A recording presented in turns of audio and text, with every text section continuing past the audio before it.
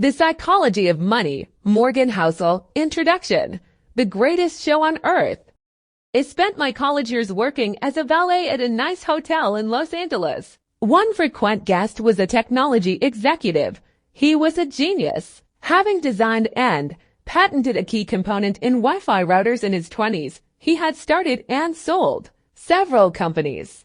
He was wildly successful. He also had a relationship with money I'd describe as a mix of insecurity and childish stupidity. He carried a stack of $100 bills several inches thick. He showed it to everyone who wanted to see it and many who didn't. He bragged openly and loudly about his wealth, often while drunk and always apropos of nothing. One day he handed one of my colleagues several $1,000s of cash and said, "Go to the jewelry store down the street and get me a few $1,000 gold coins." An hour later, gold coins in hand, the tech executive and his buddies gathered around by a dock overlooking the Pacific Ocean. They then proceeded to throw the coins into the sea, skipping them like rocks, cackling as they argued whose went furthest, just for fun. Days later, he shattered a lamp in the hotel's restaurant. A manager told him it was a $500 lamp and he'd have to replace it.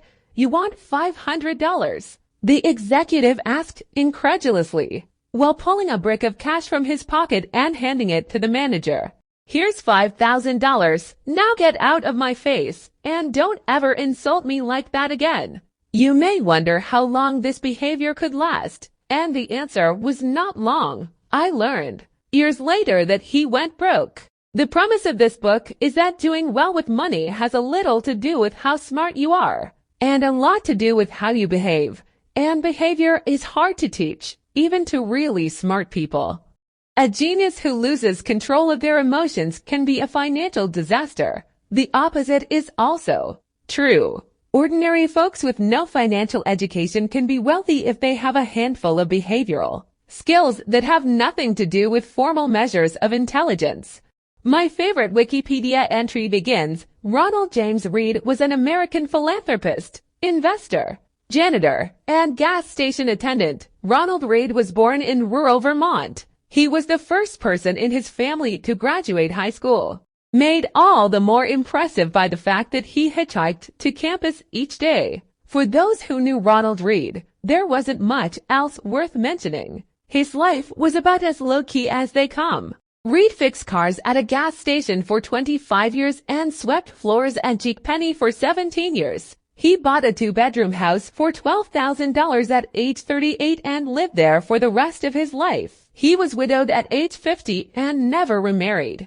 A friend recalled that his main hobby was chopping firewood. Reed died in 2014, age 92, which is when the humble rural janitor made international headlines.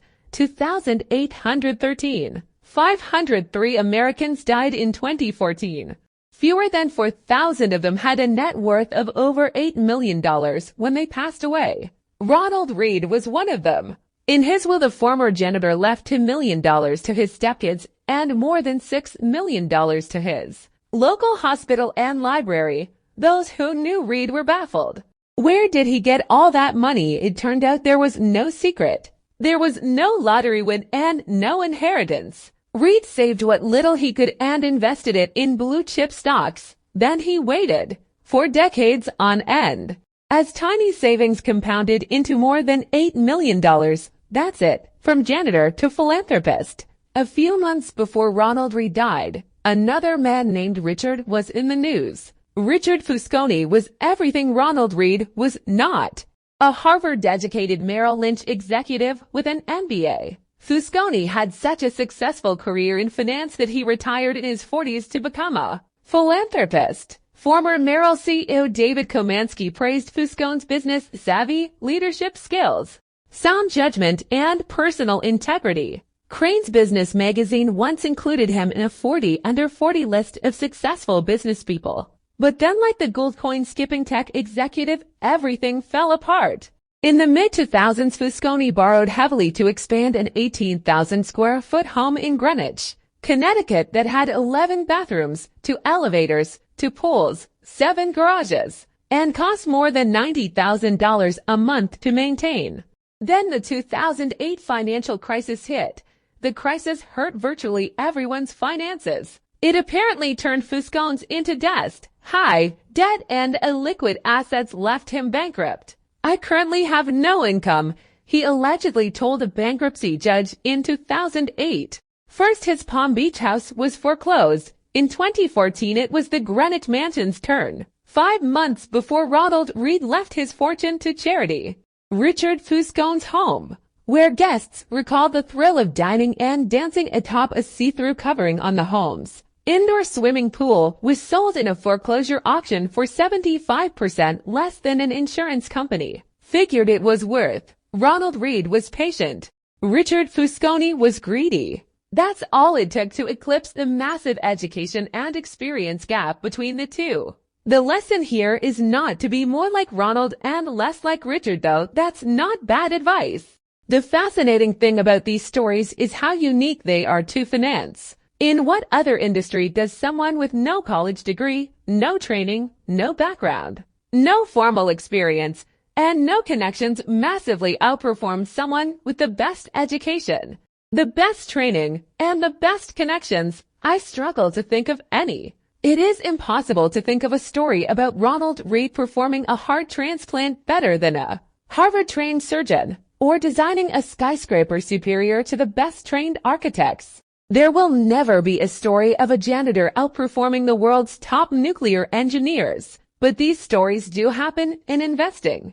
The fact that Ronald Read can coexist with Richard Fuscone has two explanations. 1. Financial outcomes are driven by luck, independent of intelligence and effort. That's true to some extent, and this book will discuss it in further detail. Or, I think more common, that financial success is not a hard science, it's a soft skill, where how you behave is more important than what you know. I call this soft skill the psychology of money. The aim of this book is to use short stories to convince you that soft skills are more important than the technical side of money. I'll do this in a way that will help everyone from Read to Fuscone and everyone in between make better financial decisions. These soft skills are, I've come to realize, greatly underappreciated. Finance is overwhelmingly taught as a math-based field, where you put data into a formula and the formula tells you what to do, and it's assumed that you'll just go do it.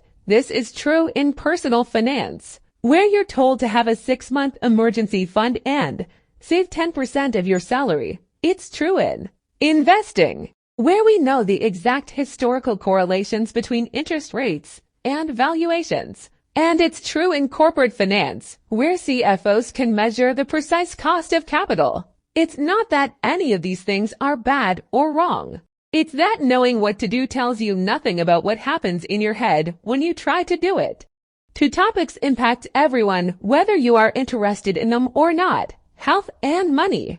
The healthcare industry is a triumph of modern science. With rising life expectancy across the world, scientific discoveries have replaced doctors' old ideas about how the human body works, and virtually everyone is healthier because of it. The money industry: investing. Personal finance, business planning is another story. Finance has scooped up the smartest minds coming from top universities over the last 2 decades. Financial engineering was the most popular major in Princeton School of Engineering a decade ago. Is there any evidence it has made us better investors? I have seen none. Through collective trial and error over the years, we learned how to become better farmers, skilled plumbers, and advanced chemists. But has trial and error taught us to become better with our personal finances? Are we less likely to bury ourselves in debt, more likely to save for a rainy day, prepare for retirement, have realistic views about what money does and doesn't do to our happiness? I've seen no compelling evidence. Most of the reason why, I believe, is that we think about and are taught about money in ways that are too much like physics with rules and laws, and not enough like psychology with emotions and nuance. And that, to me, is as fascinating as it is important. Money is everywhere. It affects all of us and confuses most of us. Everyone thinks about it a little differently. It offers lessons on things that apply to many areas of life. like risk, confidence, and happiness, few topics offer a more powerful magnifying glass that helps explain why people behave the way they do than money. It is one of the greatest shows on earth. My own appreciation for the psychology of money is shaped by more than a decade of writing on the topic. I began writing about finance in early 2008. It was the dawn of a financial crisis and the worst recession in 80 years. To write about what was happening, I wanted to figure out what was happening. But the first thing I learned after the financial crisis was that no one could accurately explain what happened or why it happened, let alone what should be done about it. For every good explanation, there was an equally convincing rebuttal. Engineers can determine the cause of a bridge collapse because there's agreement that if a certain amount of force is applied to a certain area, that area will break. Physics isn't controversial. It's guided by laws. Finance is different. It's guided by people's behaviors, and how I behave might make sense to me but look crazy to you.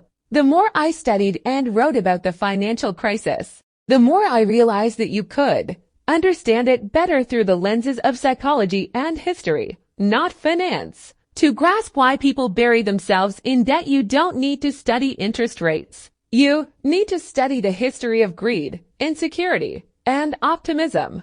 To get why investors sell out at the bottom of a bear market, you don't need to study the math of expected future returns. You need to think about the agony of looking at your family and wondering if your investments are imperiling their future. I love Voltaire's observation that history never repeats itself. Man always does. It applies so well to how we behave with money. In 2018, I wrote a report outlining 20 of the most important flaws, biases, and causes of bad behavior I've seen affect people when dealing with money. It was called The Psychology of Money, and over 1 million people have read it. This book is a deeper dive into the topic. Some short passages from the report appear unaltered in this book. What you're holding is 20 chapters, each describing what I consider to be the most important and often counterintuitive features of the psychology of money. The chapters revolve around a common theme, but exist on their own and can be read independently. It's not a long book. You're welcome. Most readers don't finish the books they begin, because most single topics don't require 300 pages of explanation. I'd rather make 20 short points you finish than one long one you give up on. On we go. 1. No one's crazy. Your personal experiences with money make up maybe 0.0000001% of what's happened in the world, but maybe 80% of how you think the world works. Let me tell you about a problem. It might make you feel better about what you do with your money, and less judgmental about what other people do with theirs. People do some crazy things with money, but no one is crazy.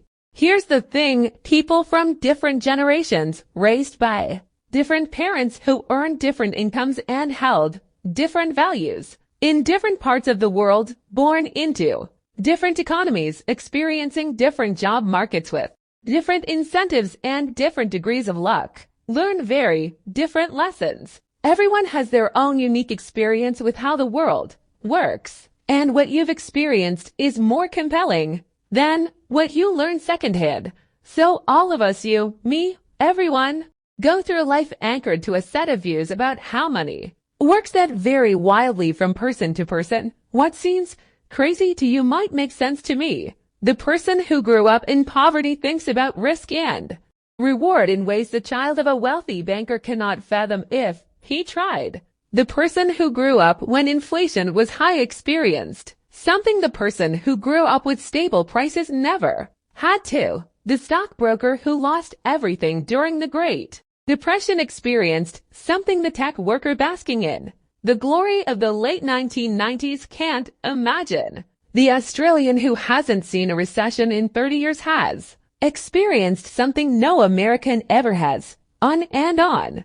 The list of experiences is endless. You know stuff about money that I don't, and vice versa. You go through life with different beliefs, goals, and forecasts than I do. That's not because one of us is smarter than the other, or has better information.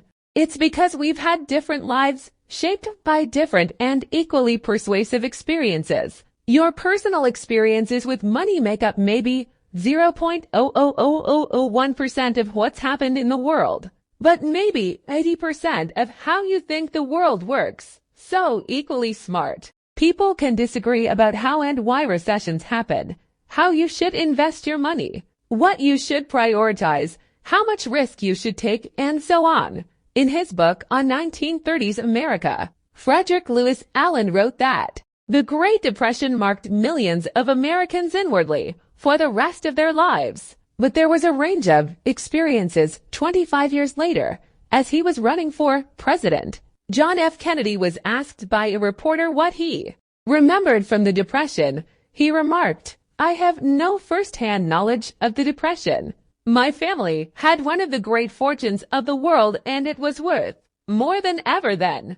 We had bigger houses, more servants, we traveled more.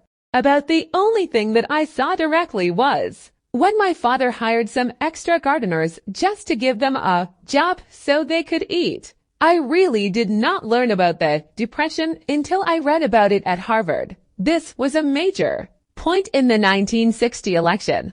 How people thought, could someone with no understanding of the biggest economic story of the last generation be put in charge of the economy? It was, in many ways, overcome only by JFK's experience in World War II. That was the other most widespread emotional experience of the previous generation, and something his primary opponent, Hubert Humphrey, didn't have. The challenge for us is that no amount of studying or open-mindedness can genuinely recreate the power of fear and uncertainty. I can read about what it was like to lose everything during the Great Depression, but I don't have the emotional scars of those who actually experienced it. And the person who lived through it can't fathom why someone like me could come across as complacent about things like owning stocks. We see the world through a different lens. Spreadsheets can model the historic frequency of big stock market declines, but they can't model the feeling of coming home, looking at your kids, and wondering if you've made a mistake that will impact their lives. Studying history makes you feel like you understand something, but until you've lived through it and personally felt its consequences, you may not understand it enough to change your behavior. We all think we know how the world works, but we've all only experienced a tiny sliver of it. As investor Michael Batnick says, some lessons have to be experienced before they can be understood. We are all victims in different ways to that truth. In 2006, economists Ulrich Malmendier and Stefan Nagel from the National Bureau of Economic Research dug through 50 years of the survey of consumer finance as a detailed look at what Americans do with their money. In theory, people should make investment decisions based on their goals and the characteristics of the investment options available to them at the time. But that's not what people do. The economists found that people's lifetime investment decisions are heavily anchored to the experiences those investors had in their own generation, especially experiences early in their adult life. If you grew up when inflation was high, you invested less of your money in bonds later in life compared to those who grew up when inflation was low. If you happened to grow up when the stock market was strong, you invested more of your money in stocks later in life compared to those who grew up when stocks were weak. The economists wrote, our findings suggest that individual investors' willingness to bear risk depends on personal history, not intelligence or education or sophistication, just the dumb luck of when and where you were born. The Financial Times interviewed Bill Gross, the famed bond manager, in 2019. Gross admits that he would probably not be where he is today if he had been born a decade earlier or later, the piece said. Gross's career coincided almost perfectly with a generational collapse in interest rates that gave bond prices a tailwind. That kind of thing doesn't just affect the opportunities you come across. It affects what you think about those opportunities when they're presented to you. To Gross, Bonds were wealth-generating machines to his father's generation, who grew up with and endured higher inflation.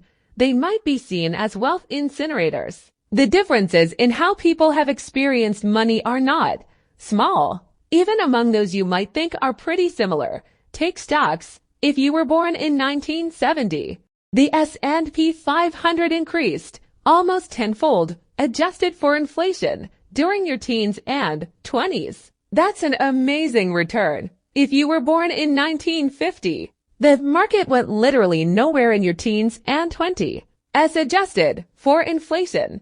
Two groups of people, separated by chance of their birth year, go through life with a completely different view on how the stock market works. Or inflation. If you were born in 1960s America, inflation during your teens and 20s, you're young, impressionable years when you're developing a base of knowledge about how the economy works, sent prices up more than threefold. That's a lot. You remember gas lines and getting paychecks that stretched noticeably less far than the ones before them. But if you were born in 1990, inflation has been so low for your whole life that it's probably never crossed your mind. America's nationwide unemployment in November 2009 was around 10%, but the unemployment rate for African American males aged 16 to 19 without a high school diploma was 49%. For Caucasian females over age 45 with a college degree, it was 4%. Local stock markets in Germany and Japan were wiped out during World War II. Entire regions were bombed out. At the end of the war, German farms only produced enough food to provide the country's citizens with 1,000 calories a day. Compare that to the U.S., where the stock market more than doubled from 1941 through the end of 1945, and the economy was the strongest it had been in almost 2 decades. No one should expect members of these groups to go through the rest of their lives thinking the same thing about inflation, or the stock market, or unemployment, or money in general. No one should expect them to respond to financial information the same way. No one should assume they are influenced by the same incentives. No one should expect them to trust the same sources of advice. No one should expect them to agree on what matters, what's worth it, what's likely to happen next, and what the best path forward is. Their view of money was formed in different worlds, and when that's the case, a view about money that one group of people thinks is outrageous can make perfect sense to another. A few years ago, the New York Times did a story on the working conditions of Foxconn, the massive Taiwanese electronics manufacturer. The conditions are often atrocious. Readers were rightly upset. But a fascinating response to the story came from the nephew of a Chinese worker, who wrote in the comment section, "My aunt worked several years in what Americans call sweat shops. It was hard work, long hours, small wage, poor working conditions. Do you know what my aunt did before she worked in one of these factories? She was a prostitute. The idea of working in a sweatshop compared to that old lifestyle is an improvement. In my opinion, I know that my aunt would rather be exploited by an evil capitalist boss for a couple of dollars than have her body be exploited by several men for pennies. That is why I am upset by many Americans thinking we do not have the same opportunities as the West. Our governmental infrastructure is different. The country is different. Yes, factory is hard labor. Could it be better? Yes, but only when you compare such to American jobs. I don't know what to make of this. Part of me wants to argue fiercely. Part of me wants to understand. But mostly it's an example of how different experiences can lead to vastly different views within topics that one side intuitively thinks should be black and white. Every decision people make with money is justified by taking the information they have at the moment and plugging it into their unique mental model of how the world works. Those people can be misinformed. They can have incomplete information. They can be bad at math. They can be persuaded by rotten marketing. They can have no idea what they're doing. They can misjudge the consequences of their actions. Oh, can they ever? But every financial decision a person makes sense to them in that moment and checks the boxes they need to check. They tell themselves a story about what they're doing and why they're doing it. And that story has been shaped by their own unique experiences. Take a simple example, lottery tickets. Americans spend more on them than movies, video games, music, sporting events, and books combined. And who buys them? Mostly poor people. The lowest income households in the U.S. on average spend $412 a year on lotto tickets, 4 times the amount of those in the highest income groups. 40% of Americans cannot come up with $400 in an emergency, which is to say, those buying $400 in lottery tickets are by and large the same people who say they couldn't come up with $400 in an emergency. They are blowing their safety nets on something with a 1 in millions chance of hitting it big.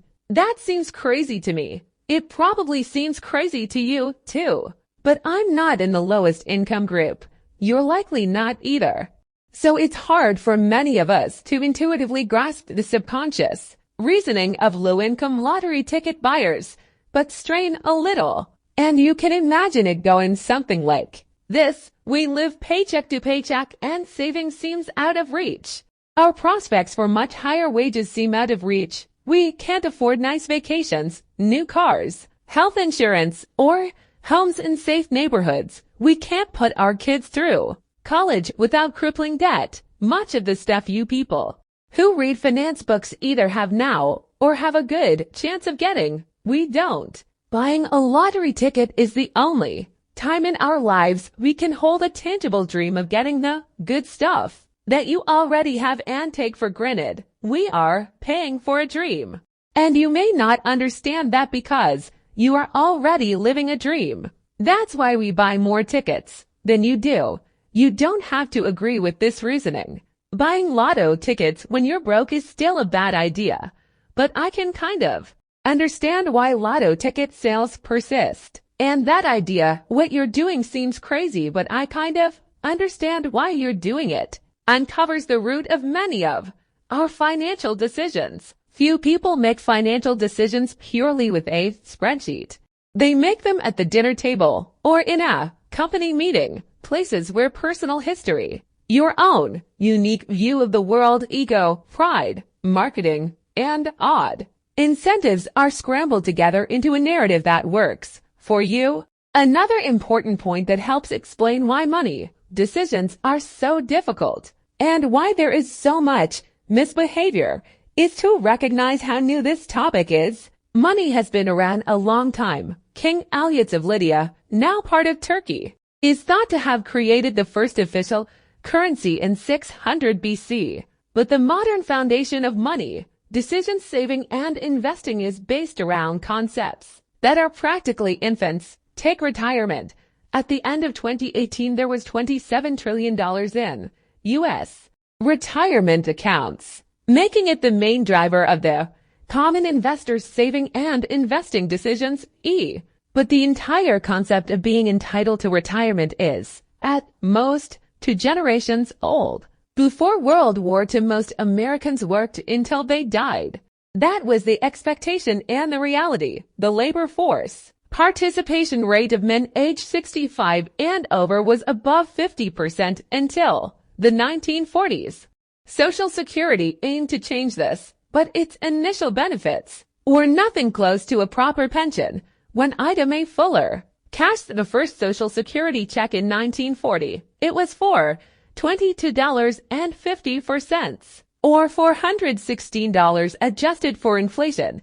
It was not until the 1980s that the average Social Security check for retirees exceeded $1,000 a month adjusted for inflation. More than a quarter of Americans over age 65 were classified by the Census Bureau as living in poverty until the late 1960s. There is a widespread belief along the lines of everyone used to have a private pension, but this is wildly exaggerated. The Employee Benefit Research Institute explains only a quarter of those age 65 or older had pension income in 1975. Among That lucky minority, only 15% of household income came from a pension. The New York Times wrote in 1955 about the growing desire, but continued inability, to retire.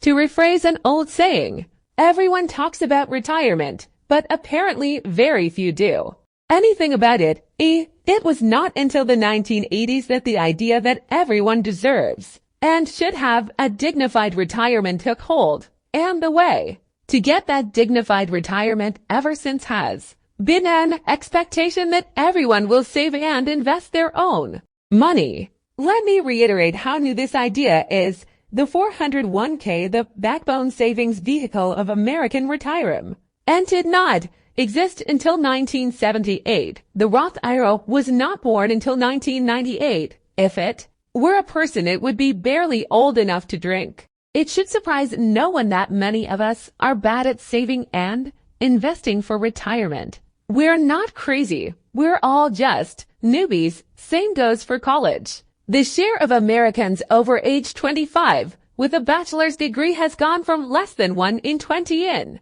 1940 to 1 in 4 by 2015. The average college tuition over that time rose more than fourfold adjusted for inflation. Something so big and so important hitting society so fast explains why, for example, so many people have made poor decisions with student loans over the last 20 years. There is not decades of accumulated experience to even attempt to learn from. We are winging it. Same for index funds, which are less than 50 years old, and hedge funds, which didn't take off until the last 25 years. Even widespread use of consumer debt mortgages, credit cards, and car loans did not take off until after World War II, when the G-bill made it easier for millions of Americans to borrow. Dogs were domesticated 10,000 years ago and still retain some behaviors of their wild ancestors, yet here we are, with between 20 and 50 years of experience in the modern financial system, hoping to be perfectly acclimated for a topic that is so influenced by emotion versus fact. This is a problem,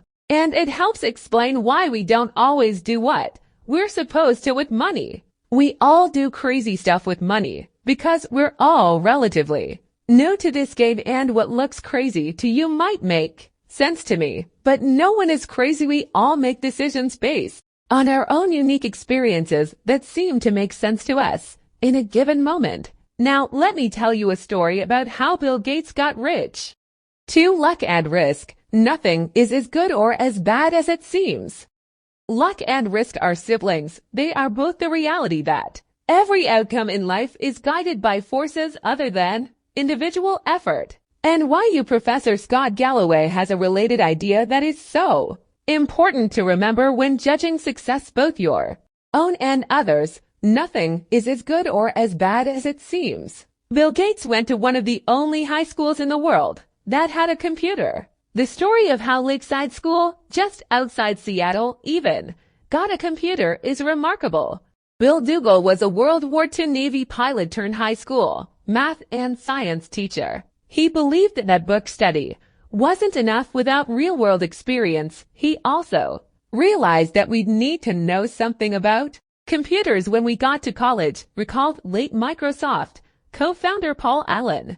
In 1968, Dougal petitioned the Lakeside School Mothers Club to use the proceeds from its annual rummage sale, about $3,000, to lease a teletype Model 30 computer hooked up to the General Electric mainframe terminal for computer time sharing. The whole idea of time sharing only got invented in 1965, Gates later said. Someone was pretty forward-looking. Most university graduate schools did not have a computer anywhere near as advanced as Bill Gates had access to in 8th grade, and he couldn't get enough of it. Gates was 13 years old in 1968 when he met classmate Paul Allen. Allen was also obsessed with the school's computer, and the two hit it off. Lakeside's computer wasn't part of its general curriculum. It was an independent study program. Bill and Paul could toy away with the thing at their leisure, letting their creativity run wild after school, late into the night, on weekends. They quickly became computing experts. During one of their late-night sessions, Allen recalled Gates showing him a Fortune magazine and saying, "What do you think it's like to run a Fortune 500 company?" Allen said he had no idea. "Maybe we'll have our own computer company someday," Gates said. Microsoft is now worth more than $1 trillion. A little quick math. In 1968, there were roughly 303 million high school-age people in the world, according to the UN. About 18 million of them lived in the United States. About 270,000 of them lived in Washington state. A little over 100,000 of them lived in the Seattle area. And only about 300 of them attended Lakeside School. Start with 303 million. End with 300. 1 in a million high school-age students attended the high school that had the combination of cash and foresight to buy a computer. Bill Gates happened to be one of them. Gates is not shy about what this meant. If there had been no Lakeside, there would have been no Microsoft, he told the school's graduating class in 2005. Gates is staggeringly smart, even more hardworking, and as a teenager had a vision for computers that even most seasoned computer executives couldn't grasp. He also had a 1 in a million head start by going to school at Lakeside. Now, let me tell you about Gates' friend Kent Evans. He experienced an equally powerful dose of luck's close sibling, Risk. Bill Gates and Paul Allen became household names thanks to Microsoft's success. But back at Lakeside, there was a third member of this gang of high school computer prodigies. Kent Evans and Bill Gates became best friends in 8th grade. Evans was, by Gates' own account, the best student in the class. The two talked on the phone ridiculous amounts. Gates recalls in the documentary Inside Bill's Brain, "I still know Kent's phone number," he says, 5257851. Evans was as skilled with computers as Gates and Allen.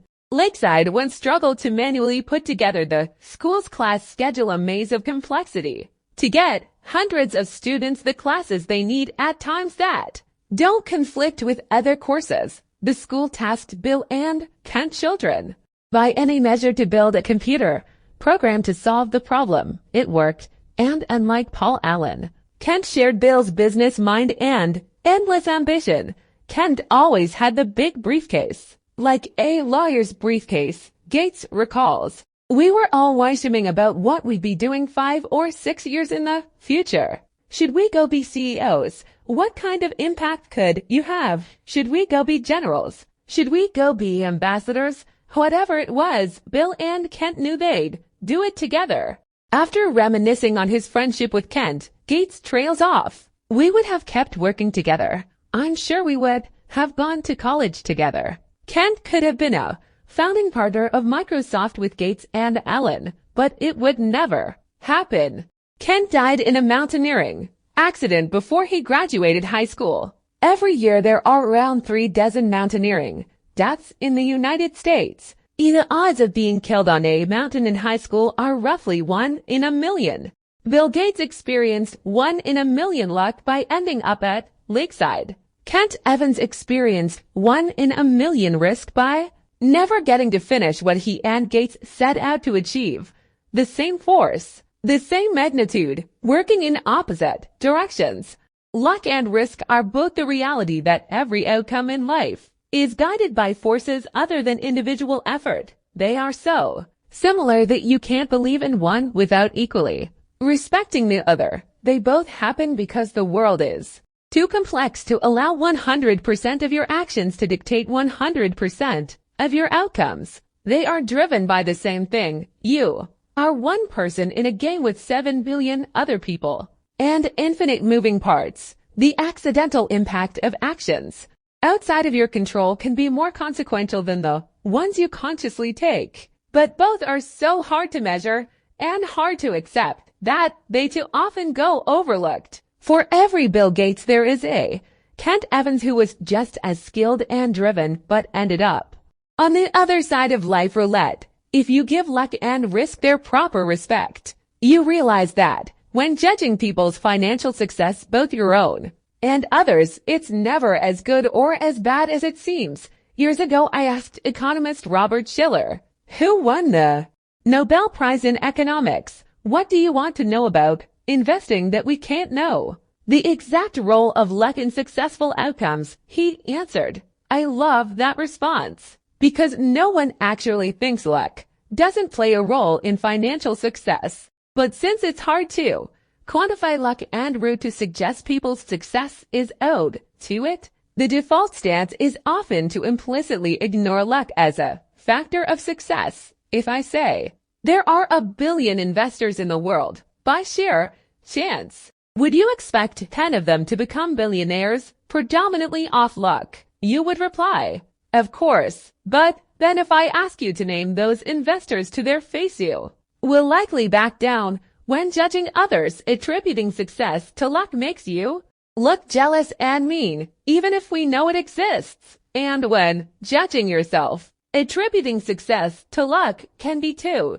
demoralizing to accept. Economist Bhaskar Mazumdar has shown that incomes among brothers are more correlated than height or weight. If you are rich and tall, your brother is more likely to also be rich than he is tall. I think most of us intuitively know this is true. The quality of your education and the doors that open for you are heavily linked to your parents' socioeconomic status. But find me 2 rich brothers and I'll show you 2 men who do not think this study's findings apply to them. Failure, which can be anything from bankruptcy to not meeting a personal goal, is equally abused. Did failed businesses not try hard enough? Were bad investments not thought through well enough? Are wayward careers due to laziness? Sometimes, yes, of course. But how much? It's so hard to know. Everything worth pursuing has less than 100% odds of succeeding. And risk is just what happens when you end up on the unfortunate side of that equation.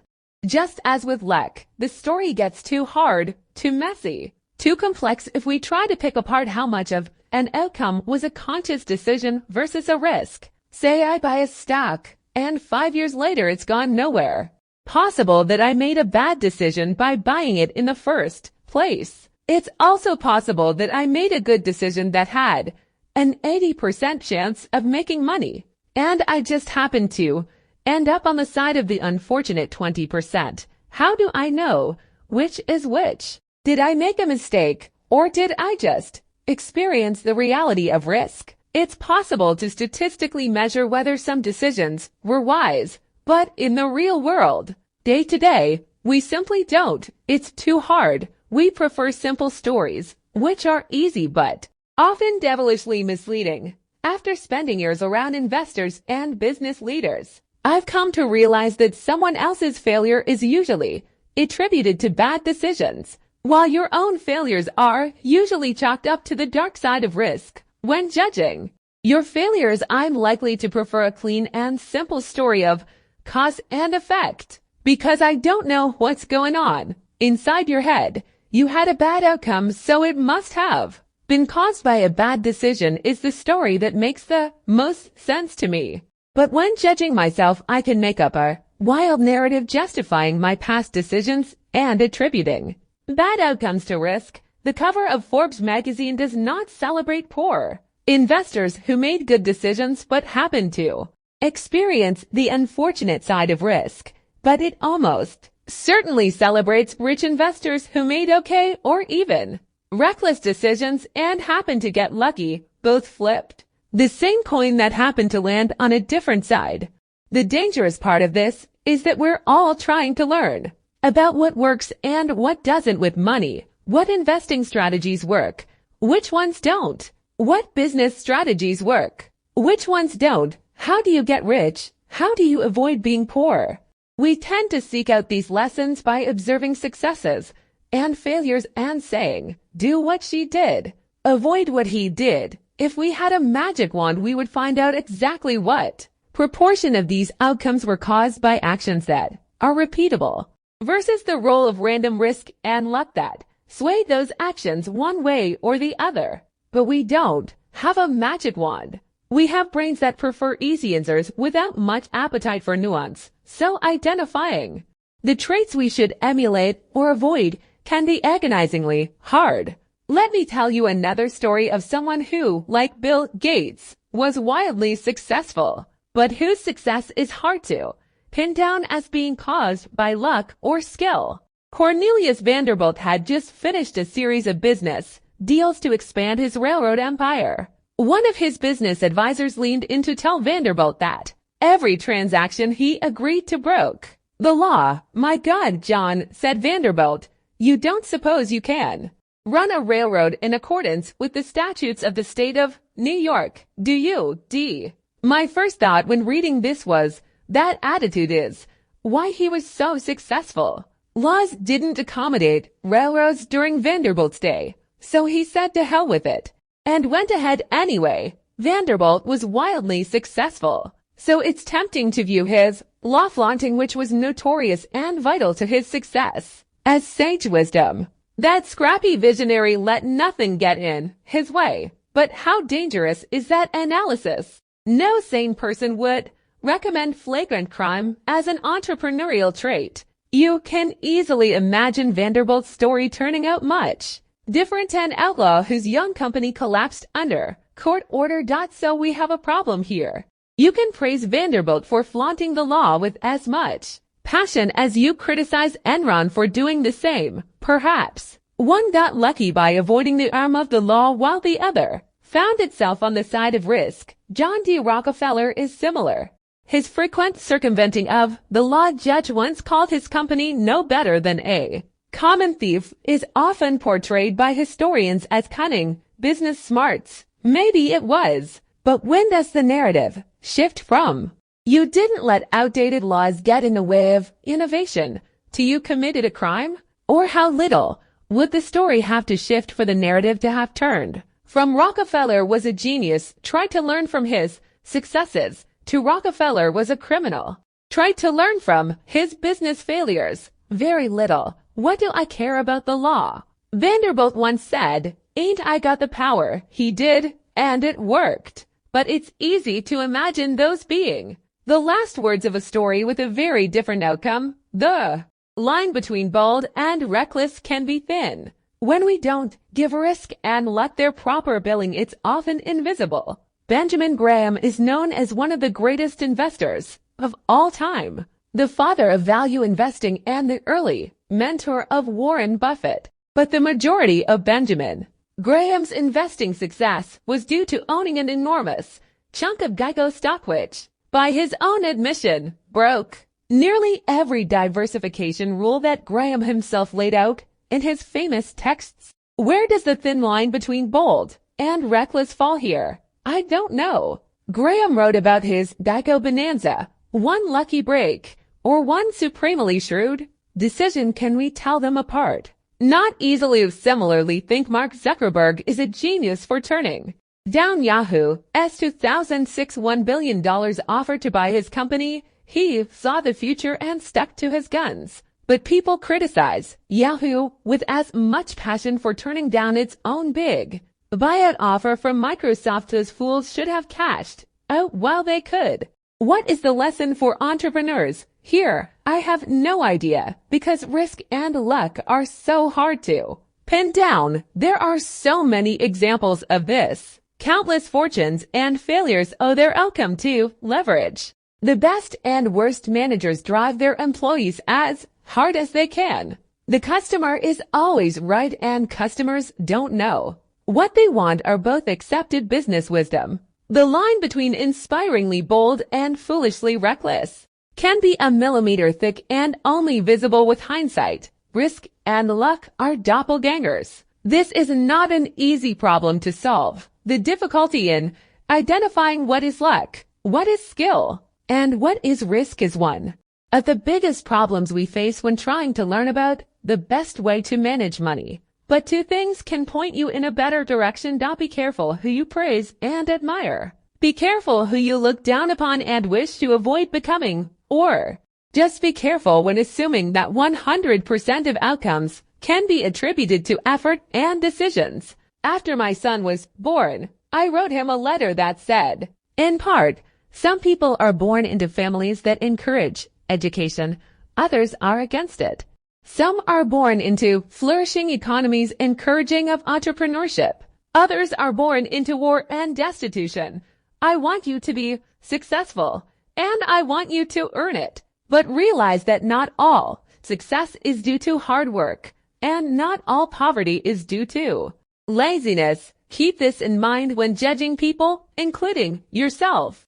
Therefore, focus less on specific individuals and case studies and more on broad patterns. Studying a specific person can be dangerous because we tend to study extreme examples, the billionaires, the CEOs, or the massive failures that dominate the news. And extreme examples are often the least applicable to other situations, given their complexity. The more extreme the outcome, the less likely you can apply its lessons to your own life, because the more likely the outcome was influenced by extreme ends of luck or risk. You'll get closer to actionable takeaways by looking for broad patterns of success and failure. The more common the pattern, the more applicable it might be to your life. Trying to emulate Warren Buffett's investment success is hard, because his results are so extreme that the role of luck in his lifetime performance is very likely high, and luck isn't something you can reliably emulate, but realizing, as we'll see in Chapter 7,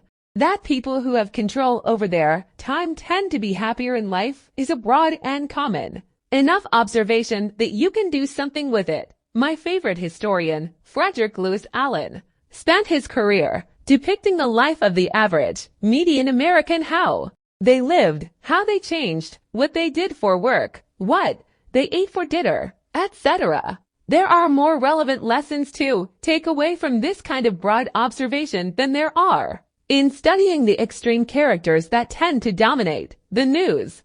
Bill Gates once said, "Success is a lousy teacher. It seduces smart people into thinking they can't lose when things are going extremely well. Realize it's not as good as you think. You are not invincible. And if you acknowledge that luck brought you success, then you have to believe in luck's cousin, risk, which can turn your story round just as quickly. But the same is true in the other direction. Failure can be a lousy teacher because it seduces smart people into thinking their decisions were terrible when sometimes they just reflect the unforgiving realities of risk. The trick when dealing with failure is arranging your financial life in a way that a bad investment here and a missed financial goal there won't wipe you out, so you can keep playing until the odds fall in your favor. But more important is that as much as we recognize the role of luck in success, the role of risk means we should forgive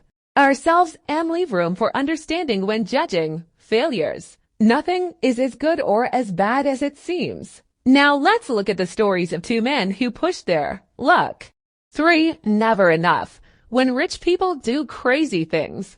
John Bogle, the Vanguard founder who passed away in 2019, once told a story about money that highlights something we don't think about enough. At a party given by a billionaire on Shelter Island, Kurt Vonnegut informs his pal, Joseph Heller, that their host, a hedge fund manager, had made more money in a single day than Heller had earned from his wildly popular novel Catch-22 over its whole history. Heller responds, "Yes, but I have something he will never have, enough. I was stunned by the simple eloquence of that word. Stunned for 2 reasons. First, because I have been given so much in my own life, and second, because Joseph Heller couldn't have been more accurate for a critical element of our society, including many of the wealthiest and most powerful among us. There seems to be no limit today on what enough entails. It's so smart and so powerful. Let me offer 2 examples of the dangers of not having enough and what they can teach us. Rajat Gupta was born in Kolkata and orphaned as a teenager. People talk about the privileged few who begin life on third base. Gupta couldn't even see the baseball stadium.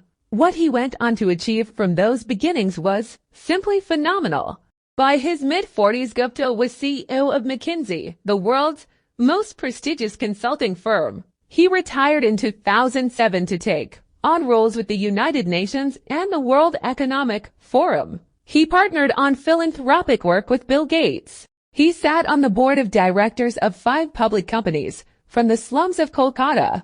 Gupta had quite literally become one of the most successful businessmen alive. With his success came enormous wealth. By 2008, Gupta was reportedly worth $100 million. It's an unfathomable sum of money to most. A 5% annual return on that much money generates almost $600 an hour, 24 hours a day. He could have done anything he wanted in life, and what he wanted, by all accounts, wasn't to be a mere centimillionaire. Rajat Gupta wanted to be a billionaire, and he wanted it badly. Gupta sat on the board of directors of Goldman Sachs, which surrounded him with some of the wealthiest investors in the world. One investor, citing the paydays of private equity tycoons, described Gupta like this: "I think he wants to be in that circle. That's a billionaire circle, right? Goldman is like the hundreds of millions circle, right? E squared, right?" So Gupta found a lucrative side hustle. In 2008, as Goldman Sachs stared at the wrath of the financial crisis, Warren Buffett planned to invest $5 billion into the bank to help it survive. As a Goldman board member, Gupta learned of this transaction before the public. It was valuable information. Goldman's survival was in doubt, and Buffett's backing would surely send its stock soaring. 16 seconds after learning of the pending deal, Gupta, who was dialed into the Goldman board meeting, hung up the phone and called a hedge fund manager named Rajaratnam.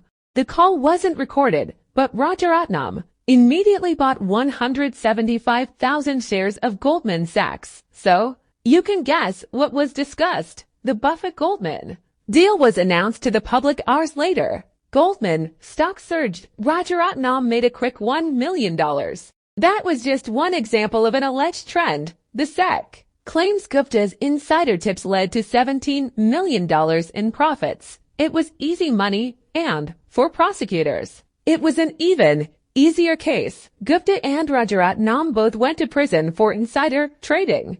Their careers and reputations irrevocably ruined. Now consider Bernie Madoff. His crime is well known. Madoff is the most notorious Ponzi schemer since Charles Ponzi himself. Madoff swindled investors for 2 decades before.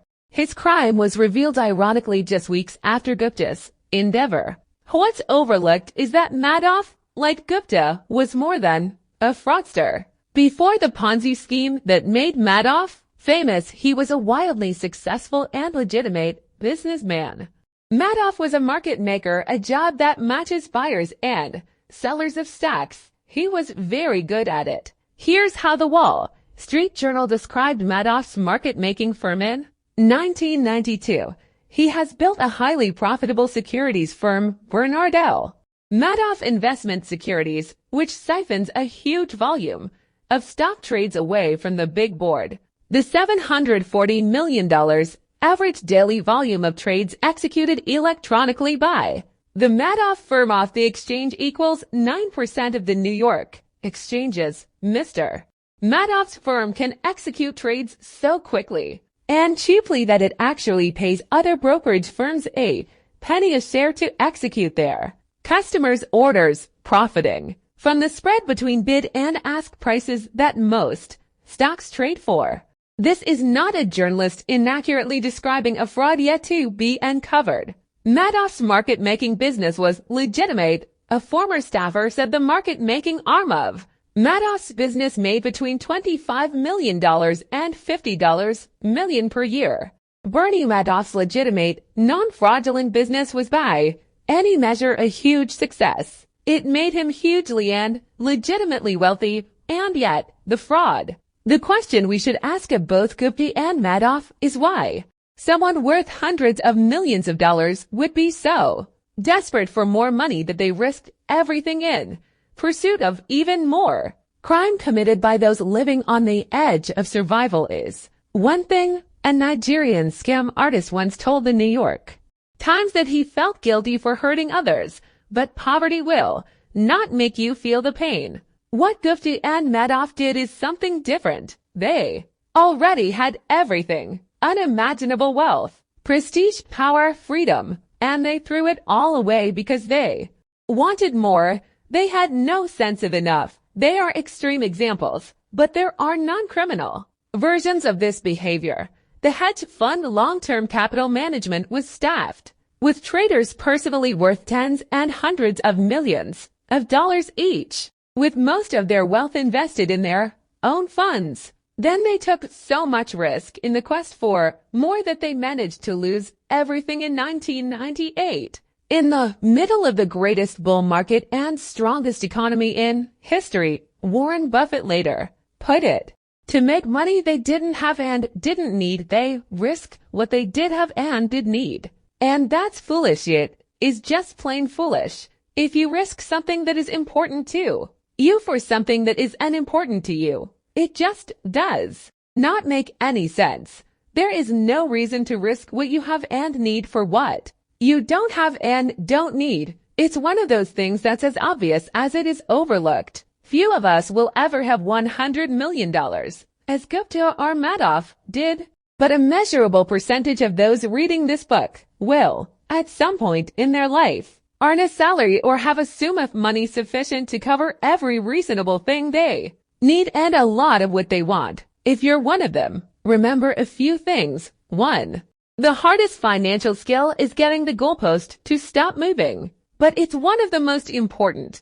If expectations rise with results, there is no logic in striving for more because you'll feel the same after putting in extra effort. It gets dangerous when the taste of having more money, more power, more prestige increases ambition faster than satisfaction. In that case, one step forward pushes the goalpost 2 steps ahead. You feel as if you're falling behind, and the only way to catch up is to take greater and greater amounts of risk. Modern capitalism is a pro at 2 things: generating wealth and generating envy. Perhaps they go hand in hand. Wanting to surpass your peers can be the fuel of hard work, but life isn't any fun without a sense of enough. Happiness, as it's said, is just results minus expectations. 2. Social comparison is the problem here. Consider a rookie baseball player who earns $500,000 a year. He is, by any definition, rich. But say he plays on the same team as Mike Trout, who has a 12-year, $430 million contract. By comparison, the rookie is broke. But then think about Mike Trout. $36 million per year is an insane amount of money. But to make it on the list of the top 10 highest paid hedge fund managers in 2018, you needed to earn at least $340 million in 1 year. That's who people like Trout might compare their incomes to. And the hedge fund manager who makes $340 million per year compares himself to the top 5 hedge fund managers who earned at least $770 million in 2018. Those top managers can look ahead to people like Warren Buffett,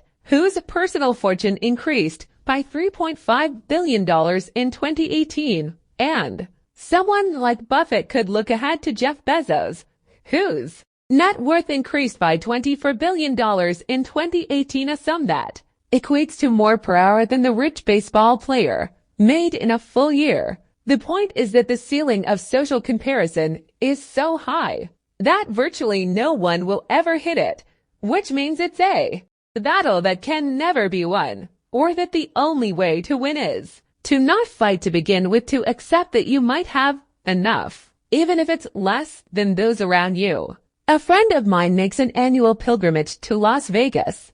One year he asked a dealer, "What games do you play? And what casinos do you play in?" The dealer, stone cold serious, replied, "The only way to win in a Las Vegas casino is to exit as soon as you enter." That's exactly how the game of trying to keep up with other people's wealth works. 2. 3. Enough is not too little. The idea of having enough might look like conservatism, leaving opportunity and potential on the table. I don't think that's right.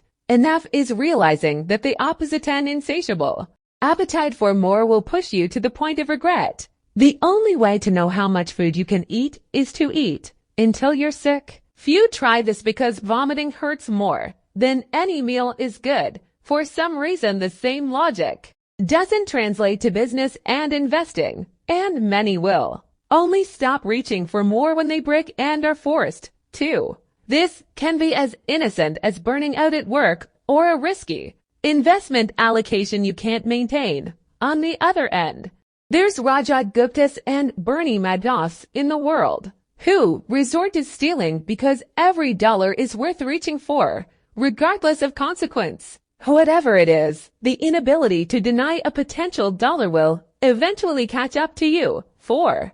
There are many things never worth risking, no matter the potential gain. After he was released from prison, Rajat Gupta told the New York Times he had learned a lesson. Don't get too attached to anything, your reputation, your accomplishments, or any of it. I think about it now. What does it matter? Okay, this thing unjustly destroyed my reputation. That's only troubling if I am so attached to my reputation. This seems like the worst possible takeaway from his experience. And what I imagine is the comforting self-justifications of a man who desperately wants his reputation back, but knows it's gone. Reputation is invaluable. Freedom and independence are invaluable. Family and friends are invaluable. Being loved by those who you want to love you is invaluable. Happiness is invaluable. And your best shot at keeping these things is knowing when it's time to stop taking risks that might harm them, knowing when you have enough. The good news is that the most powerful tool for building enough is remarkably simple and doesn't require taking risks that could damage any of these things. That's the next chapter. 4. Confounding compounding. $81.5 billion of Warren Buffett's $84.5 billion net worth came after his 65th birthday. Our minds are not built to handle such absurdities. Lessons from one field can often teach us something important about unrelated fields. Take the billion-year history of ice ages and what they teach us about growing your money. Our scientific knowledge of Earth is younger than you might think. Understanding how the world works often involves drilling deep below its surface, something we haven't been able to do until fairly recently. Isaac Newton calculated the movement of the stars hundreds of years before we understood some of the basics of our planet. It was not until the 19th century that scientists agreed that Earth had, on multiple occasions, been covered in ice. There was too much evidence to argue otherwise. All over the world saw fingerprints of a previously frozen world, huge boulders strewn in random locations, rock beds scraped down to thin layers. Evidence became clear that there had not been one ice age, but 5 distinct ones we could measure. The amount of energy needed to freeze the planet, melt it anew, and freeze it over yet again is staggering. What on Earth literally could be causing these cycles? It must be the most powerful force on our planet, and it was. Just not in the way anyone expected. There were plenty of theories about why ice ages occurred. To account for their enormous geological influence, the theories were equally grand. The uplifting of mountain ranges, it was thought, may have shifted the Earth's winds enough to alter the climate. Others favored the idea that ice was the natural state, interrupted by massive volcanic eruptions that warmed us up. But none of these theories could account for the cycle of ice ages, the growth of mountain ranges, or some massive volcano may explain one ice age. It could not explain the cyclical repetition of 5. In the early 1900s, a Serbian scientist named Milutin Milankovic studied the Earth's position relative to other planets and came up with the theory of ice ages that we now know is accurate. The gravitational pull of the sun and moon gently affect the Earth's motion and tilt toward the sun during parts of this cycle, which can last tens of thousands of years. Each of the Earth's hemisphere east gets a little more or a little less solar radiation than they're used to, and that is where the fun begins. Milankovic's theory initially assumed that a tilt of the Earth's hemispheres caused ravenous Winter's cold enough to turn the planet into ice, but a Russian meteorologist named Vladimir Kpin dug deeper into Milankovic's work and discovered a fascinating nuance. Moderately cool summers, not cold winters, were the icy culprit. It begins when a summer never gets warm enough to melt the previous winter's snow.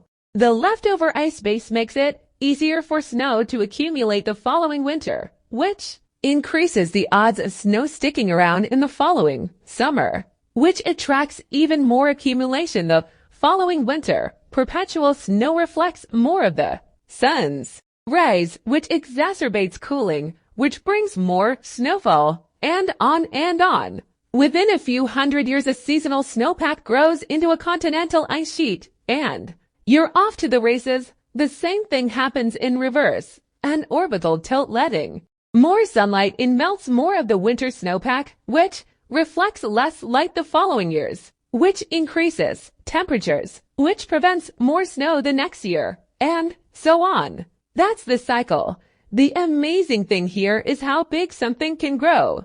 From a relatively small change in conditions, you start with a thin layer of snow left over from a cool summer that no one would think anything of, and then, in a geological blink of an eye, the entire Earth is covered in miles thick ice. As glaciologist Gwen Schultz put it, it is not necessarily the amount of snow that causes ice sheets, but the fact that snow, however little, lasts. The big takeaway from ice ages is that you don't need tremendous force to create tremendous results. If something compounds, if a little growth serves as the fuel for future growth, a small starting base can lead to results so extraordinary they seem to defy logic. It can be so logic-defying that you underestimate what's possible, where growth comes from, and what it can lead to. And so it is with money. More than 2,000 books are dedicated to how Warren Buffett built his fortune.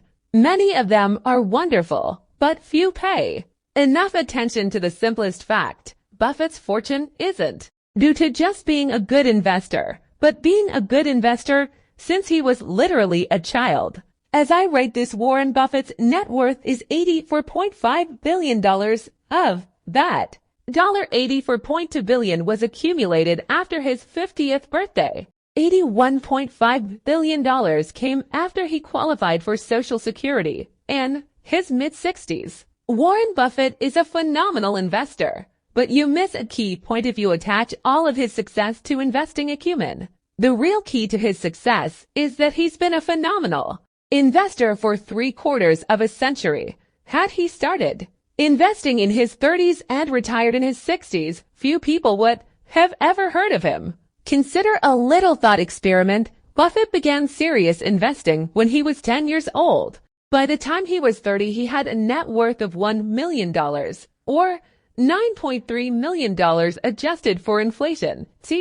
What if he was a more normal person, spending his teens and 20s exploring the world and finding his passion, and by age 30 his net worth was, say, $25,000. And let's say he still went on to earn the extraordinary annual investment returns he's been able to generate 22% annually, but quit investing and retired at age 60 to play golf and spend time with his grandkids. What would a rough estimate of his net worth be today? Not $84.5 billion, $11.9 million. 99.9% less than his actual net worth. Effectively, all of Warren Buffett's financial success can be tied to the financial base he built in his pubescent years and the longevity he maintained in his geriatric years. His skill is investing, but his secret is time. That's how compounding works. Think of this another way. Buffett is the richest investor of all time.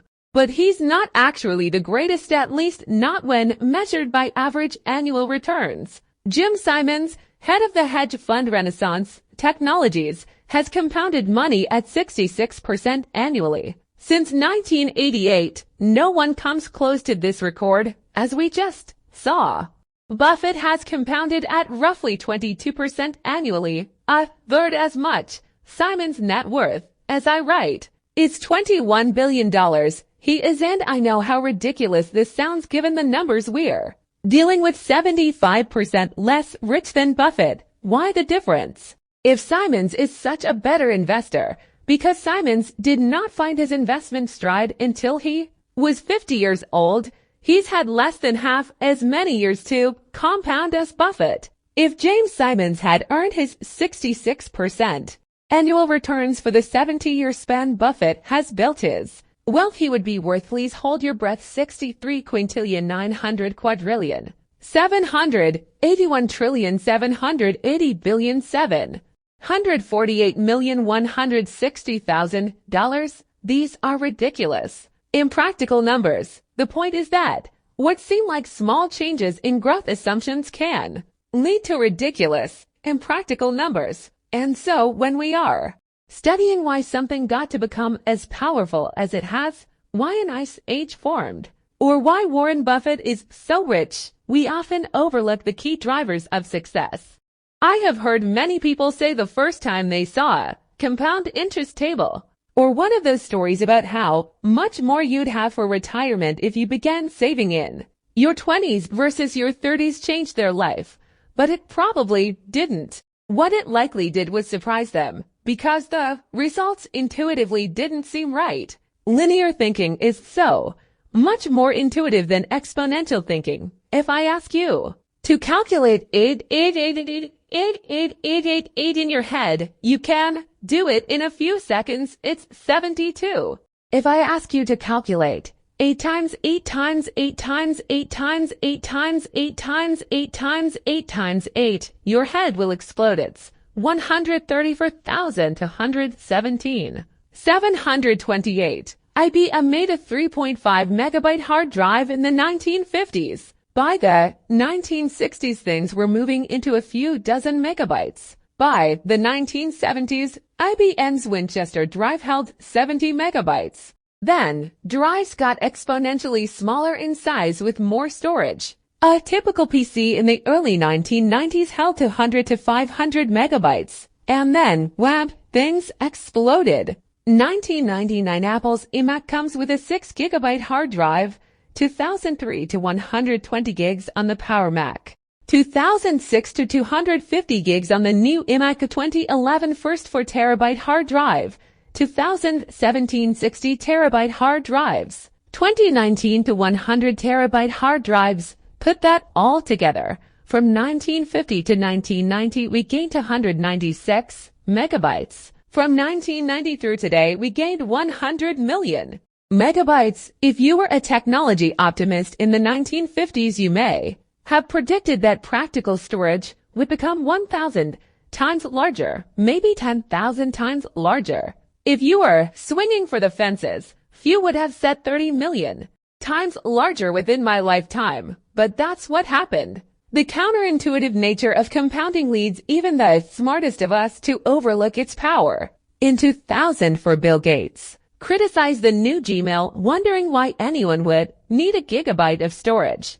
Author Stephen Levy wrote, despite his currency with cutting-edge technologies, his mentality was anchored in the old paradigm of storage being a commodity that must be conserved. You never get accustomed to how quickly things can grow. The danger here is that when compounding isn't intuitive, we often ignore its potential and focus on solving problems through other means. Not because we're overthinking, but because we rarely stop to consider compounding potential. None of the 2,000 books picking apart Buffett's success are titled "This Guy Has Been Investing Consistently for 3/4 of a Century." But we know that's the key to the majority of his success. It's just hard to wrap your head around that math because it's not intuitive. There are books on economic cycles, trading strategies, and sector bets, but the most powerful and important book should be called Shut Up and Wait. It's just one page with a long-term chart of economic growth. The practical takeaway is that the counterintuitiveness of compounding may be responsible for the -1 of disappointing trades, bad strategies, and successful investing attempts. You can't blame people for devoting all their effort in what they learn and what they do to trying to earn the highest investment returns. It intuitively seems like the best way to get rich. But good investing isn't necessarily about earning the highest returns, because the highest returns tend to be one-off hits that can't be repeated. It's about earning pretty good returns that you can stick with and which can be repeated for the longest period of time. That's when compounding runs wild. The opposite of discerning huge returns that can't be held onto leads to some tragic stories. We'll need the next chapter to tell them. 5. Getting wealthy versus staying wealthy. Good investing is not necessarily about making good decisions. It's about consistently not screwing up. There are a million ways to get wealthy, and plenty of books on how to do so, but there's only one way to stay wealthy. Some combination of frugality and paranoia, and that's a topic we don't discuss enough. Let's begin with a quick story about two investors, neither of whom knew the other, but whose paths crossed in an interesting way almost a century ago. Jesse Livermore was the greatest stock market trader of his day, born in 1877. He became a professional trader before most people knew you could do such a thing. By age 30, he was worth the inflation-adjusted equivalent of $100 million. By 1929, Jesse Livermore was already one of the most well-known investors in the world. The stock market crash that year that ushered in the Great Depression cemented his legacy in history. More than a third of the stock market's value was wiped out in an October 1929 week whose days were later named Black Monday, Black Tuesday, and Black Thursday. Livermore's wife Dorothy feared the worst when her husband returned home on October 29th. Reports of Wall Street speculators committing suicide were spreading across New York. She and her children greeted Jesse at the door in tears, while her mother was so distraught she hid in another room, screaming, "Jesse!" According to biographer Tom Rubithan, stood confused for a few moments before realizing what was happening. He then broke the news to his family in a stroke of genius and luck. He had been short the market, betting stocks would decline. "You mean we are not ruined?" Dorothy asked. "No, darling. I have just had my best ever trading day. We are fabulously rich and can do whatever we like," Jesse said. Dorothy ran to her mother and told her to be quiet. In one day, Jesse Livermore made the equivalent of more than $3 billion. During one of the worst months in the history of the stock market, he became one of the richest men in the world. As Livermore's family celebrated their unfathomable success, another man wandered the streets of New York in desperation. Abraham Jermansky was a multimillionaire real estate developer who made a fortune during the roaring 1920s as the economy boomed. He did what virtually every other successful New Yorker did in the late 1920s, bet heavily on the surging stock market.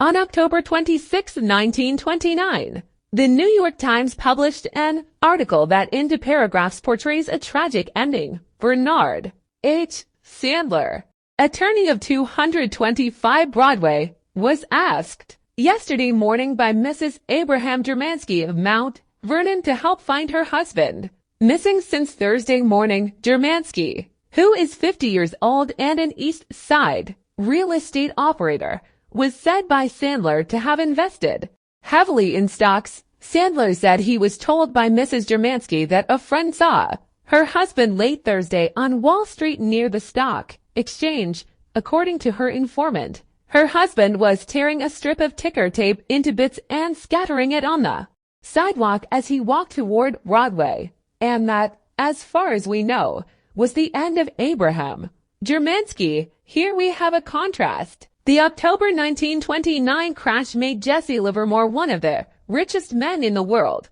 It ruined Abraham Jermansky, perhaps taking his life. But fast forward 4 years and the stories cross paths again.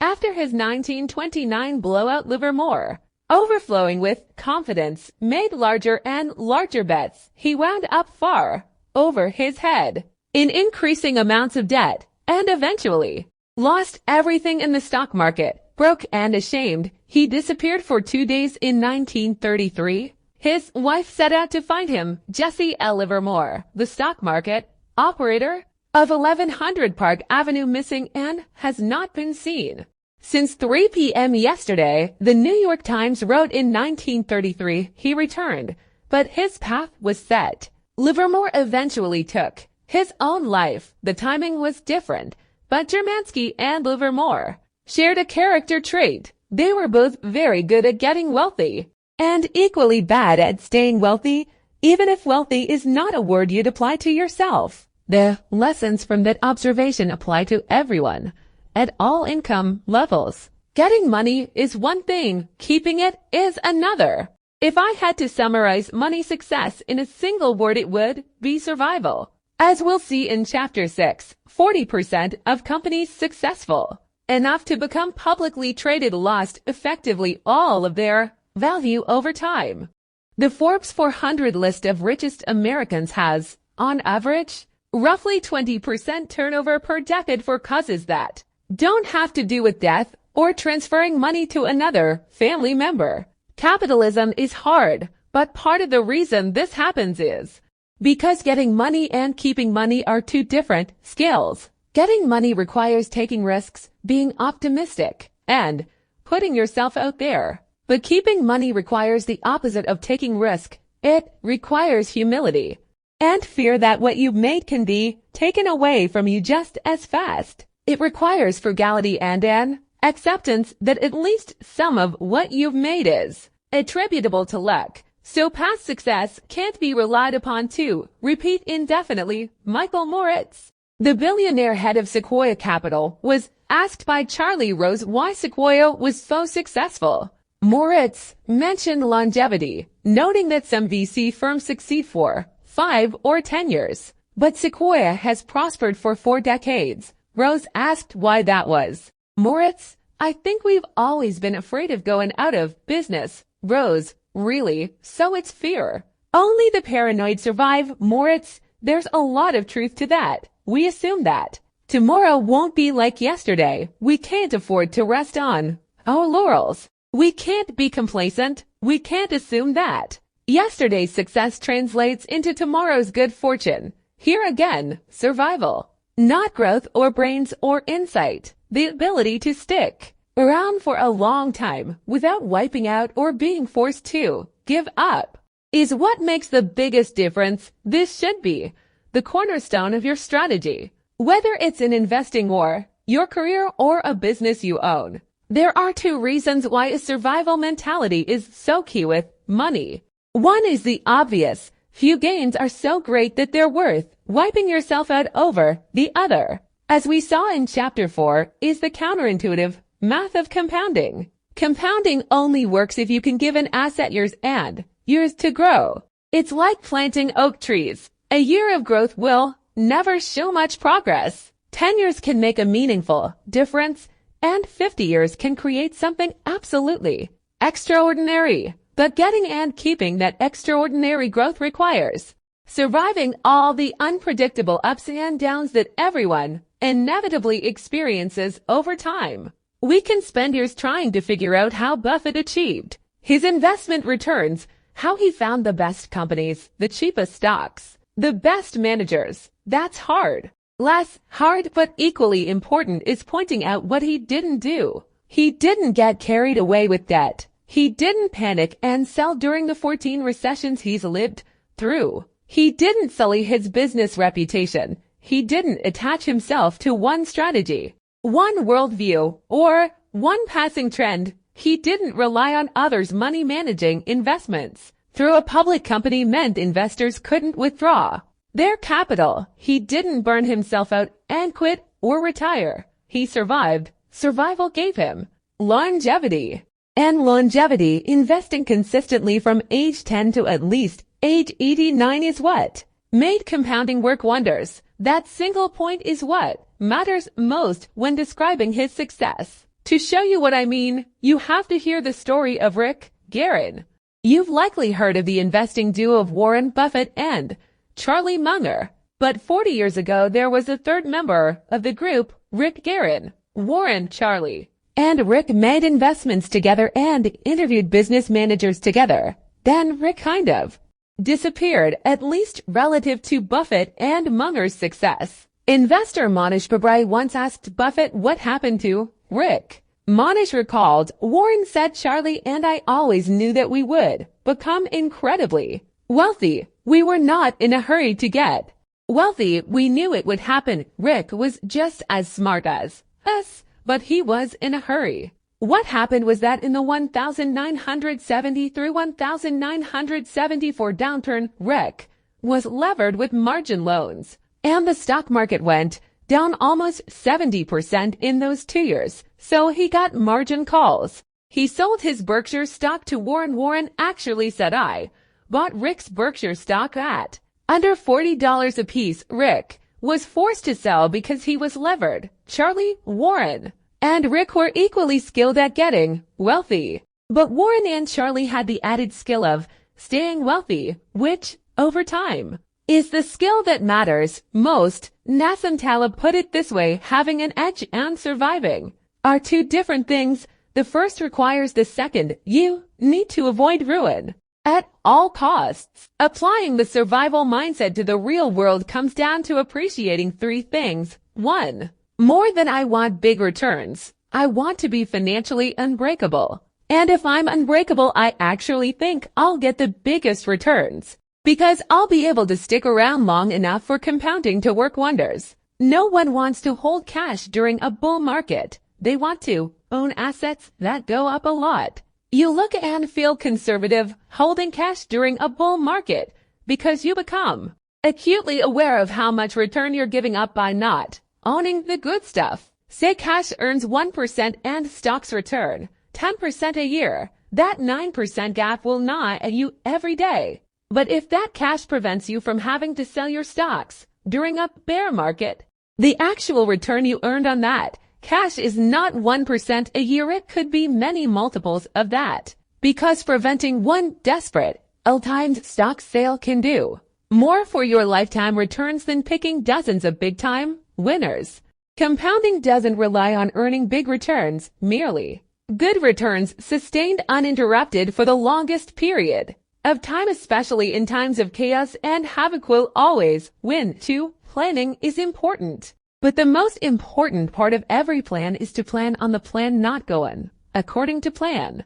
What's the saying? You plan. Laughs. Financial and investment planning are critical because they let you know whether your current actions are within the realm of reasonable. But few plans of any kind survive their first encounter with the real world. If you're projecting your income, savings rate, and market returns over the next 20 years, think about all the big stuff that's happened in the last 20 years that no one could have foreseen. September 11th, a housing boom and bust that caused nearly 10 million Americans to lose their homes. A financial crisis that caused almost 9 million to lose their jobs. A record-breaking stock market rally that ensued. And a coronavirus that shakes the world as I write this. A plan is only useful if it can survive reality, and a future filled with unknowns is everyone's reality. A good plan doesn't pretend this weren't true. It embraces it and emphasizes room for error.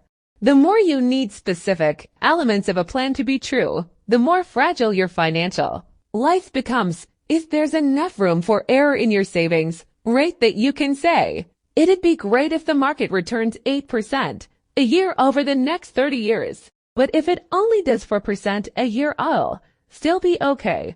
The more valuable your plan becomes. Many bets fail not because they were wrong, but because they were mostly right in a situation that required things to be exactly right. Room for error, often called margin of safety, is one of the most underappreciated forces in finance. It comes in many forms: a frugal budget, flexible thinking, and a loose timeline. Anything that lets you live happily with a range of outcomes. It's different from being conservative. Conservative is avoiding a certain level of risk. Margin of safety is raising the odds of success at a given level of risk by increasing your chances of survival. Its magic is that the higher your margin of safety, the smaller your edge needs to be to have a favorable outcome.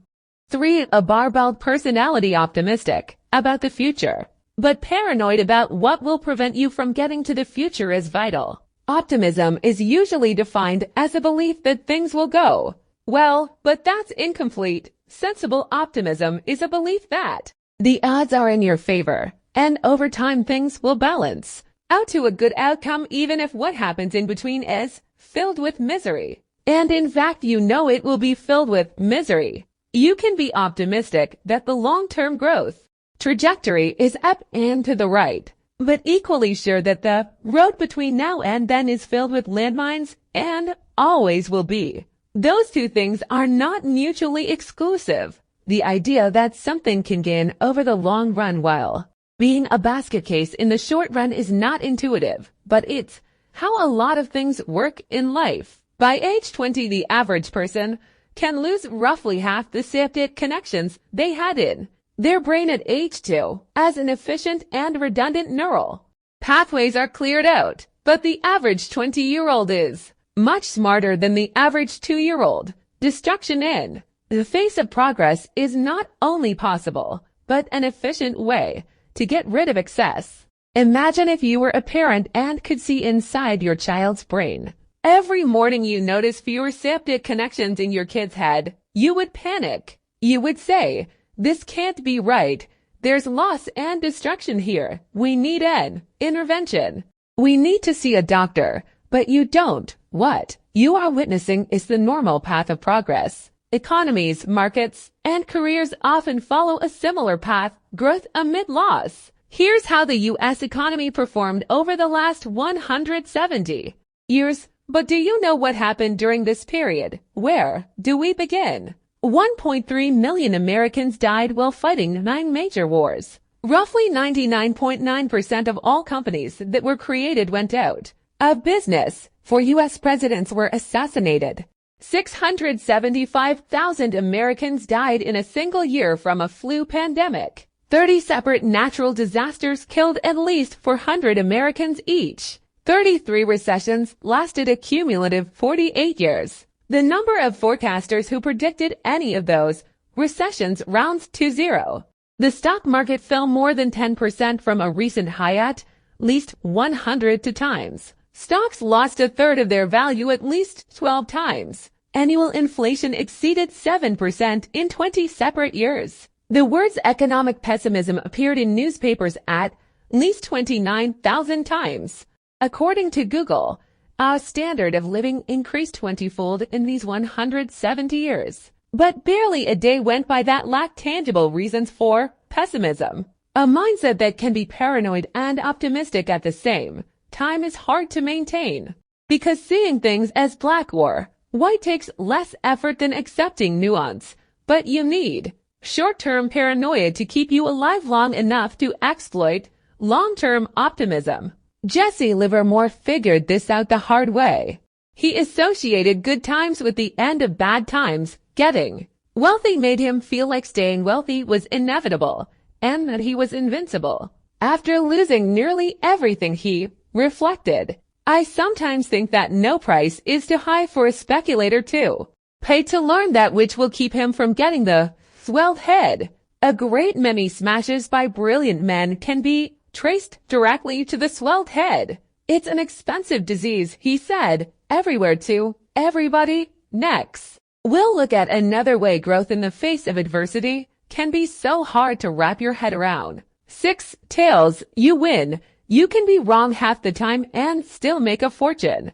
I've been banging away at this thing for 30 years. I think the simple math is some projects work and some don't. There's no reason to belabor either one.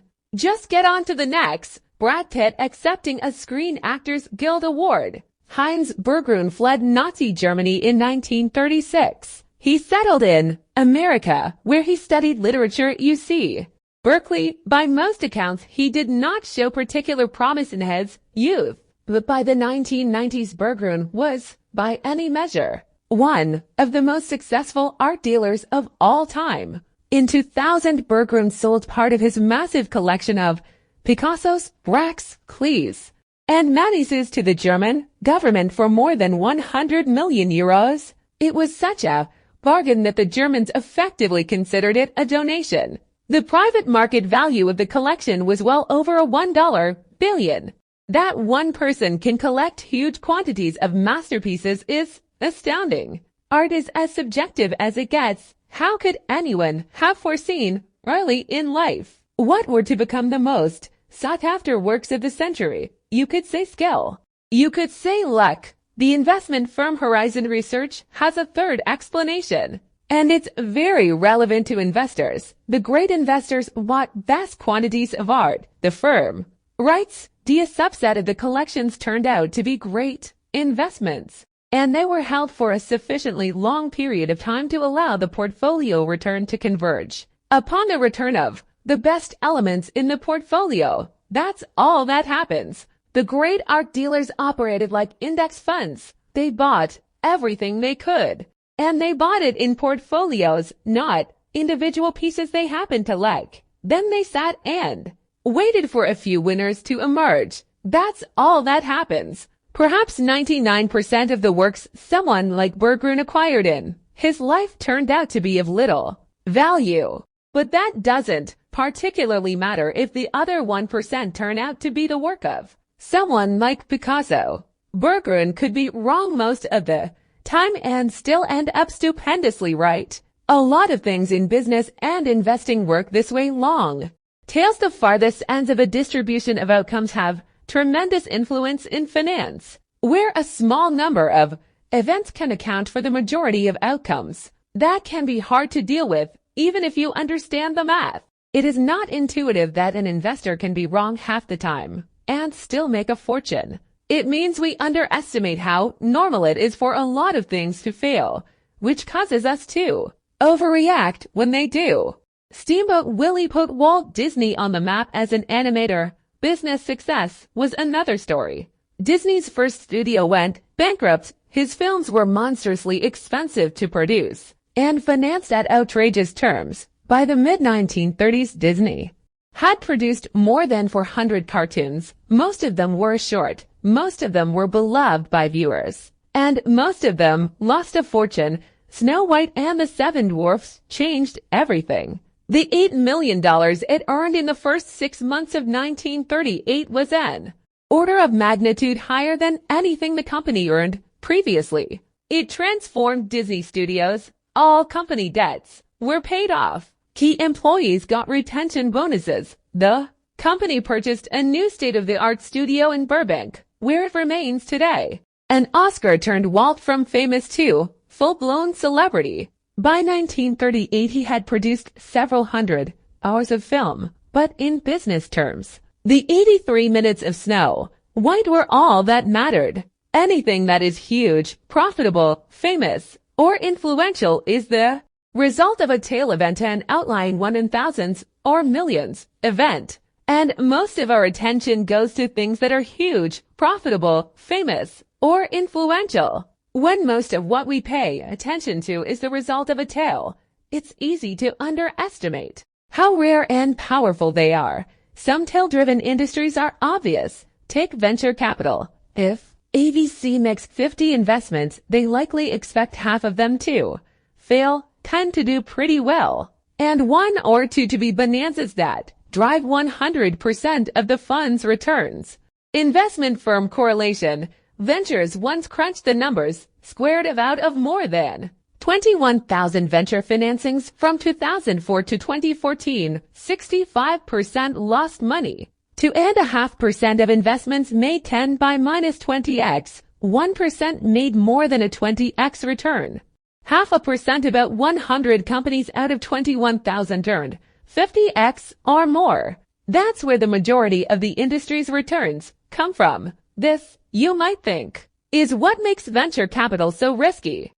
And everyone investing in VC knows it's risky. Most startups fail, and the world is only kind enough to allow a few mega successes. If you want safer, predictable, and more stable returns, you invest in large public companies, or so you might think. Remember, tails drive everything. The distribution of success among large public stocks over time is not much different than it is in venture capital. Most public companies are duds. A few do well. and a handful become extraordinary winners that account for the majority of the stock market's returns. J.P. Morgan Asset Management once published the distribution of returns for the Russell 3000 index, a big, broad collection of public companies since 1980, squared E. 40% of all Russell 3000 stock components lost at least 70% of their value and never recovered over this period. Effectively, all of the index's overall returns came from 7% of component companies that outperformed by at least 2 standard deviations. That's the kind of thing you'd expect from venture capital, but it's what happened inside a boring, diversified index. This thumping of most public companies spares no industry. More than half of all public technology and telecom companies lose most of their value and never recover. Even among public utilities, the failure rate is more than 1 in 10. The interesting thing here is that you have to have achieved a certain level of success to become a public company and a member of the Russell 3000. These are established corporations, not fly-by-night startups. Even still, most have lifespans measured in years, not generations. Take an example, one of these companies, Coralco, a former member of the Russell 3000 index. It produced some of the biggest films of the 1980s and 1990s, including the first 3 Rambo films, Terminator 2, Basic Instinct, and Total Recall. Coralco went public in 1987. It was a huge success, churning out hit after hit. It did $500 million in revenue in 1991, commanding a market cap of $400 million, big money back then, especially for a film studio. And then it failed. The blockbusters stopped. A few big budget projects flopped, and by the mid-1990s, Coralco was history. It went bankrupt in 1996. Stock goes to zero. Have a nice day. A catastrophic loss, and one that 4 in 10 public companies experience over time. Coralco's story is not worth telling because it's unique, but because it's common. Here's the most important part of this story. The Russell 3000 has increased more than 73-fold since 1980. That is a spectacular return. That is success. 40% of the companies in the index were effectively failures. But the 7% of components that performed extremely well were more than enough to offset the duds. Just like Heinz Bergeron, but with Microsoft and Walmart instead of Picasso and Matisse. Not only do a few companies account for most of the market's return, but within those companies are even more tail events. In 2018, Amazon drove 6% of the S&P 500's returns, and Amazon's growth is almost entirely due to Prime and Amazon Web Services, which itself are tail events in a company that has experimented with hundreds of products, from the Fire Phone to travel agencies. Apple was responsible for almost 7% of the index's returns in 2018, and it is driven overwhelmingly by the iPhone, which in the world of tech products is as tail-y as tails get. And who's working at these companies? Google's hiring acceptance rate is 0.2%.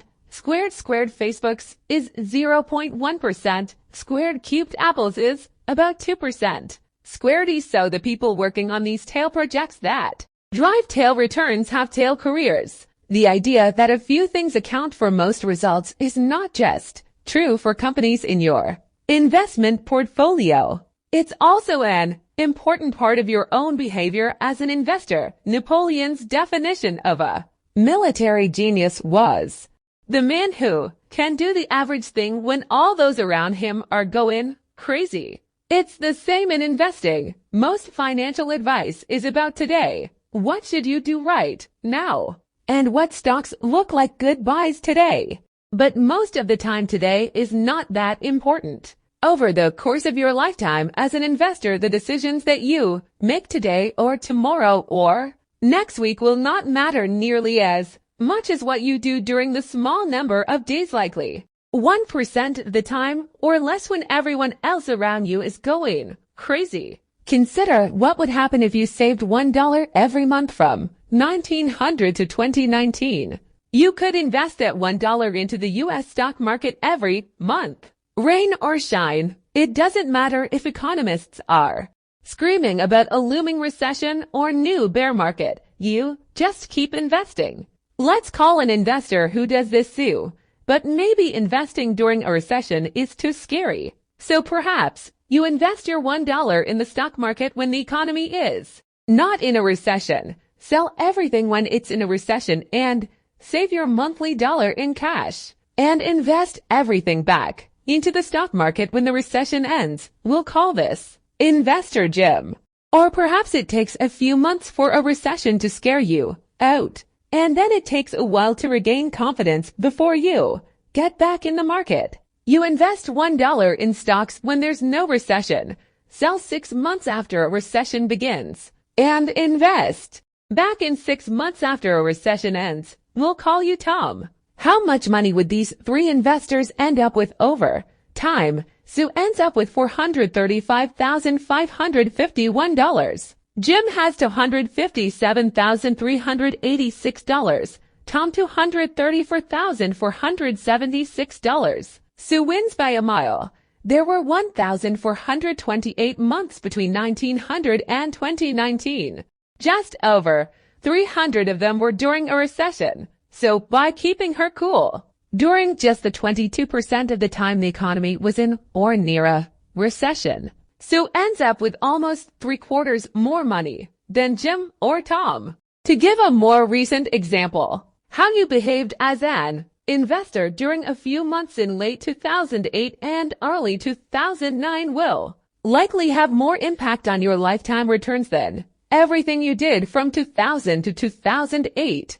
There is the old pilot quip that their jobs are hours and hours of boredom punctuated by moments of sheer terror. It's the same in investing. Your success as an investor will be determined by how you respond to punctuated moments of terror, not the years spent on cruise control. A good definition of an investing genius is the man or woman who can do the average thing when all those around them are going crazy. Tails drive everything. When you accept that tails drive everything in business, investing, and finance, you realize that it's normal for lots of things to go wrong, break, fail, and fall. If you're a good stock picker, you'll be right maybe half the time. If you're a good business leader, maybe half of your product and strategy ideas will work. If you're a good investor, most years will be just okay, and plenty will be bad. If you're a good worker, you'll find the right company in the right field after several attempts and trials, and that's if you're good.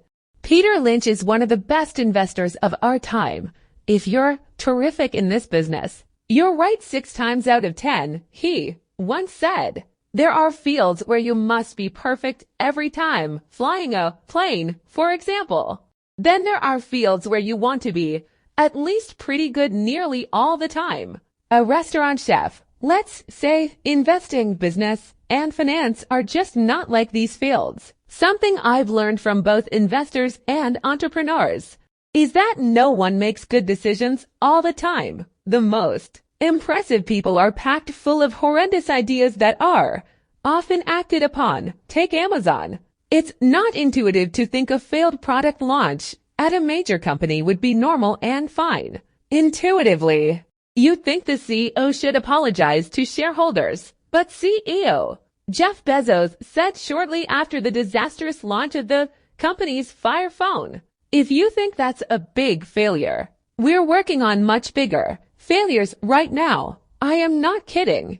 Some of them are going to make the Fire phone look like a tiny little blip." It's okay for Amazon to lose a lot of money on the Fire phone because it will be offset by something like Amazon Web Services that earns tens of billions of dollars. Tails to the rescue. Netflix CEO Reed Hastings once announced his company was canceling several big budget productions. He responded, "Our hit ratio is way too high right now. I'm always pushing the content team. We have to take more risk.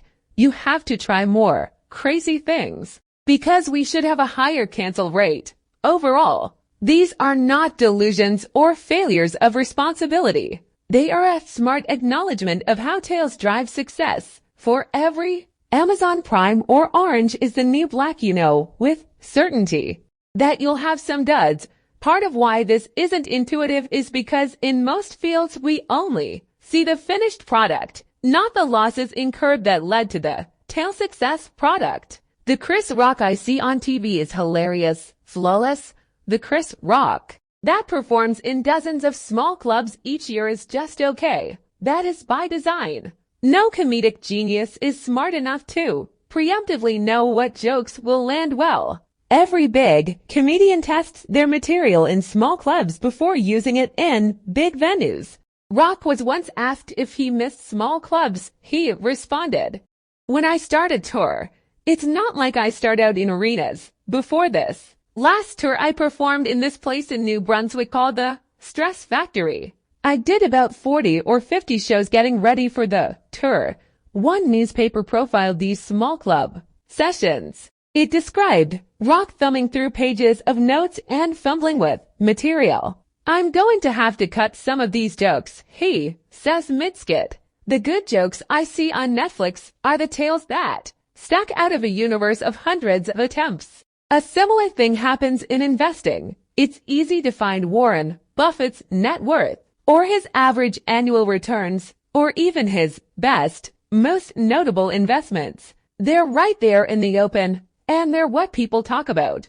It's much harder to piece together every investment he's made over his career. No one talks about the dead picks, the ugly businesses, the poor acquisitions, but they're a big part of Buffett's story. They are the other side of tail-driven returns. At the Berkshire Hathaway shareholder meeting in 2013, Warren Buffett said he's owned 400 to 500 stocks during his life and made most of his money on 10 of them. Charlie Munger followed up, "If you remove just a few of Berkshire's top investments, its long-term track record is pretty average. When we pay special attention to a role model's successes, we overlook that their gains came from a small percent of their actions. That makes our own failures, losses, and setbacks feel like we're doing something wrong. But it's possible we are wrong, or just sort of right, just as often as the masters are.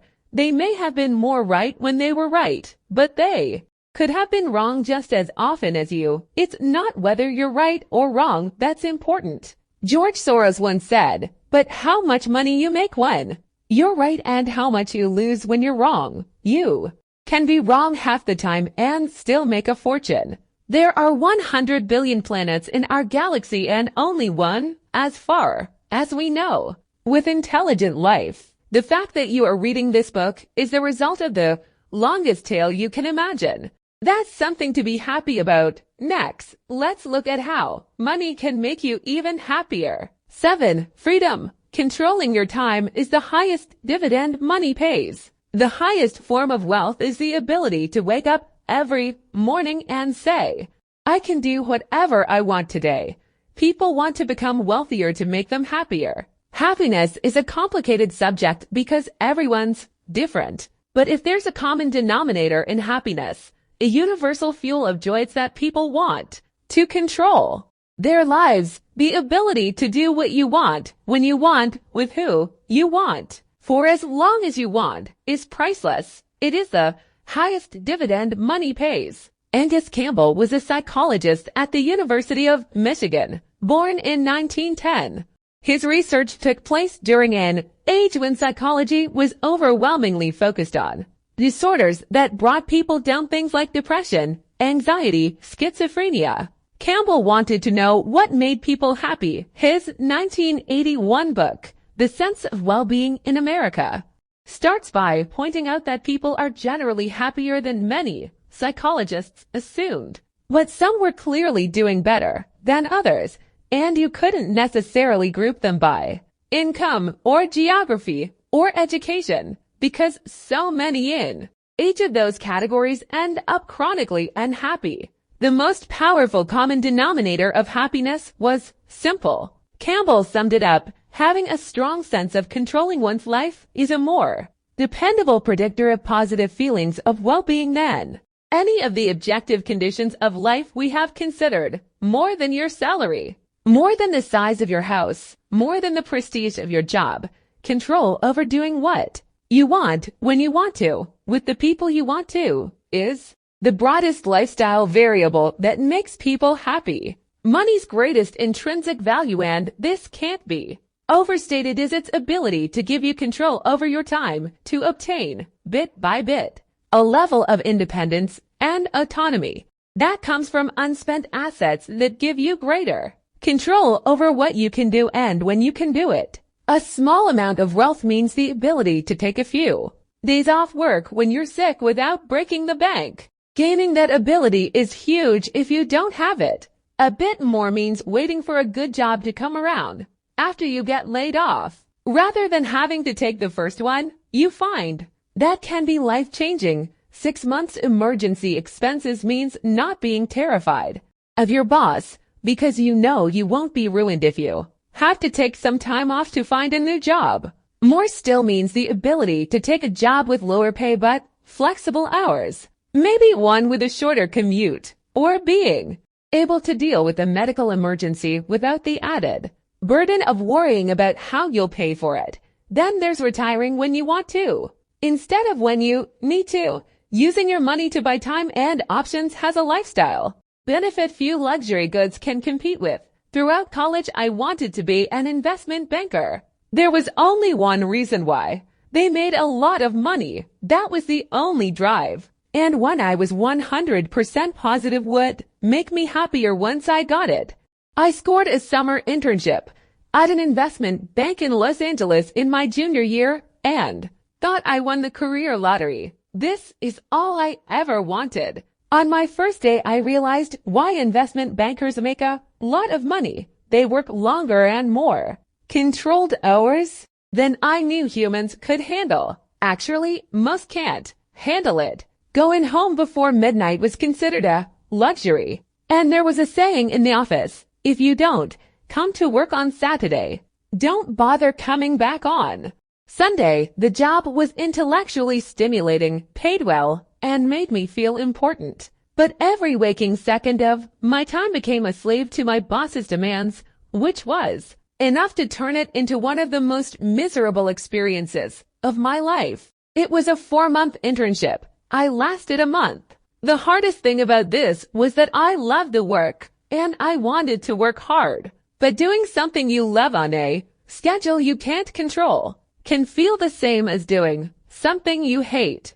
There is a name for this feeling. Psychologists call it reactance. Jonah Berger, a marketing professor at the University of Pennsylvania, summed it up well. People like to feel like they're in control in the driver's seat. When we try to get them to do something, they feel disempowered. Rather than feeling like they made the choice, they feel like we made it for them. So they say no or do something else, even when they might have originally been happy to go along. When you accept how true that statement is, you realize that aligning money towards a life that lets you do what you want, when you want, with who you want, where you want, for as long as you want, has incredible return. Derek Sivers, a successful entrepreneur, once wrote about a friend who asked him to tell the story about how he got rich. I had a day job in Midtown Manhattan paying $20 per year, about minimum wage. I never ate out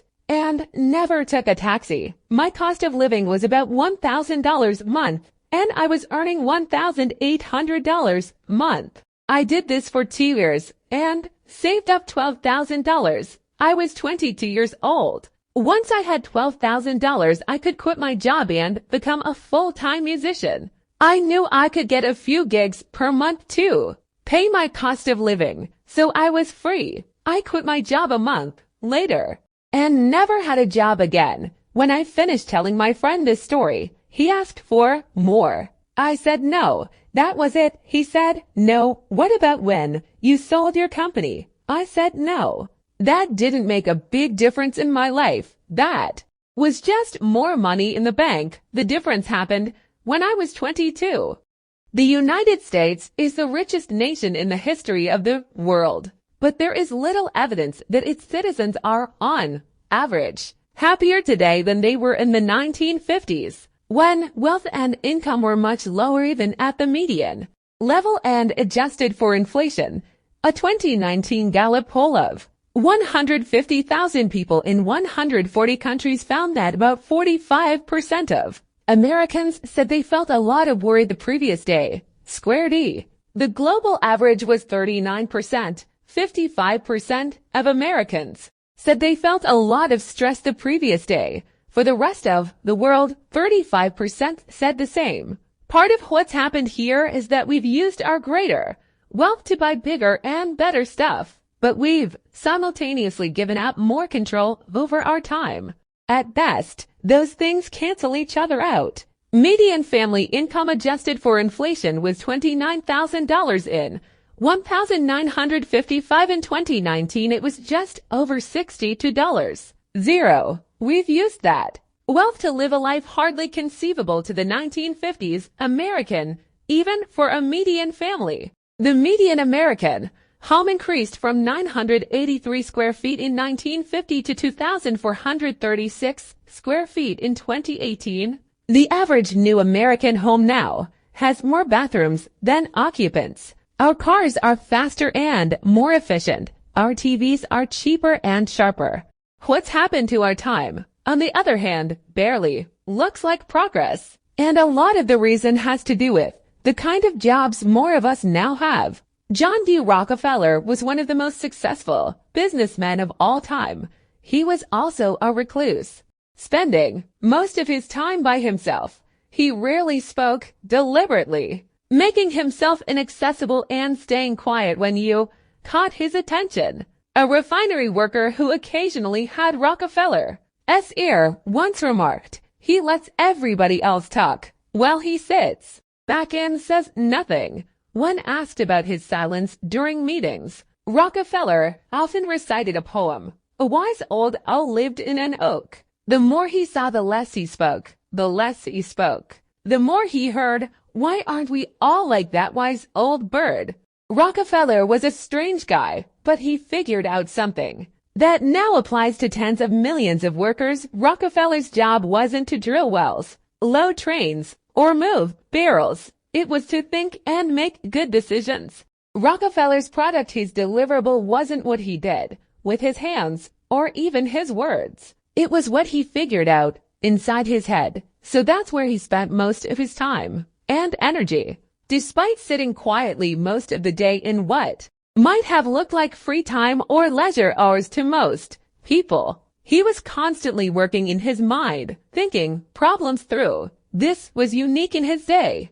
Almost all jobs during Rockefeller's time required doing things with your hands. In 1870, 46% of jobs were in agriculture and 35% were in crafts or manufacturing. According to economist Robert Gordon, few professions relied on a worker's brain. You didn't think. You labored without interruption, and your work was visible and tangible. Today, that's flipped. 38% of jobs are now designated as managers, officials, and professionals. These are decision-making jobs. Another 41% are service jobs that often rely on your thoughts as much as your actions.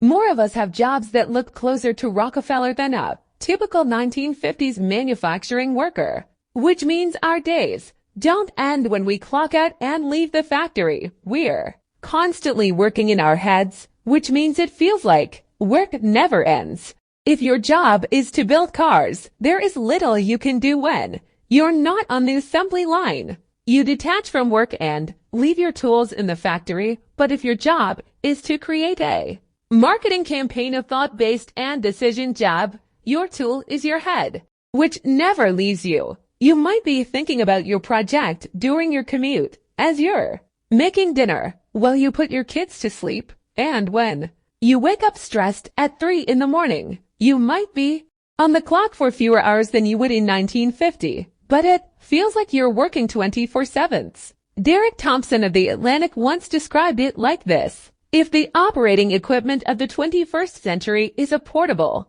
device, this means the modern factory is not a place at all. It is the day itself. The computer age has liberated the tools of productivity from the office. most knowledge workers, whose laptops and smartphones are portable all-purpose media-making machines, can theoretically be as productive at 2 p.m. in the main office as at 2 a.m. in a Tokyo WeWork or at midnight on the couch, Square D. Compared to generations prior, control over your time has diminished. And since controlling your time is such a key happiness influencer, we shouldn't be surprised that people don't feel much happier even though we are, on average, richer than ever. What do we do about that? It's not an easy problem to solve because everyone's different. The first step is merely acknowledging what does and does not make almost everyone happy. In his book 30 Lessons for Living, gerontologist Carl Pillimer interviewed 1,000 elderly Americans looking for the most important lessons they learned from decades of life experience. He wrote, "No one, not a single person out of 1,000 said that too. Be happy. You should try to work as hard as you can to make money to buy the things you want. No one, not a single person said it's important to be at least as wealthy as the people around you. And if you have more than they do, it's real success. No one, not a single person said you should choose your work based on your desired future earning power. What they did value were things like quality, friendships, being part of something bigger than themselves, and spending quality, unstructured time with their children. Your kids don't want your money or what your money buys anywhere near as much as they want you. Specifically, they want you with them," Pillimer writes. Take it from those who have lived through everything. Controlling your time is the highest dividend money pays now. A short chapter on one of the lowest dividends money pays. A man in the car paradox. No one is impressed with your professions as much as you are. The best part of being a valet is getting to drive some of the coolest cars to ever touch pavement. Guests came in driving Ferraris, Lamborghinis, Rolls-Royces, the whole aristocratic fleet. It was my dream to have one of these cars of my own because I thought they sent such a strong signal to others that you made it, you're smart, you're rich, you have taste, you're important. Look at me. The irony is that I rarely, if ever, looked at them, the drivers. When you see someone driving a nice car, you rarely think, well, the guy driving that car is cool. Instead, you think, wow, if I had that car, people would think I'm cool, subconscious or not. This is how people think. There is a paradox here. People tend to want wealth too, signal to others that they should be liked and admired. But in reality, those other people often bypass admiring you, not because they don't think wealth is admirable, but because they use your wealth as a benchmark for their own desire to be liked and admired. The letter I wrote after my son was born said, "You might think you want an expensive car, a fancy watch, and a huge house, but I'm telling you, you don't. What you want is respect and admiration from other people. And you think having expensive stuff will bring it. It almost never does, especially from the people you want to respect and admire. You." I learned that as a valet when I began thinking about all the people driving up to the hotel in their Ferraris, watching me gawk. People must gawk everywhere they went, and I'm sure they loved it. I'm sure they felt admired. But did they know I did not care about them or even notice them? Did they know I was only gawking at the car and imagining myself in the driver's seat? Did they buy a Ferrari thinking it would bring them admiration without realizing that I, and likely most others who are impressed with the car, didn't actually give them? The driver, a moment's thought. Does this same idea apply to those living in big homes? Almost certainly. Jewelry and clothes. Yep. My point here is not to abandon the pursuit of wealth or even fancy cars. I like both.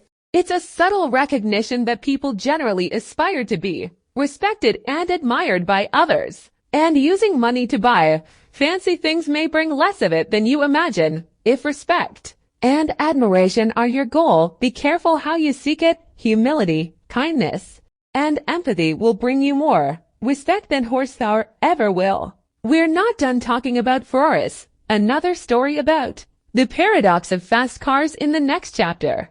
9. Wealth is what you don't see. Spending money to show people how much money you have is the fastest way to have less money. Money has many ironies. Here's an important one. Wealth is what you don't see. My time as a valet was in the mid-2000s in Los Angeles, when material appearance took precedence over everything.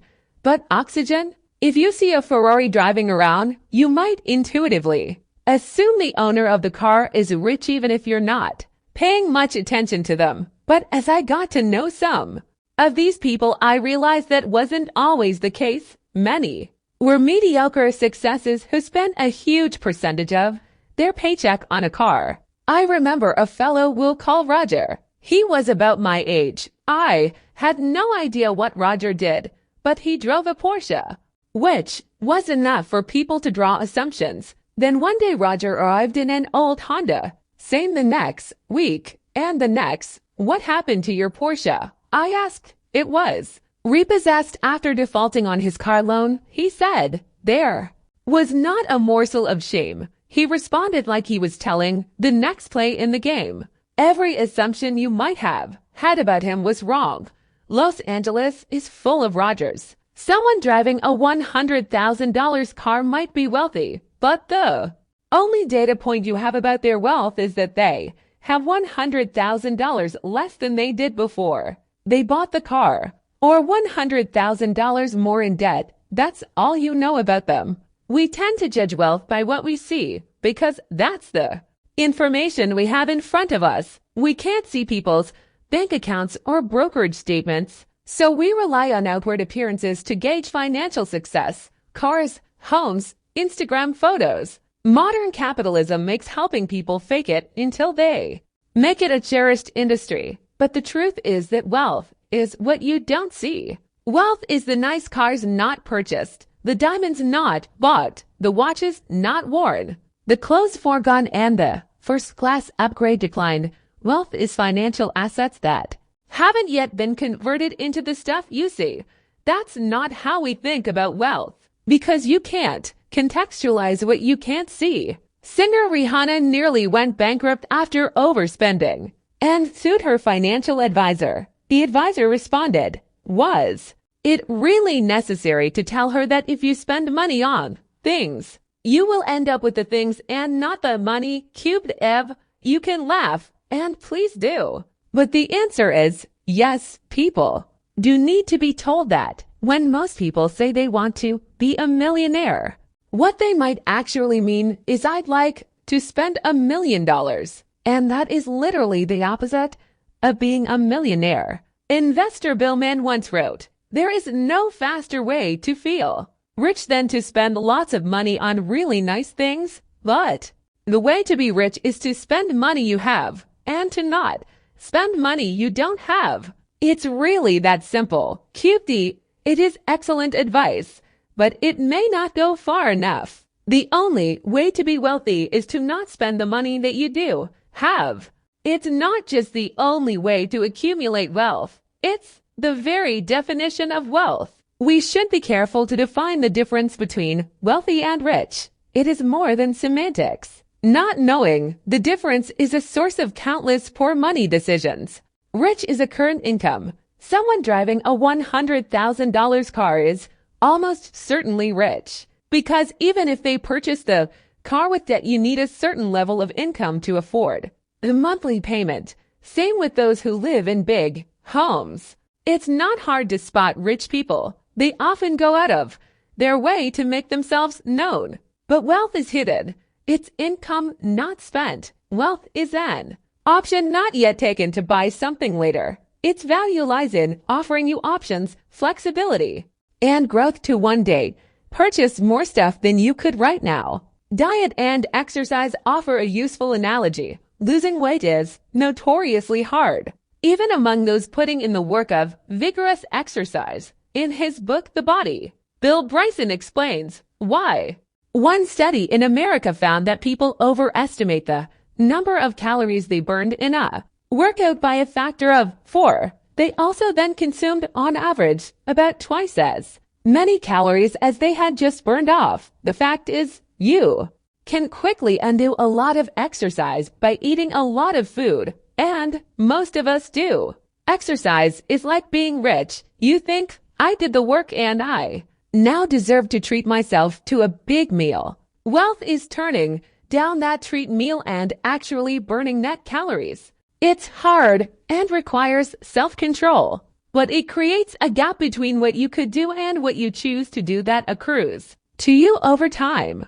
The problem for many of us is that it is easy to find rich role models. It's harder to find wealthy ones because by definition their success is more hidden. There are, of course, wealthy people who also spend a lot of money on stuff. But even in those cases, what we see is their richness, not their wealth. We see the cars they chose to buy, and perhaps the school they choose to send their kids to. We don't see the savings, retirement accounts, or investment portfolios. We see the homes they bought, not the homes they could have bought had they stretched themselves thin.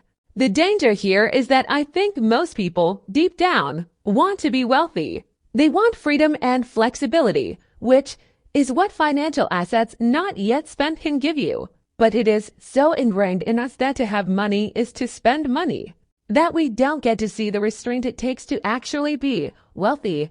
And since we can't see it, it's hard to learn about it. People are good at learning by imitation, but the hidden nature of wealth makes it hard to imitate others and learn from their ways. After he died, Ronald Read became many people's financial role model. He was lionized in the media and cherished on social media, but he was nobody's financial role model while he was living because every penny of his wealth was hidden, even to those who knew him. Imagine how hard it would be to learn how to write if you couldn't read the works of great authors. Who would be your inspiration? Who would you admire? Whose nuanced tricks and tips would you follow? It would make something that is already hard even harder. It's difficult to learn from what you can see, which helps explain why it's so hard for many to build wealth. The world is filled with people who look modest but are actually wealthy, and people who look rich who live at the razor's edge of insolvency. Keep this in mind when quickly judging others' success and setting your own goals. If wealth is what you don't spend, what good is it? Well, let me convince you to save money. 10. Save money. The only factor you can control generates one of the only things that matters. How wonderful. Let me convince you to save money. It won't take long, but it's an odd task, isn't it? Do people need to be convinced to save money? My observation is that, yes, many do. Past a certain level of income, people fall into three groups: those who save, those who don't think they can save, and those who don't think they need to save.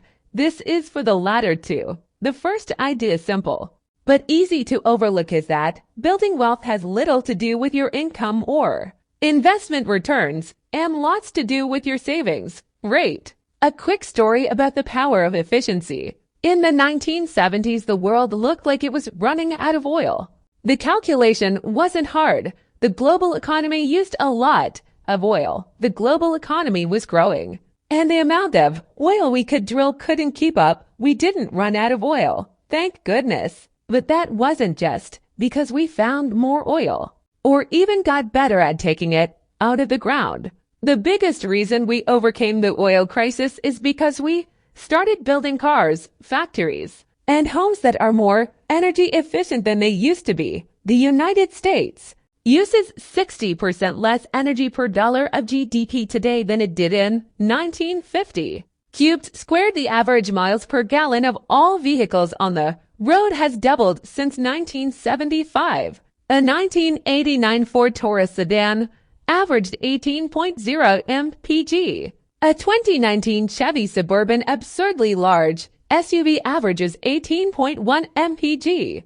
The world grew its energy wealth not by increasing the energy it had, but by decreasing the energy it needed. U.S. oil and gas production has increased 65% since 1975, while conservation and efficiency has more than doubled what we can do with that energy.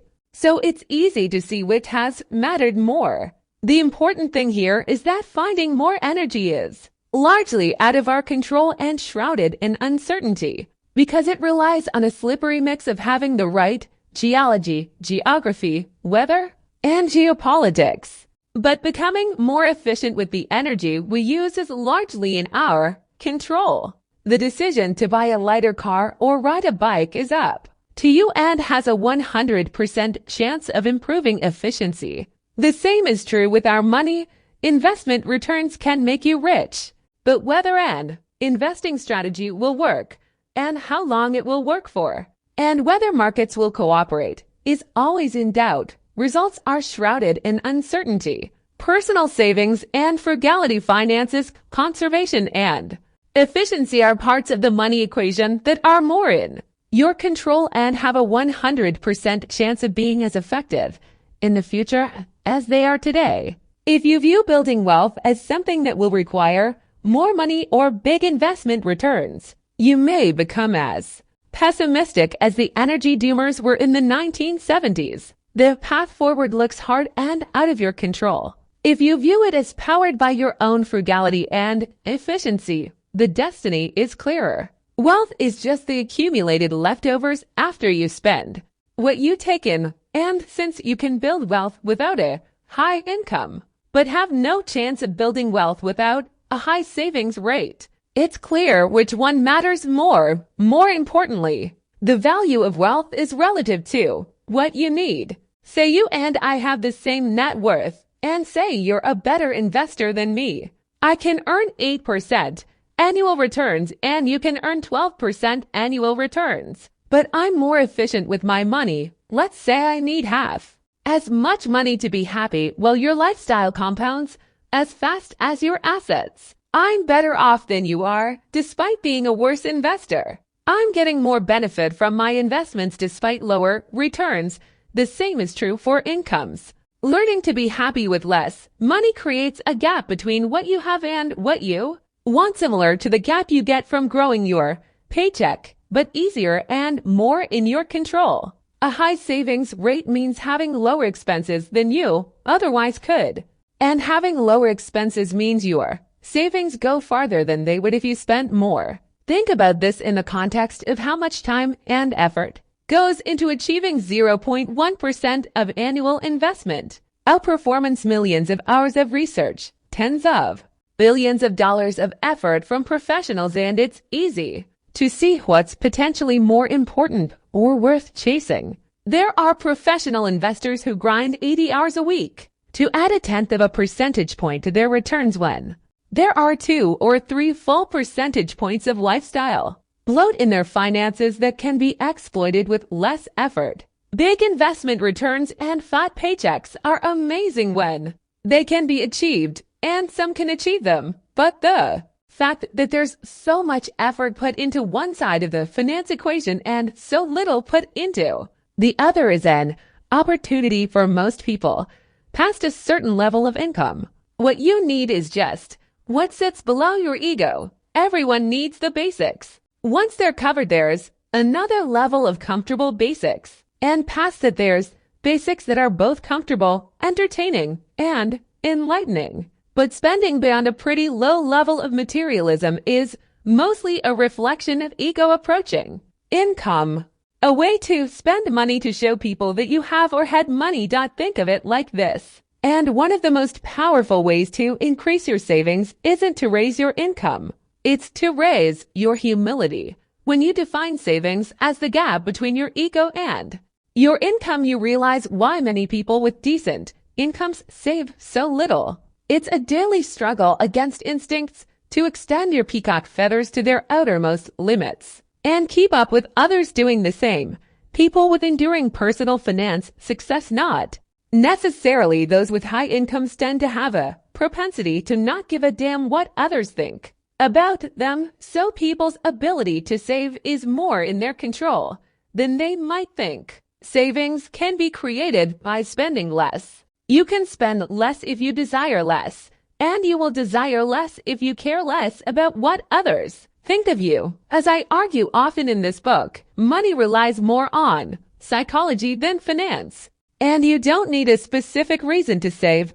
Some people save money for a down payment on a house, or a new car, or for retirement. That's great, of course. But saving does not require a goal of purchasing something specific you can save just for saving's sake. And indeed you should. Everyone should. Only saving for a specific goal makes sense in a predictable world, but ours isn't. Saving is a hedge against life's inevitable ability to surprise the hell out of you at the worst possible moment. Another benefit of savings that isn't attached to a spending goal is what we discussed in Chapter 7, gaining control over your time. Everyone knows the tangible stuff money buys. The intangible stuff is harder to wrap your head around, so it tends to go unnoticed. But the intangible benefits of money can be far more valuable and capable of increasing your happiness than the tangible things that are obvious targets of our savings. Savings without a spending goal gives you options and flexibility, the ability to wait and the opportunity to pounce. It gives you time to think. It lets you change course on your own terms. Every bit of savings is like taking a point in the future that would have been owned by someone else and giving it back to yourself. That flexibility and control over your time is an unseen return on wealth. What is the return on cash in the bank that gives you the option of changing careers or retiring early or freedom from worry? I'd say it's incalculable. It's incalculable in two ways. It's so large and important that we can't put a price on it, but it's also literally incalculable. We can't measure it like we can measure interest rates, and what we can't measure we tend to overlook. When you don't have control over your time, you're forced to accept whatever bad luck is thrown your way. But if you have flexibility, you have the time to wait for no-brainer opportunities to fall in your lap. This is a hidden return on your savings. Savings in the bank that earns 0% interest might actually generate an extraordinary return if they give you the flexibility to take a job with a lower salary but more purpose, or wait for investment opportunities that come when those without flexibility turn desperate. And that hidden return is becoming more important. The world used to be hyperlocal just over 100 years ago. 75% of Americans had neither telephones nor regular mail service. According to historian Robert Gordon, that made competition hyperlocal. A worker with just average intelligence might be the best in their town, and they got treated like the best because they didn't have to compete with the smarter worker in another town. That's now changed. A hyper-connected world means the talent pool you compete in has gone from hundreds or thousands spanning your town to millions or billions spanning the globe. This is especially true for jobs that rely on working with your head versus your muscles. Teaching, marketing, analysis, consulting, accounting, programming, journalism, and even medicine increasingly compete in global talent pools. More fields will fall into this category as digitization erases global boundaries, as software eats the world, as venture capitalist Mark Andreessen puts it. A question you should ask as the range of your competition expands is, how do I stand out? I'm smart is increasingly a bad answer to that question, because there are a lot of smart people in the world. Almost 600 people ace the SATs each year. Another 7,000 come within a handful of points. In a winner-take-all and globalized world, these kinds of people are increasingly your direct competitors. Intelligence is not a reliable advantage in a world that's become as connected as ours has. But flexibility is in a world where intelligence is hyper-competitive and many previous technical skills have become automated. Competitive advantages tilt toward nuanced and soft skills like communication, empathy, and perhaps most of all, flexibility. If you have flexibility, you can wait for good opportunities, both in your career and for your investments. You'll have a better chance of being able to learn a new skill when it's necessary. You'll feel less urgency to chase competitors who can do things you can't, and have more leeway to find your passion and your niche at your own pace. You can find a new routine a slower pace, and think about life with a different set of assumptions. The ability to do those things when most others can't is one of the few things that will set you apart in a world where intelligence is no longer a sustainable advantage. Having more control over your time and options is becoming one of the most valuable currencies in the world. That's why more people can, and more people should, save money. You know what else they should do? Stop trying to be so rational. Let me tell you why. 11. Reasonable greater than rational. Aiming to be mostly reasonable works better than trying to be coldly rational. You're not a spreadsheet. You're a person, a screwed up, emotional person. It took me a while to figure this out, but once it clicked, I realized it's one of the most important parts of finance. With it comes something that often goes overlooked. Do not aim to be coldly rational when making financial decisions. Aim to just be pretty reasonable. Reasonable is more realistic, and you have a better chance of sticking with it for the long run, which is what matters most when managing money. To show you what I mean, let me tell you the story of a guy who tried to cure syphilis with malaria.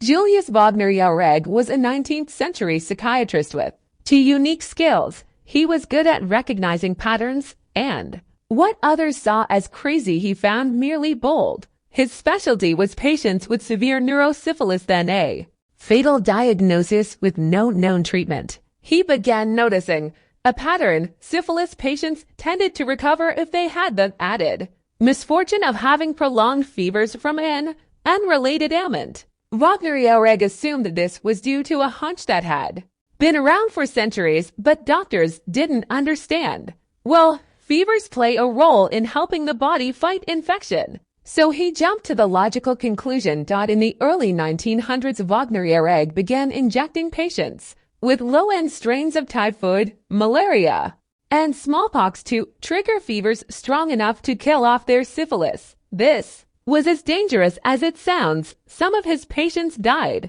from the treatment. He eventually settled on a weak version of malaria, since it could be effectively countered with quinine after a few days of bone-rattling fevers. After some tragic trial and error, his experiment worked. Wagner Jaureg reported that 6 in 10 syphilis patients treated with malariotherapy recovered, compared to around 3 in 10 patients left alone. He won the Nobel Prize in Medicine in 1927. The organization today notes the main work that concerned Wagner Jaureg throughout his working life was the endeavor to cure mental disease by inducing a fever cubed.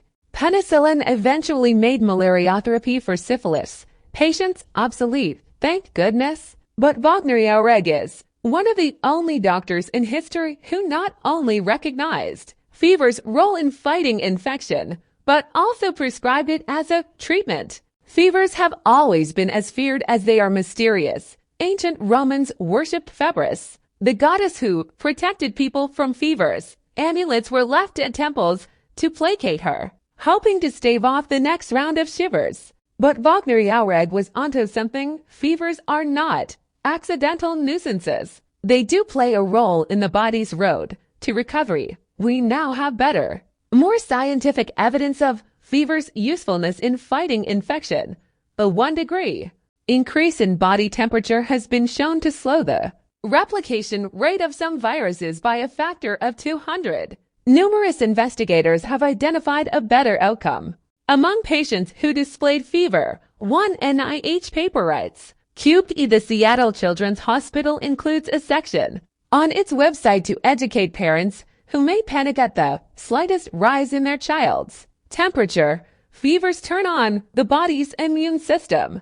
They help the body fight infection. Normal fevers between 100 and 104 F are good for sick children, but that's where the science ends and reality takes over. Fever is almost universally seen as a bad thing. They're treated with drugs like Tylenol to reduce them as quickly as they appear. Despite millions of years of evolution as a defense mechanism, no parent, no patient, few doctors, and certainly no drug company views fever as anything but a misfortune that should be eliminated. These views do not match the known science. One study was blunt. Treatment of fever is common in the ICU setting and likely related to standard dogma rather than evidence-based practice. Cube E. Howard Markle, director of the Center for the History of Medicine, once said of fever phobia, "These are cultural practices that spread just as widely as the infectious diseases that are behind them."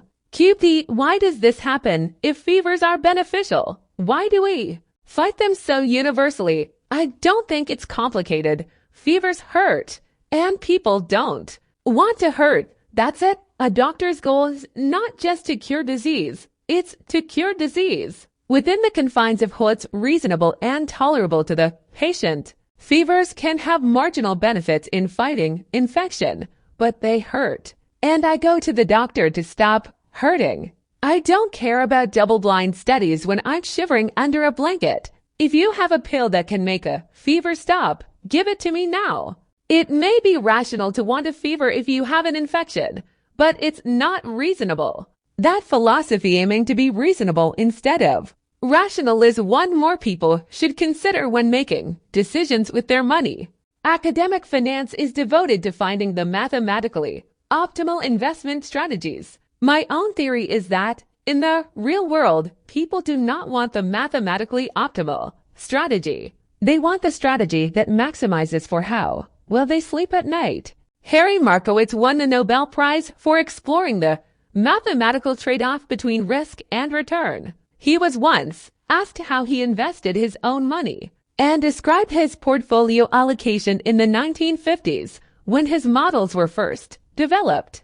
"I visualized my grief if the stock market went way up and I wasn't in it, or if it went way down and I was completely in it. My intention was to minimize my future regret. So I split my contributions 50-50ths between bonds and equities." Markowitz eventually changed his investment strategy, diversifying the mix. But two things here are important. One is that minimizing future regret is hard to rationalize on paper but easy to justify in real life. A rational investor makes decisions based on numeric facts. A reasonable investor makes them in a conference room surrounded by co-workers who want to think highly of you, with a spouse you don't want to let down, or judged against the silly but realistic competitors that are your brother-in-law, your neighbor, and your own personal doubts. Investing has a social component that's often ignored when viewed through a strictly financial lens.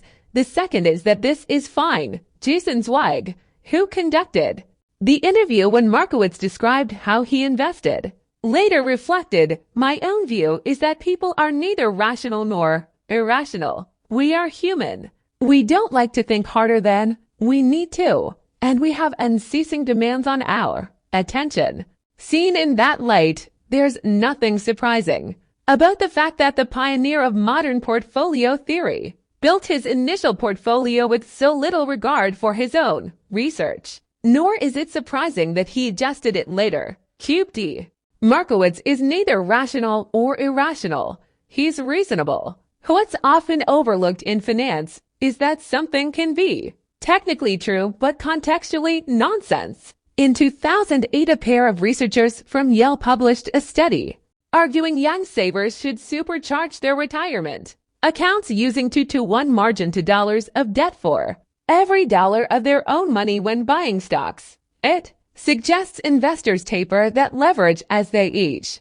Lets a saver take more risk when they're young and can handle a magnified market roller coaster, and less when they're older. Even if using leverage left you wiped out when you were young, if you use 2-to-1 margin, a 50% market drop leaves you with nothing. The researchers showed savers would still be better off in the long run so long as they picked themselves back up, followed the plan, and kept saving in a 2-to-1 leveraged account the day after being wiped out. The math works on paper.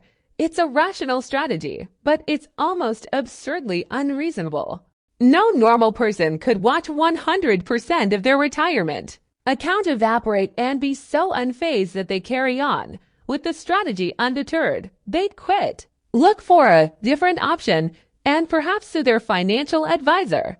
The researchers argued that when using their strategy, the expected retirement wealth is 90% higher compared to life cycle funds. It is also 100% less reasonable. There is, in fact, a rational reason to favor what look like irrational decisions. Here's one. Let me suggest that you love your investments. This is not traditional advice. It's almost a badge of honor for investors to claim they're emotionless about their investments because it seems rational. But if lacking emotions about your strategy or the stocks you own increases the odds you walk away from them when they become difficult. What looks like rational thinking becomes a liability. The reasonable investors who love their technically imperfect strategies have an edge because they're more likely to stick with those strategies. There are few financial variables more correlated to performance than commitment to a strategy during its lean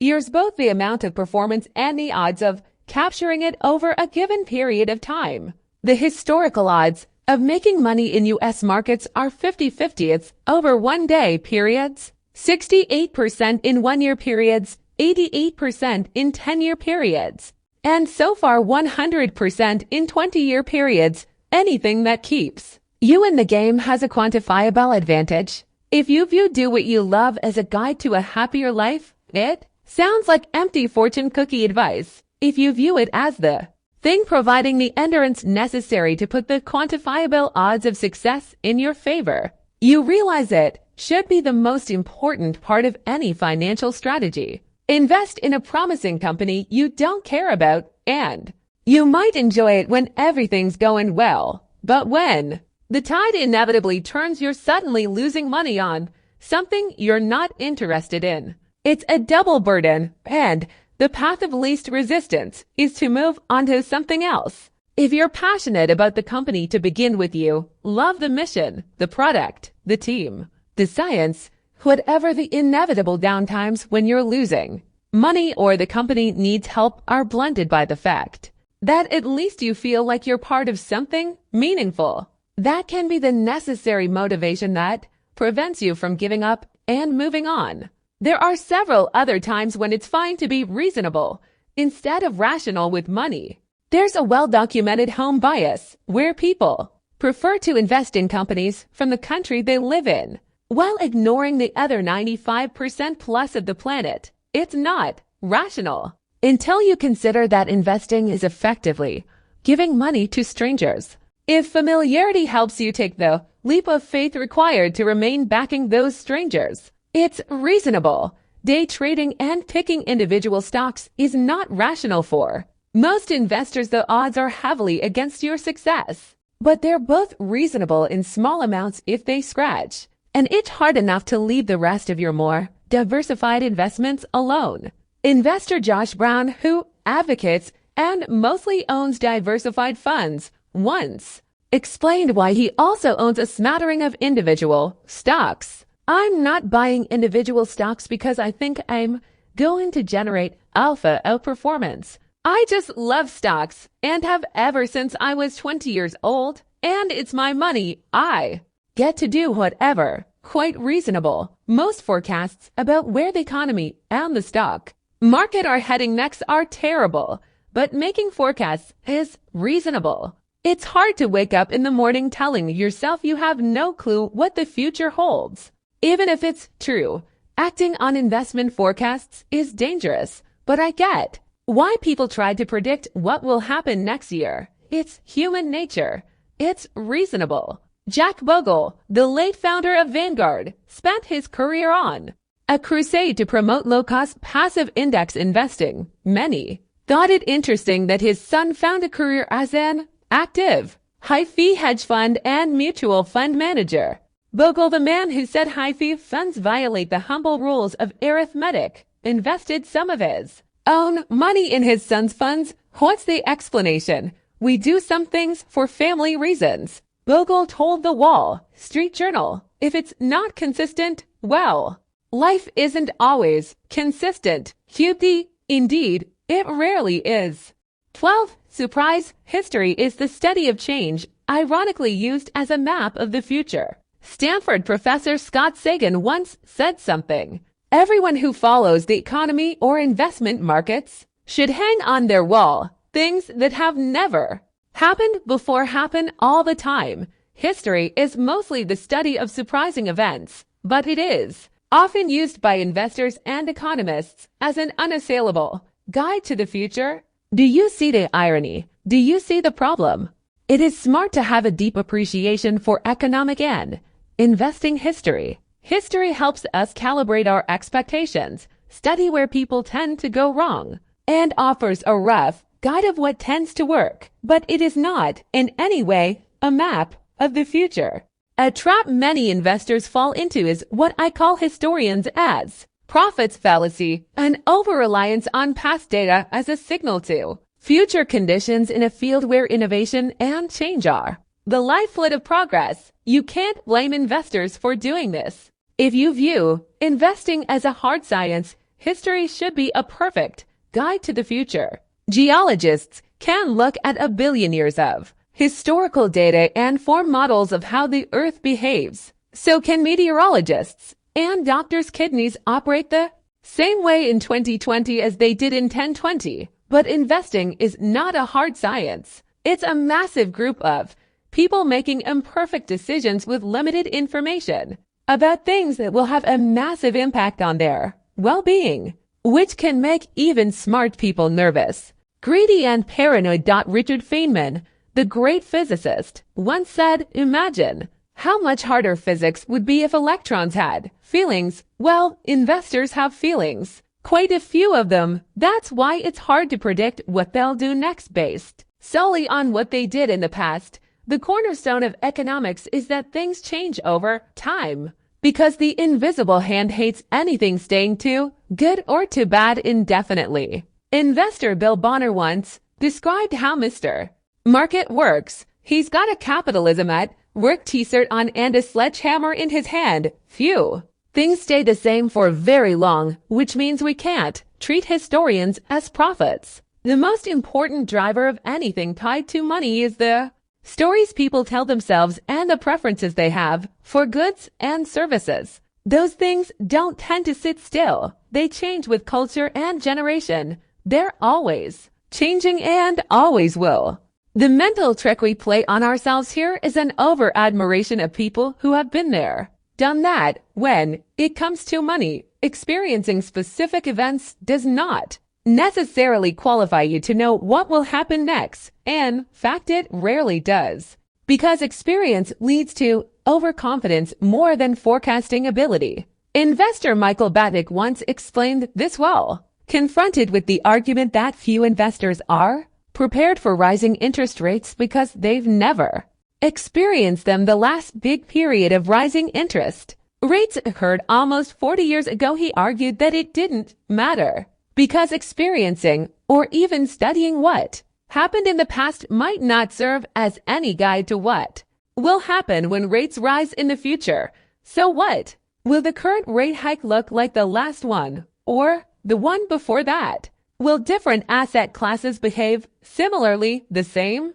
or the exact opposite? On the one hand, people that have been investing through the events of 1987, 2000, and 2008 have experienced a lot of different markets. On the other hand, isn't it possible that this experience can lead to overconfidence, failing to admit you're wrong, anchoring to previous outcomes? To dangerous things happen when you rely too heavily on investment history as a guide to what's going to happen next. 1. You'll likely miss the outlier events that move the needle the most. The most important events in historical data are the big outliers, the record-breaking events. They are what move the needle in the economy and the stock market. The Great Depression, World War II, the dot-com bubble, September 11th, the housing crash of the mid-2000s. A handful of outlier events play an enormous role because they influence so many unrelated events in their wake. 15 billion people were born in the 19th and 20th centuries, but try to imagine how different the global economy and the whole world would be today if just minus one of them never existed. Adolf Hitler, Joseph Stalin, Mao Zedong, Gavrilo Princip, Thomas Edison, Bill Gates, Martin Luther King. I'm not even sure that's the most meaningful list, but almost everything about the world today, from borders to technology to social norms, would be different if these 7 people hadn't left their mark. Another way to put this is that 0.0000004% of people were responsible for perhaps the majority of the world's direction over the last century. The same goes for projects, innovations, and events. Imagine the last century without the Great Depression, World War II, the Manhattan Project, vaccines, antibiotics, ARPANET, September 11th, the fall of the Soviet Union. How many projects and events occurred in the 20th century? Billions, trillions, who knows? But those Italian impacted the world orders upon orders of magnitude more than others. The thing that makes tail events easy to underappreciate is how easy it is to underestimate how things compound. How, for example, 9/11's prompted the Federal Reserve to cut interest rates, which helped drive the housing bubble, which led to the financial crisis, which led to a poor jobs market, which led tens of millions to seek a college education, which led to $1.6 trillion in student loans with a 10.8% default rate. It's not intuitive to link 19 hijackers to the current weight of student loans, but that's what happens in a world driven by a few outlier tail events. The majority of what's happening at any given moment in the global economy can be tied back to a handful of past events that were nearly impossible to predict. The most common plot of economic history is the role of surprises. The reason surprises occur is not because our models are wrong or our intelligence is low. It's because the odds that Adolf Hitler's parents argued on the evening 9 months before he was born were the same as them conceiving a child. Technology is hard to predict because Bill Gates may have died from polio if Jonas Salk got cranky and gave up on his quest to find a vaccine. The reason we couldn't predict the student loan growth is because an airport security guard may have confiscated a hijacker's knife on 9/11. That's all there is to it. The problem is that we often use events like the Great Depression and World War II to guide our views of things like worst-case scenarios when thinking about future investment returns. But those record-setting events had no precedent when they occurred. So the forecaster who assumes the worst and best events of the past will match the worst and best events of the future is not following history. They're accidentally assuming that the history of unprecedented events doesn't apply to the future. Nassim Taleb writes in his book Fooled by Randomness. In pharaonic Egypt, scribes tracked the high water mark of the Nile and used it as an estimate for a future worst-case scenario. The same can be seen in the Fukushima nuclear reactor, which experienced a catastrophic failure in 2011 when a tsunami struck. It had been built to withstand the worst past historical earthquake, with the builders not imagining much worse and not thinking that the worst past event had to be a surprise, as it had no precedent. This is not a failure of analysis. It's a failure of imagination. Realizing the future might not look anything like the past is a special kind of skill that is not generally looked highly upon by the financial forecasting community. At a 2017 dinner I attended in New York, Daniel Kahneman was asked how investors should respond when our forecasts are wrong. He said, "Whenever we are surprised by something, even if we admit that we made a mistake, we say, 'Oh, I'll never make that mistake again.' But, in fact, what you should learn when you make a mistake because you did not anticipate something is that the world is difficult to anticipate. That's the correct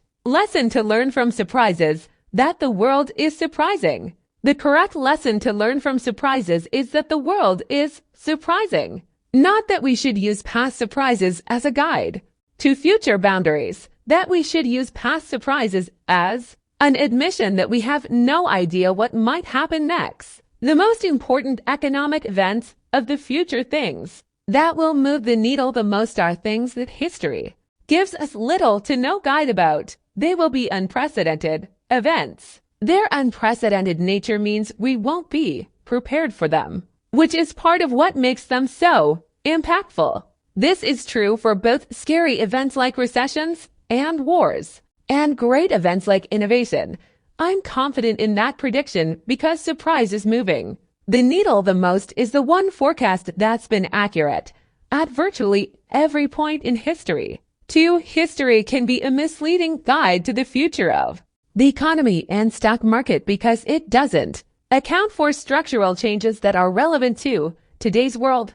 Consider a few big ones. The 401k is 42 years old. The Roth IRA is younger, created in the 1990s. So personal financial advice and analysis about how Americans save for retirement today is not directly comparable to what made sense just a generation ago. We have new options. Things changed. Or take venture capital. It barely existed 25 years ago. There are single venture capital funds today that are larger than the entire industry was a generation ago. D. In his memoir, Nike founder Phil Knight wrote about his early days in business. There was no such thing as venture capital. An aspiring young entrepreneur had very few places to turn, and those places were all guarded by risk-averse gatekeepers with zero imagination. In other words, bankers. What this means, in effect, is that all historical data going back just a few decades about how startups are financed is out of date. What we know about investment cycles and startup failure rates is not a deep base of history to learn from, because the way companies are funded today is such a new historical paradigm. Or take public markets. The S&P 500 did not include financial stocks until 1976. Today, financials make up 16% of the index. Technology stocks were virtually non-existent 50 years ago. Today, they're more than a fifth of the index. Accounting rules have changed over time, so have disclosures, auditing, and the amount of market liquidity. Things changed. The time between U.S. recessions has changed dramatically over the last 150 years.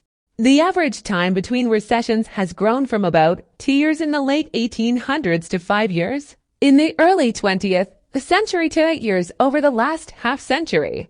As I write this, it looks like we're going into recession 12 years since the last recession began in December 2007. That's the longest gap between recessions since before the Civil War. There are plenty of theories on why recessions have become less frequent. One is that the Fed is better at managing the business cycle, or at least extending it. Another is that heavy industry is more prone to boom and bust overproduction than the service industries that dominated the last 50 years. The pessimistic view is that we now have fewer recessions, but when they occur, they are more powerful than before. For our argument, it doesn't particularly matter what caused the change. What matters is that things clearly changed. To show how these historic changes should affect investing decisions, consider the work of a man many believe to be one of the greatest investment minds of all time, Benjamin Graham.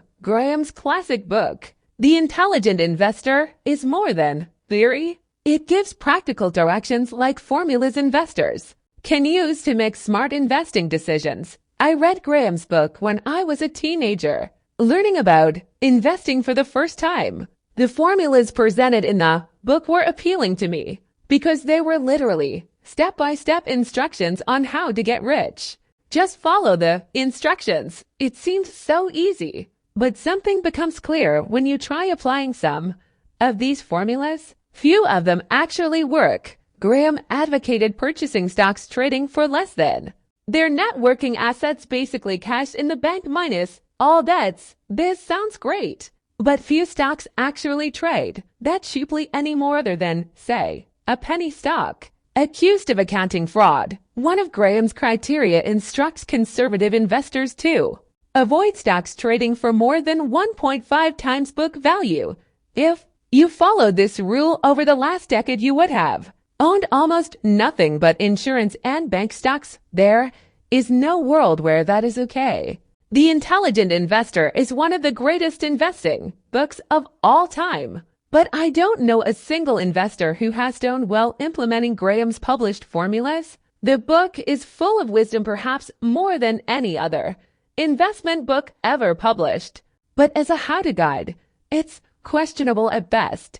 What happened? Was Graham a showman who sounded good but whose advice didn't work? Not at all. He was a wildly successful investor himself, but he was practical, and he was a true contrarian. He wasn't so wedded to investing ideas that he'd stick with them when too many other investors caught onto those theories, making them so popular as to render their potential useless. Jason Zweig, who annotated a later version of Graham's book, once wrote, Graham was constantly experimenting and retesting his assumptions and seeking out what works, not what worked yesterday, but what works today. In each revised edition of The Intelligent Investor, Graham discarded the formulas he presented in the previous edition and replaced them with new ones, declaring, in a sense, that those do not work anymore, or they do not work as well as they used to. These are the formulas that seem to work better now. One of the common criticisms made of Graham is that all the formulas in the 1972 edition are antiquated. The only proper response to this criticism is to say, of course they are. They are the ones he used to replace the formulas in the 1965 edition, which replaced the formulas in the 1954 edition, which, in turn, replaced the ones from the 1949 edition, which were used to augment the original formulas that he presented in Security Analysis in 1934. Graham died in 1976. If the formulas he advocated were discarded and updated 5 times between 1934 and 1972, how relevant do you think they are in 2020? Or will be in 2050? Just before he died, Graham was asked whether detailed analysis of individual stocks, a tactic he became famous for, remained a strategy he favored. He answered, in general, no. I am no longer an advocate of elaborate techniques of security analysis in order to find superior value opportunities. This was a rewarding activity, say, 40 years ago, when our textbook was first published. But the situation has changed a great deal since then. What changed was competition grew as opportunities became well known. Technology made information more accessible, and industries changed as the economy shifted from industrial to technology sectors, which have different business cycles and capital uses. Things changed. An interesting quirk of investing history is that the further back you look, the more likely you are to be examining a world that no longer applies to today. Many investors and economists take comfort in knowing their forecasts are backed up by decades, even centuries, of data. But since economies evolve, recent history is often the best guide to the future, because it's more likely to include important conditions that are relevant to the future. There's a common phrase in investing, usually used mockingly, that it's different this time. If you need to rebut someone who's predicting the future won't perfectly mirror the past, say, oh, so you think it's different this time, and drop the mic. It comes from investor John Templeton's view that the 4 most dangerous words in investing are, it's different this time. Templeton, though, admitted that it is different at least 20% of the time. The world changes. Of course it does. And those changes are what matter most over time. Michael Batnick put it, the 12 most dangerous words in investing are, the 4 most dangerous words in investing are, it's different this time. That doesn't mean we should ignore history when thinking about money. But there's an important nuance. The further back in history you look, the more general your takeaways should be. General things like people's relationship to greed and fear, how they behave under stress, and how they respond to incentives tend to be stable in time. The history of money is useful for that kind of stuff, but specific trends, specific trades, specific sectors, specific causal relationships about markets, and what people should do with their money are always an example of evolution in progress. Historians are not prophets. The question, then, is how should we think about and plan for the future? Let's take a look in the next chapter. 13. Room for error. The most important part of every plan is planning on your plan not going according to plan. Some of the best examples of smart financial behavior can be found in an unlikely place. Las Vegas casinos, not among all players, of course, but a tiny group of blackjack players who practice card counting can teach ordinary people something extraordinarily important about managing money, the importance of room for error. The fundamentals of blackjack card counting are simple. No one can know with certainty what card the dealer will draw next, but by tracking what cards have already been dealt, you can calculate what cards remain in the deck. Doing so can tell you the odds of a particular card being drawn by the dealer. As a player, you bet more when the odds of getting a card you want are in your favor and less when they are against you. The mechanics of how this is done don't matter here. What matters is that a blackjack card counter knows they are playing a game of odds, not certainties. In any particular hand, they think they have a good chance of being right, but no, there's a decent chance they're wrong. It might sound strange given their profession, but their strategy relies entirely on humility that they don't know and cannot know exactly what's going to happen next, so play their hand accordingly. The card counting system works because it tilts the odds ever so slightly from the house to the player, but bet too heavily even when the odds seem in your favor, and if you're wrong, you might lose so much that you don't have enough money to keep playing. There is never a moment when you're so right that you can bet every chip in front of you.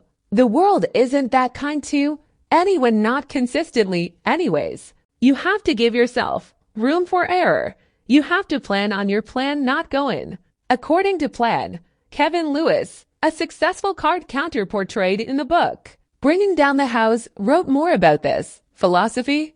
Although card counting is statistically proven to work, it does not guarantee you will win every hand, let alone every trip you make to the casino. We must make sure that we have enough money to withstand any swings of bad luck.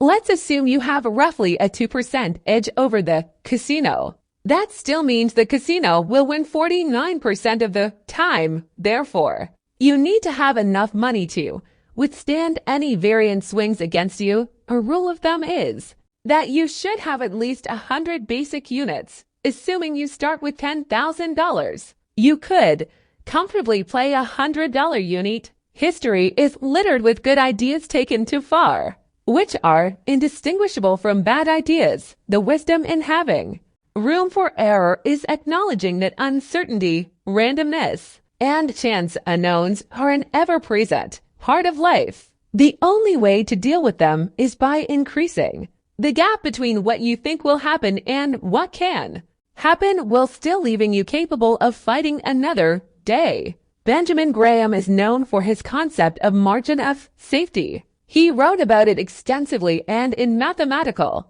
detail. But my favorite summary of the theory came when he mentioned in an interview that the purpose of the margin of safety is to render the forecast unnecessary. It's hard to overstate how much power lies in that simple statement. Margin of safety, you can also call it room for error or redundancy, is the only effective way to safely navigate a world that is governed by odds, not certainties, and almost everything related to money exists in that kind of world. Forecasting with precision is hard. This is obvious to the card counter, because no one could possibly know where a particular card lies in a shuffled deck. It's less obvious to someone asking, what will the average annual return of the stock market be over the next 10 years? Or on what date will I be able to retire? But they are fundamentally the same. The best we can do is think about odds.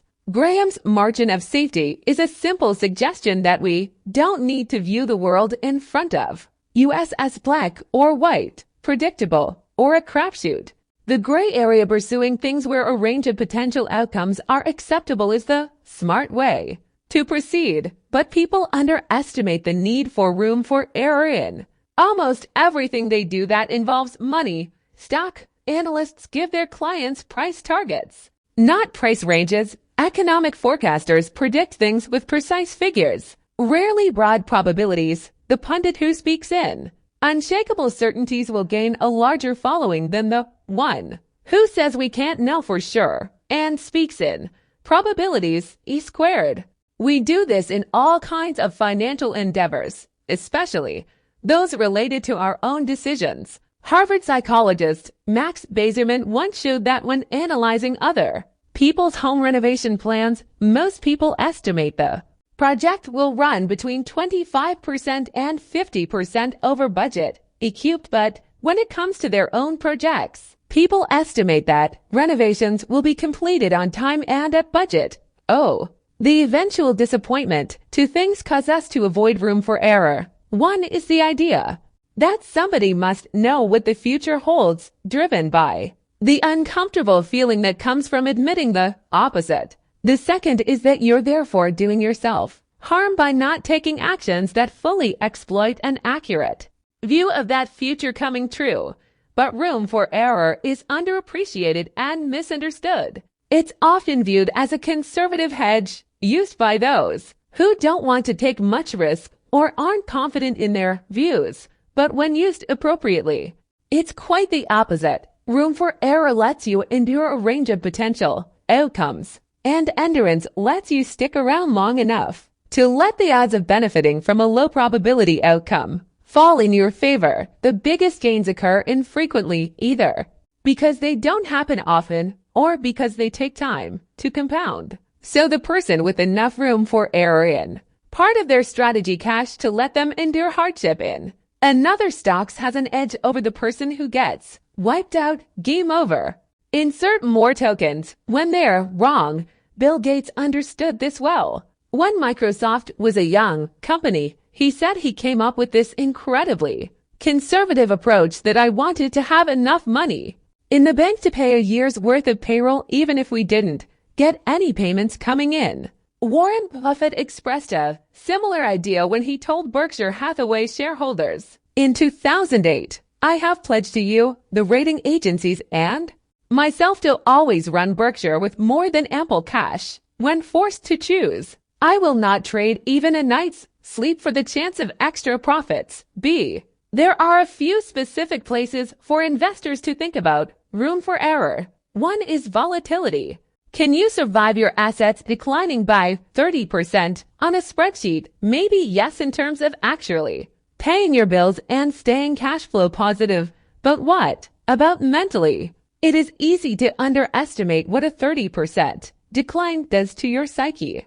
Your confidence may become shot at the very moment opportunity is at its highest. You or your spouse may decide it's time for a new plan or new career. I know several investors who quit after losses because they were exhausted, physically exhausted. Spreadsheets are good at telling you when the numbers do or don't add up.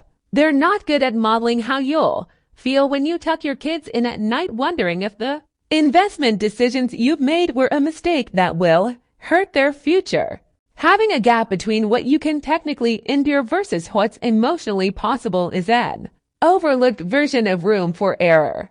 Another is saving for retirement. We can look at history and see, for example, that the U.S. stock market has returned an annual average of 6.8% after inflation since the 1870s. It's a reasonable first approximation to use that as an estimate of what to expect on your own diversified portfolio when saving for retirement. You can use those return assumptions too.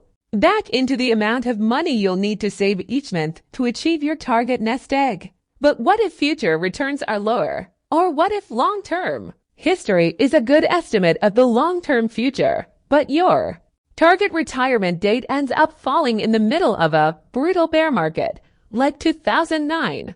What if a future bear market scares you out of stocks and you end up missing a future bull market, so the returns you actually earn are less than the market average? What if you need to cash out your retirement accounts in your 30s to pay for a medical mishap? The answer to those what-ifs is you won't be able to retire, like you once predicted, which can be a disaster. The solution is simple. Use room for error when estimating your future returns. This is more art than science for my own investments, which I'll describe more in Chapter 20. I assume the future returns I'll earn in my lifetime will be 1/3 lower than the historic average. So I save more than I would if I assumed the future will resemble the past. It's my margin of safety. The future may be worse than 1/3 lower than the past, but no margin of safety offers a 100% guarantee. A 1/3 buffer is enough to allow me to sleep well at night. And if the future does resemble the past, I'll be pleasantly surprised. The best way to achieve felicity is to aim low, says Charlie Munger. Wonderful. An important cousin of room for error is what I call optimism in risk-taking, or Russian roulette should statistically work syndrome. An attachment to favorable odds when the downside is unacceptable in any circumstances. Nassim Taleb says, you can be risk-loving and yet completely averse to ruin, and indeed, you should. The idea is that you have to take risk to get ahead. But no risk that can wipe you out is ever worth taking. The odds are in your favor when playing Russian roulette, but the downside is not worth the potential upside. There is no margin of safety that can compensate for the risk. Same with money. The odds of many lucrative things are in your favor. Real estate prices go up most years. And during most years, you'll get a paycheck every other week.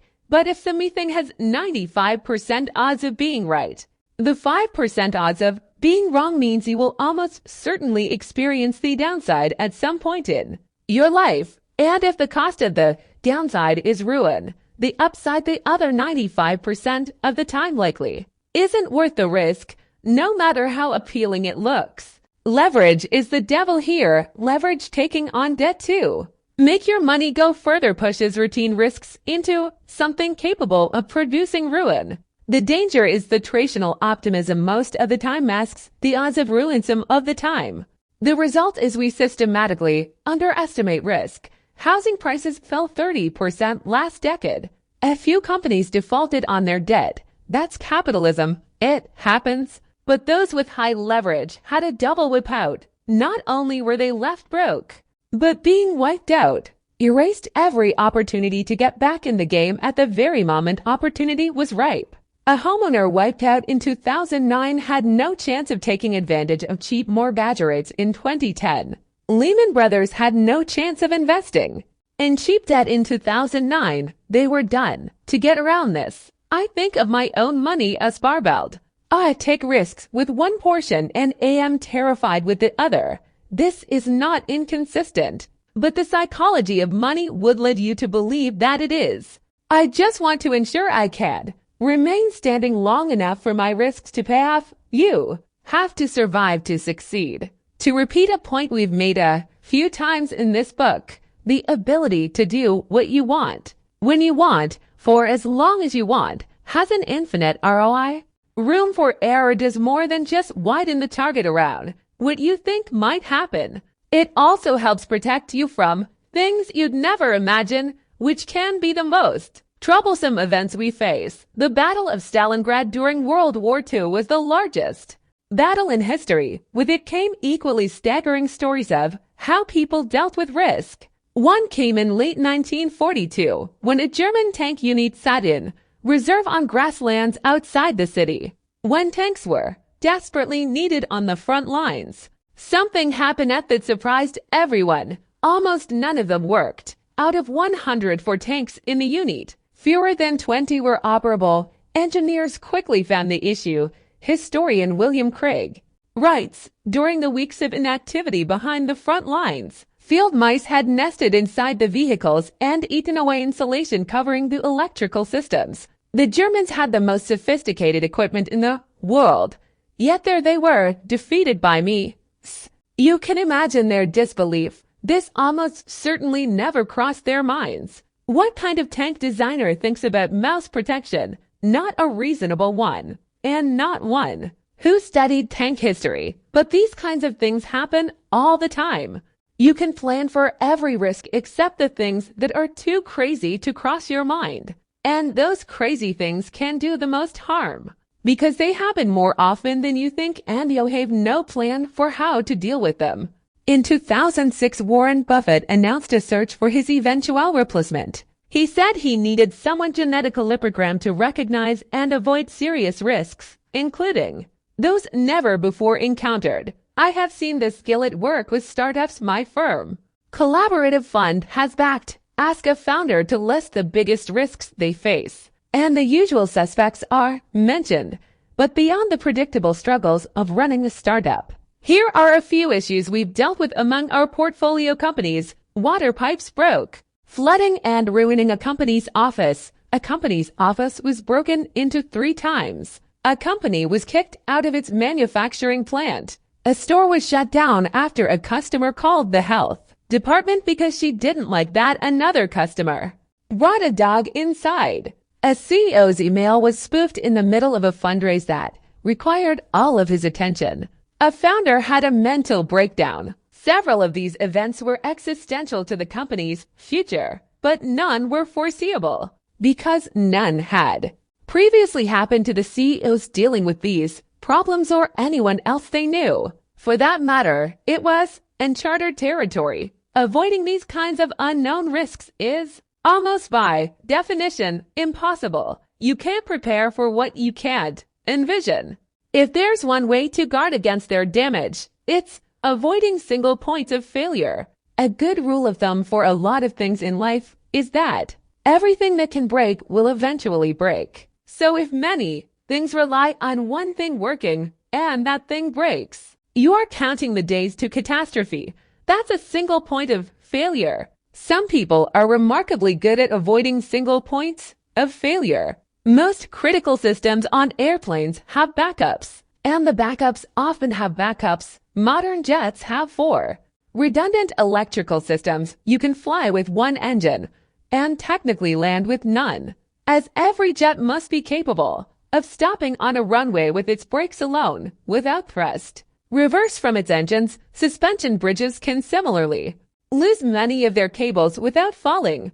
The biggest single point of failure with money is a sole reliance on a paycheck to fund short-term spending needs, with no savings to create a gap between what you think your expenses are and what they might be in the future. The trick that often goes overlooked even by the wealthiest is what we saw in Chapter 10, realizing that you don't need a specific reason to save. It's fine to save for a car, or a home, or for retirement, but it's equally important to save for things you can't possibly predict or even comprehend, the financial equivalent of field mice. Predicting what you'll use your savings for assumes you live in a world where you know exactly what your future expenses will be, which no one does. I save a lot, and I have no idea what I'll use the savings for in the future. Few financial plans that only prepare for known risks have enough margin of safety to survive the real world. In fact, the most important part of every plan is planning on your plan not going according to plan. Now, let me show you how this applies to you. 14. You'll change. Long-term planning is harder than it seems because people's goals and desires change over time. I grew up with a friend who came from neither privilege nor natural intellect, but was the hardest working guy I knew. These people have a lot to teach because they have an unfiltered understanding of every inch of the road to success. His life's mission and dream as a teenager was to be a doctor. To say the odds were stacked against him is being charitable. No reasonable person at the time would consider it a possibility, but he pushed, and a decade older than his classmates, he eventually became a doctor. How much fulfillment comes from starting from nothing, bulldozing your way to the top of medical school, and achieving one of the most noble professions against all odds. I spoke to him a few years ago. The conversation went like this: me, long time no talk, how you doing? Him, awful career. Me, haha, well him, awful career. Man, this went on for 10 minutes. The stress and hours had worn him into the ground. He seemed as disappointed in where he is today as he was driven toward where he wanted to be 15 years ago. An underpinning of psychology is that people are poor forecasters of their future selves. Imagining a goal is easy and fun. Imagining a goal in the context of the realistic life stresses that grow with competitive pursuits is something entirely different. This has a big impact on our ability to plan for future financial goals. Every 5-year-old boy wants to drive a tractor when they grow up. Few jobs look better in the eyes of a young boy whose idea of a good job begins and ends with vroom, vroom, beep, beep, big tractor, here I come. Then many grow up and realize that driving a tractor maybe isn't the best career. Maybe they want something more prestigious or lucrative. So as a teenager, they dream of being a lawyer. Now they think they know their plan is set, law school and its costs. Here we come, then, as a lawyer.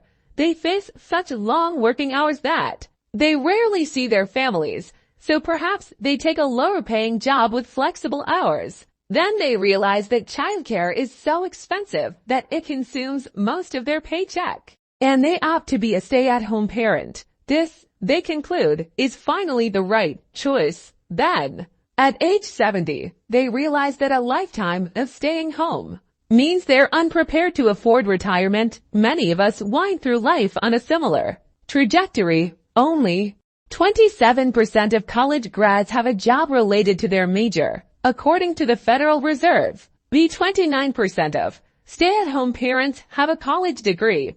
Few likely regret their education, of course, but we should acknowledge that a new parent in their 30s may think about life goals in a way their 18-year-old self-making career goals would never imagine. Long-term financial planning is essential, but things change, both the world around you and your own goals and desires. It is one thing to say, we don't know what the future holds. It's another to admit that you, yourself, don't know today what you will even want in the future.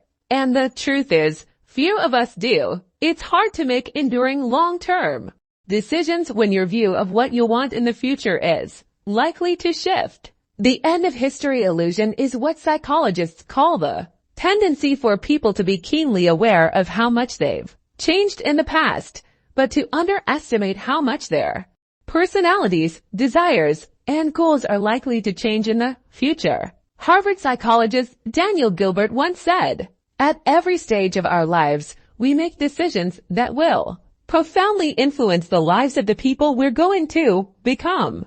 And then when we become those people, we're not always thrilled with the decisions we made." So young people pay good money to get tattoos removed that teenagers paid good money to get. Middle-aged people rush to divorce people who young adults rushed to marry. Older adults work hard to lose what middle-aged adults worked hard to gain.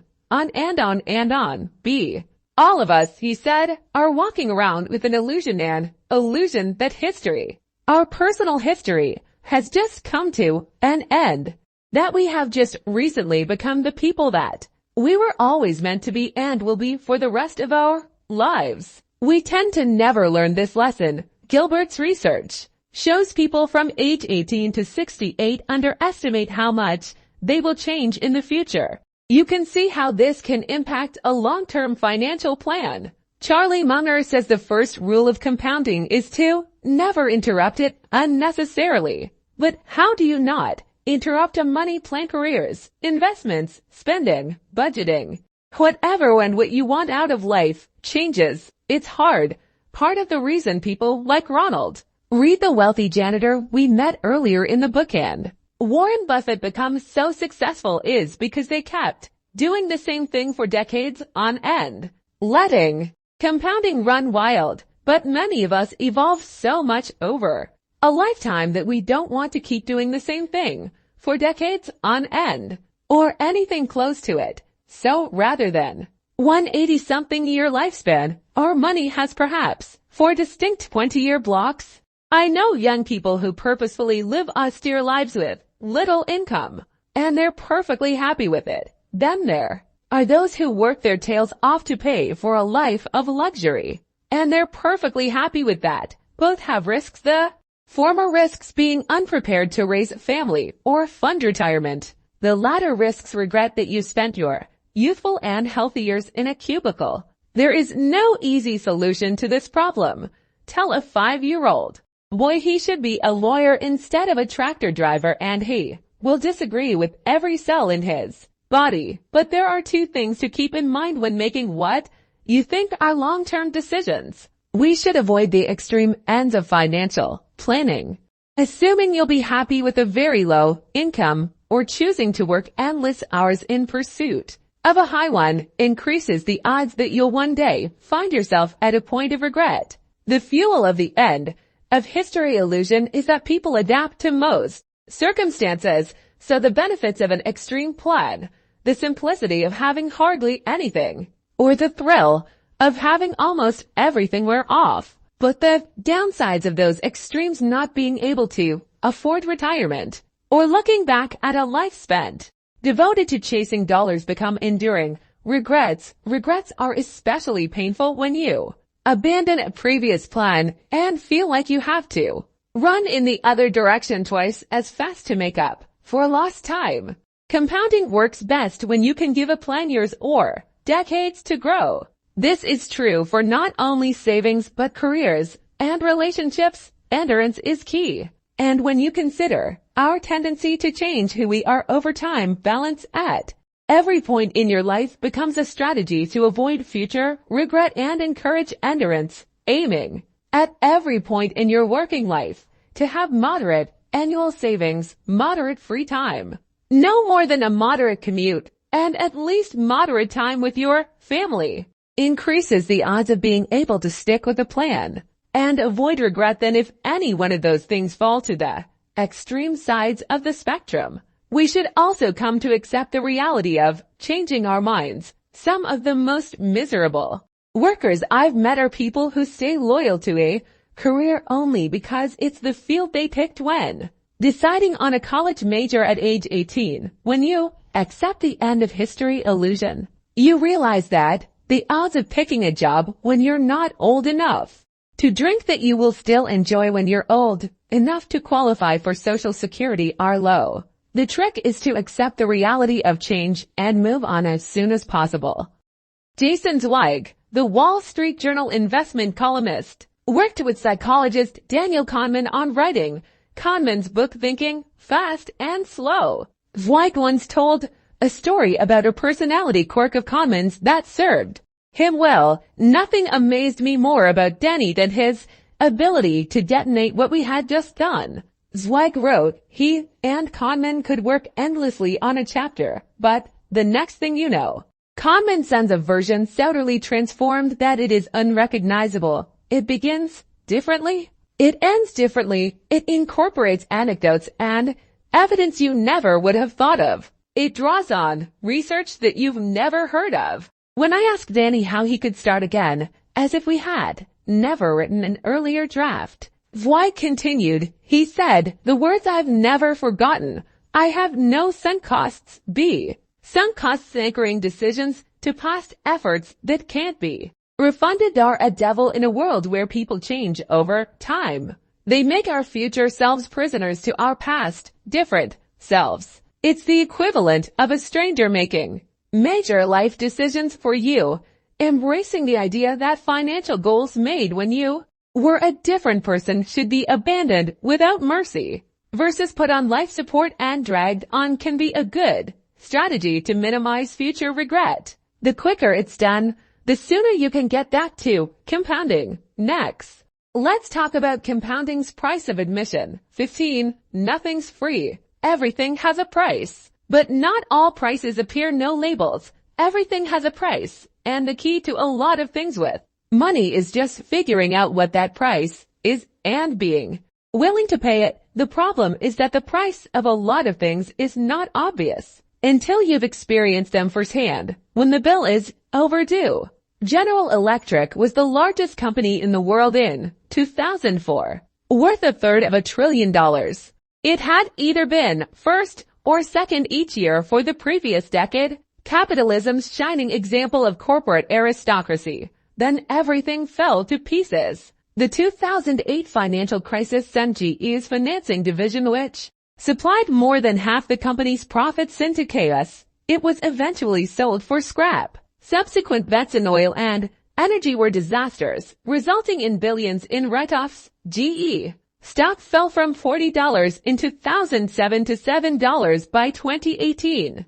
Blame placed on CEO Jeff Immelt, who ran the company since 2001, was immediate and harsh. He was criticized for his leadership, his acquisitions, cutting the dividend, laying off workers, and of course the plunging stock price. Rightly so, those rewarded with dynastic wealth when times are good hold the burden of responsibility when the tide goes out. He stepped down in 2017. But Immelt said something insightful on his way out, responding to critics who said his actions were wrong and what he should have done was obvious. Immelt told his successor, "Every job looks easy when you're not the one doing it. Every job looks easy when you're not the one doing it, because the challenges faced by someone in the arena are often invisible to those in the crowd." Dealing with the conflicting demands of sprawling bloat, short-term investors, regulators, unions, and entrenched bureaucracy is not only hard to do,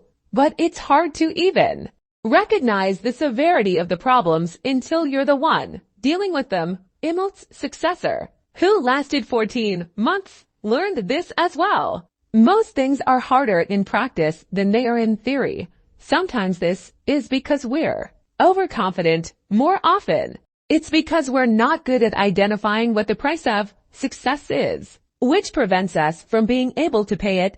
This S&P 500 increased 119-fold in the 50 years ending 2018. All you had to do was sit back and let your money compound. But, of course, successful investing looks easy when you're not the one doing it. Hold stocks for the long run. You'll hear it's good advice, but do you know how hard it is to maintain a long-term outlook when stocks are collapsing? Like everything else worthwhile, successful investing demands a price, but its currency is not dollars and cents. It's volatility, fear, doubt, uncertainty, and regret, all of which are easy to overlook until you're dealing with them in real time.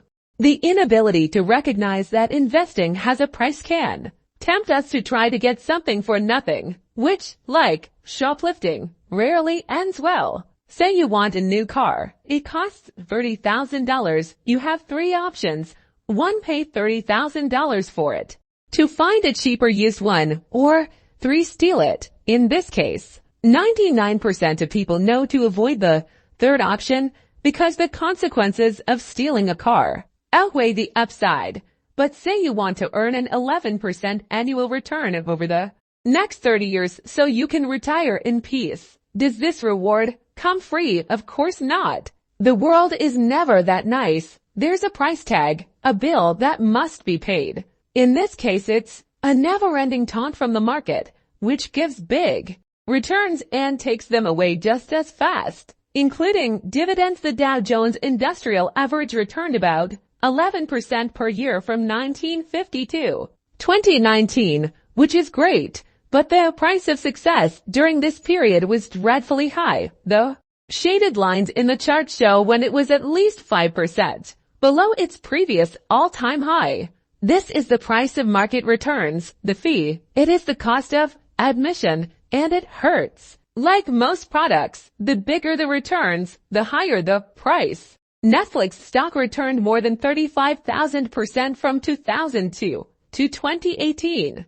But traded below its previous all-time high on 94% of days. Monster Beverage returned 319,000% from 1995 to 2018, among the highest returns in history, but traded below its previous high 95% of the time during that period. Now here's the important part. Like the car, you have a few options. You can pay this price, accepting volatility and upheaval. Or you can find an asset with less uncertainty and a lower payoff, the equivalent of a used car. Or you can attempt the equivalent of Grand Theft Auto, try to get the return while avoiding the volatility that comes along with it. Many people in investing choose the third option, like a car. These, though well-meaning and law-abiding, they form tricks and strategies to get the return. Without paying the price, they trade in and out. They attempt to sell before the next recession and buy before the next boom. Most investors, with even a little experience, know that volatility is real and common. Many then take what seems like the next logical step, trying to avoid it. But the money gods do not look highly upon those who seek a reward without paying the price. Some car thieves will get away with it. Many more will be caught and punished. Same thing with investing. Morningstar once looked at the performance of tactical mutual funds, whose strategy is to switch between stocks and bonds at opportune times, capturing market returns with lower downside risk. See, they want the returns without paying the price. The study focused on the mid-2010 through late 2011 period, when U.S. stock markets went wild on fears of a new recession and the S&P 500 declined more than 20%. This is the exact kind of environment that tactical funds are supposed to work in. It was their moment to shine. There were, by Morningstar's count, 112 tactical mutual funds during this period. Only 9 had better risk-adjusted returns than a simple 60/40 stock bond fund. Less than a quarter of the tactical funds had smaller maximum drawdowns than the Leave It Alone index. Morningstar wrote, with a few exceptions, tactical funds gained less, were more volatile, or were subject to just as much downside risk as the hands-off fund. Individual investors fall for this when making their own investments, too. The average equity fund investor underperformed the funds they invested in by 0.5% per year, according to Morningstar, the result of buying and selling when they should have just bought and held. B. The irony is that by trying to avoid the price, investors end up paying double. Back to G. One of its many faults stems from an era under former CEO Jack Welch. Welch became famous for ensuring quarterly earnings per share beat Wall Street estimates. He was the grandmaster. If Wall Street analysts expected 25 cents per share, Jack would deliver 26 cents no matter the state of business or the economy. He'd do that by massaging the numbers. That description is charitable, often pulling gains from future quarters into the current quarter to make the obedient numbers salute their master. Forbes reported one of dozens of examples. General Electric for 2 years in a row sold locomotives to unnamed financial partners instead of end users in transactions that left most of the risks of ownership with GE squared. Welch never denied this game. He wrote in his book Straight from the Gut, the response of our business leaders to the crises was typical of the GE culture. Even though the books had closed on the quarter, many immediately offered to pitch in to cover the earnings gap. Some said they could find an extra $10 million, $20 million, and even $30 million from their business to offset the surprise. The result was that under Welch's leadership, stockholders didn't have to pay the price. They got consistency and predictability, a stock that surged year after year without the surprises of uncertainty. Then the bill came due, like it always does. GE shareholders have suffered through a decade of mammoth losses that were previously shielded by accounting maneuvers. The penny gains of Welch's era became dime losses today. The strangest example of this comes from failed mortgage giants Freddie Mac and Fannie Mae, which in the early 2000s were caught underreporting current earnings by millions of dollars, with the intention of spreading those gains out over future periods to give investors the illusion of smoothness and predictability. Keep the illusion of not having to pay the price. The question is, why do so many people who are willing to pay the price of cars, houses, food, and vacations try so hard to avoid paying the price of good investment returns? The answer is simple. The price of investing success is not immediately obvious. It's not a price tag you can see. So, when the bill comes due, it doesn't feel like a fee for getting something good. It feels like a fine for doing something wrong. And while people are generally fine with paying fees, fines are supposed to be avoided. You're supposed to make decisions that preempt and avoid fines, traffic fines, and IRS. Fines mean you did something wrong and deserve to be punished. The natural response for anyone who watches their wealth decline and views that drop as a fine is to avoid future fines. It sounds trivial, but thinking of market volatility as a fee rather than a fine is an important part of developing the kind of mindset that lets you stick around long enough for investing gains to work in your favor. Few investors have the disposition to say, I'm actually fine if I lose 20% of my money. This is doubly true for new investors who have never experienced a 20% decline. But if you view volatility as a fee, things look different. Disneyland tickets cost $100, but you get an awesome day with your kids you'll never forget. Last year, more than 18 million people thought that fee was worth paying. Few felt the $100 was a punishment or a fine. The worthwhile trade-off of fees is obvious when it's clear you're paying one. Same with investing, where volatility is almost always a fee, not a fine. Market returns are never free and never will be. They demand you pay a price. Like any other product, you're not forced to pay this fee, just like you're not forced to go to Disneyland. You can go to the local county fair where tickets might be $10 or stay home for free. You might still have a good time, but you'll usually get what you pay for. Same with markets. The volatility, uncertainty fee, the price of returns is the cost of admission to get returns greater than low-fee parks like cash and bonds. The trick is convincing yourself that the market's fee is worth it. That's the only way to properly deal with volatility and uncertainty, not just putting up with it, but realizing that it's an admission fee worth paying. There's no guarantee that it will be. Sometimes it rains at Disneyland, but if you view the admission fee as a fine, you'll never enjoy the magic. Find the price, then pay it. 16. You and me. But we're taking financial cues from people playing a different game than you are. The implosion of the dot-com bubble in the early 2000s reduced household wealth by $6.2 trillion.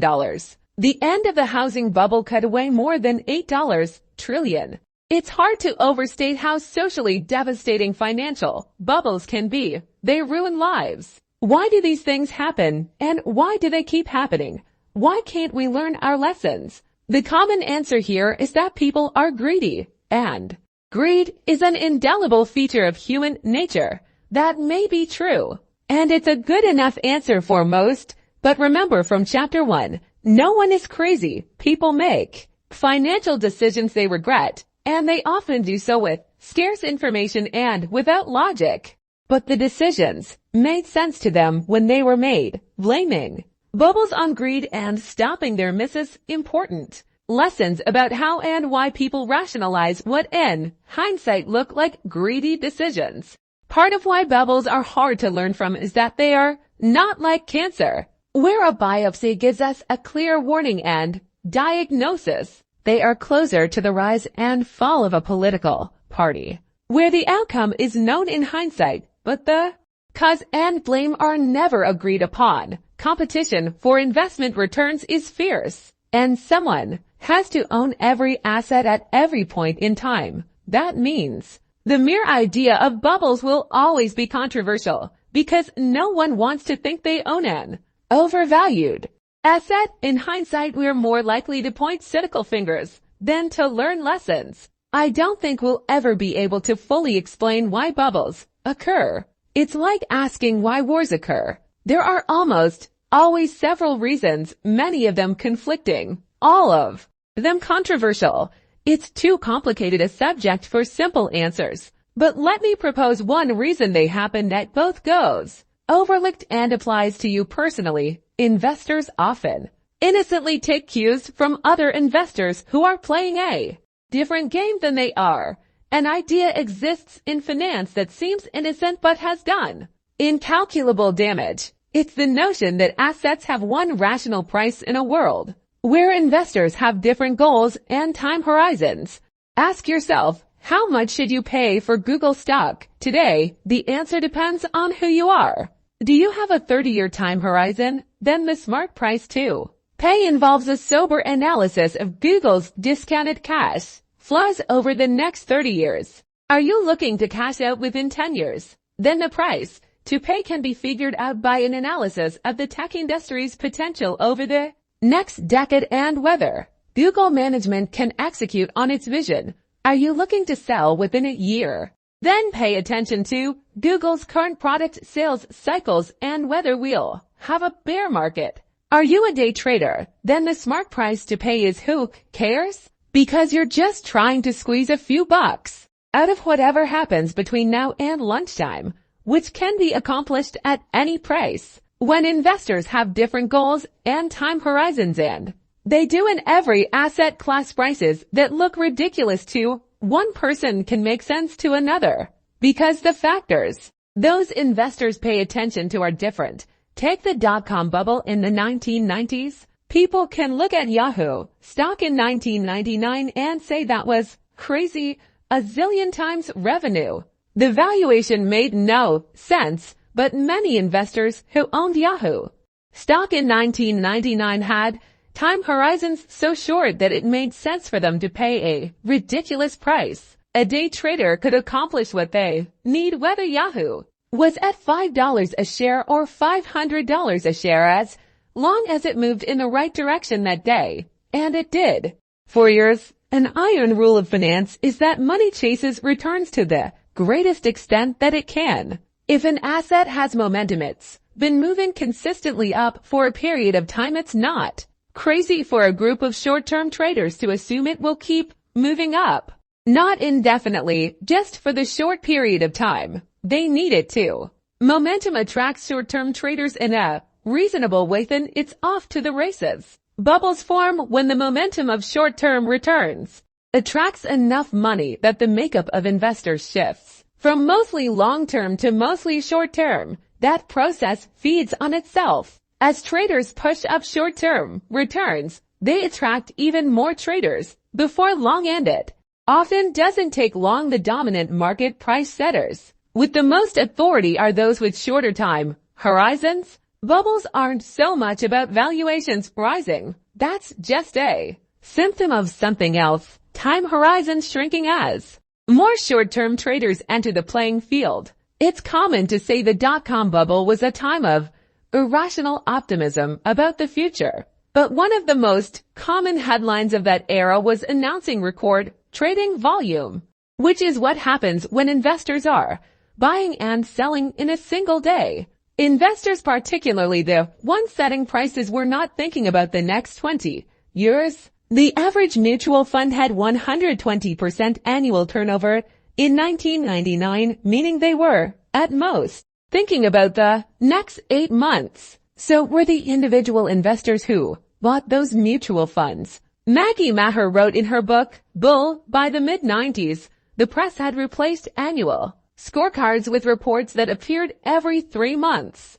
The change spurred investors to chase performance, rushing to buy the funds at the top of the charts, just when they were most expensive. This was the era of day trading, short-term option contracts, and up-to-the-minute market commentary. It's not the kind of thing you'd associate with long-term views. The same thing happened during the housing bubble of the mid-2000s. It's hard to justify paying $700,000 for a 2-bedroom Florida tract home to raise your family in for the next 10 years. But it makes perfect sense if you plan on flipping the home in a few months into a market with rising prices to make a quick profit, which is exactly what many people were doing during the bubble. Data from Atom, a company that tracks real estate transactions, shows the number of houses in America that sold more than once in a 12-month period. They were flipped rose 5-fold during the bubble, from 20,000 in the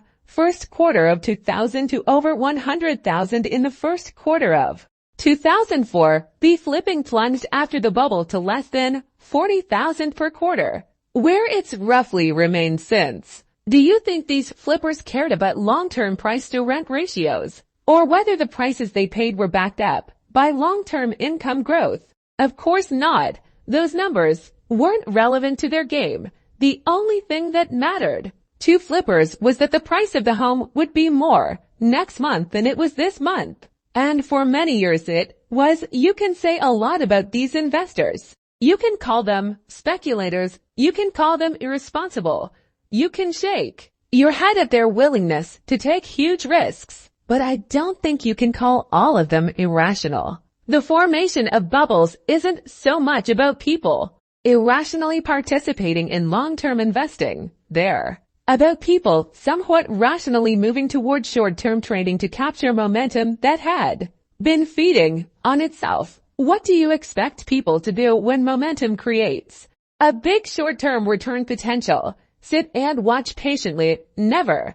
That's not how the world works. Profits will always be chased, and short-term traders operate in an area where the rules governing long-term investing, particularly around valuation, are ignored because they're irrelevant to the game being played. That's where things get interesting and where the problems begin. Bubbles do their damage when long-term investors playing one game start taking their cues from those short-term traders playing another. Cisco stock rose 300% in 1999 to $60 per share. At that price, the company was valued at $600 billion, which is insane. Few actually thought it was worth that much. The day traders were just having their fun. Economist Burton Malkiel once pointed out that Cisco's implied growth rate at that valuation meant it would become larger than the entire U.S. economy within 20 years. But if you were a long-term investor in 1999, $60 was the only price available to buy.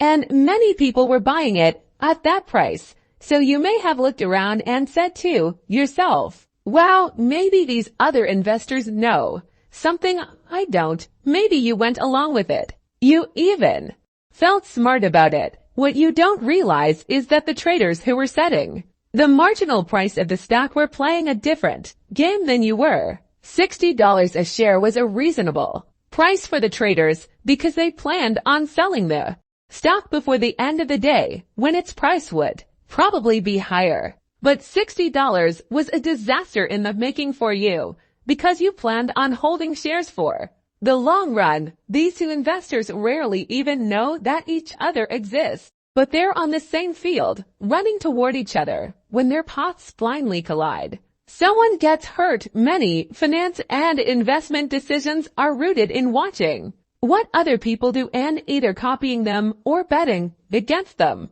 But when you don't know why someone behaves like they do, you won't know how long they'll continue acting that way, what will make them change their mind, or whether they'll ever learn their lesson. When a commentator on CNBC says, you should buy this stock, keep in mind that they do not know who you are. Are you a teenager trading for fun? An elderly widow on a limited budget? A hedge fund manager trying to shore up your books before the quarter ends? Are we supposed to think those three people have the same priorities, and that whatever level a particular stock is trading at is right for all three of them? It's crazy. It's hard to grasp that other investors have different goals than we do, because an anchor of psychology is not realizing that rational people can see the world through a different lens than your own. Rising prices persuade all investors in ways the best marketers envy. They are a drug that can turn value-conscious investors into dewy-eyed optimists, detached from their own reality by the actions of someone playing a different game than they are. Being swayed by people playing a different game can also throw off how you think you're supposed to spend your money. So much consumer spending, particularly in developed countries, is socially driven, subtly influenced by people you admire, and done because you subtly want people to admire you. But while we can see how much money other people spend on cars, homes, clothes, and vacations, we don't get to see their goals, worries, and aspiration. A young lawyer aiming to be a partner at a prestigious law firm might need to maintain an appearance that a writer who can work in sweatpants, have no need for.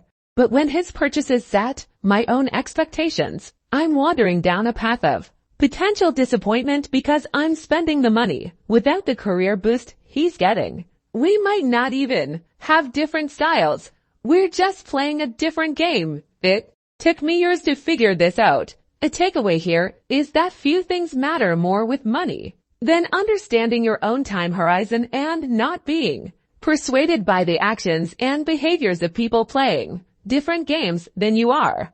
The main thing I can recommend is going out of your way to identify what game you're playing. It's surprising how few of us do. We call everyone investing. Money investors like they're basketball players, all playing the same game with the same rules. When you realize how wrong that notion is, you see how vital it is to simply identify what game you're playing. How I invest my own money is detailed in Chapter 20. But years ago I wrote out, I am a passive investor optimistic in the world's ability to generate real economic growth, and I'm confident that over the next 30 years that growth will accrue to my investments. This might seem quaint, but once you write that mission statement down, you realize everything that's unrelated to it. What the market did this year, or whether we'll have a recession next year, is part of a game I'm not playing, so I don't pay attention to it and am in no danger of being persuaded by it. Next, let's talk about pessimism. 17. The seduction of pessimism. Optimism sounds like a sales pitch. Pessimism sounds like someone trying to help you for reasons I have never understood. People like to hear that the world is going to hell. Historian Deirdre McCloskey. Optimism is the best bet for most people because the world tends to get better for most people most of the time. But pessimism holds a special place in our hearts. Pessimism isn't just more common than optimism. It also sounds smarter. It's intellectually captivating, and it's paid more attention than optimism, which is often viewed as being oblivious to risk. Before we go further, we should define what optimism is. Real optimists don't believe that everything will be great. That's complacency.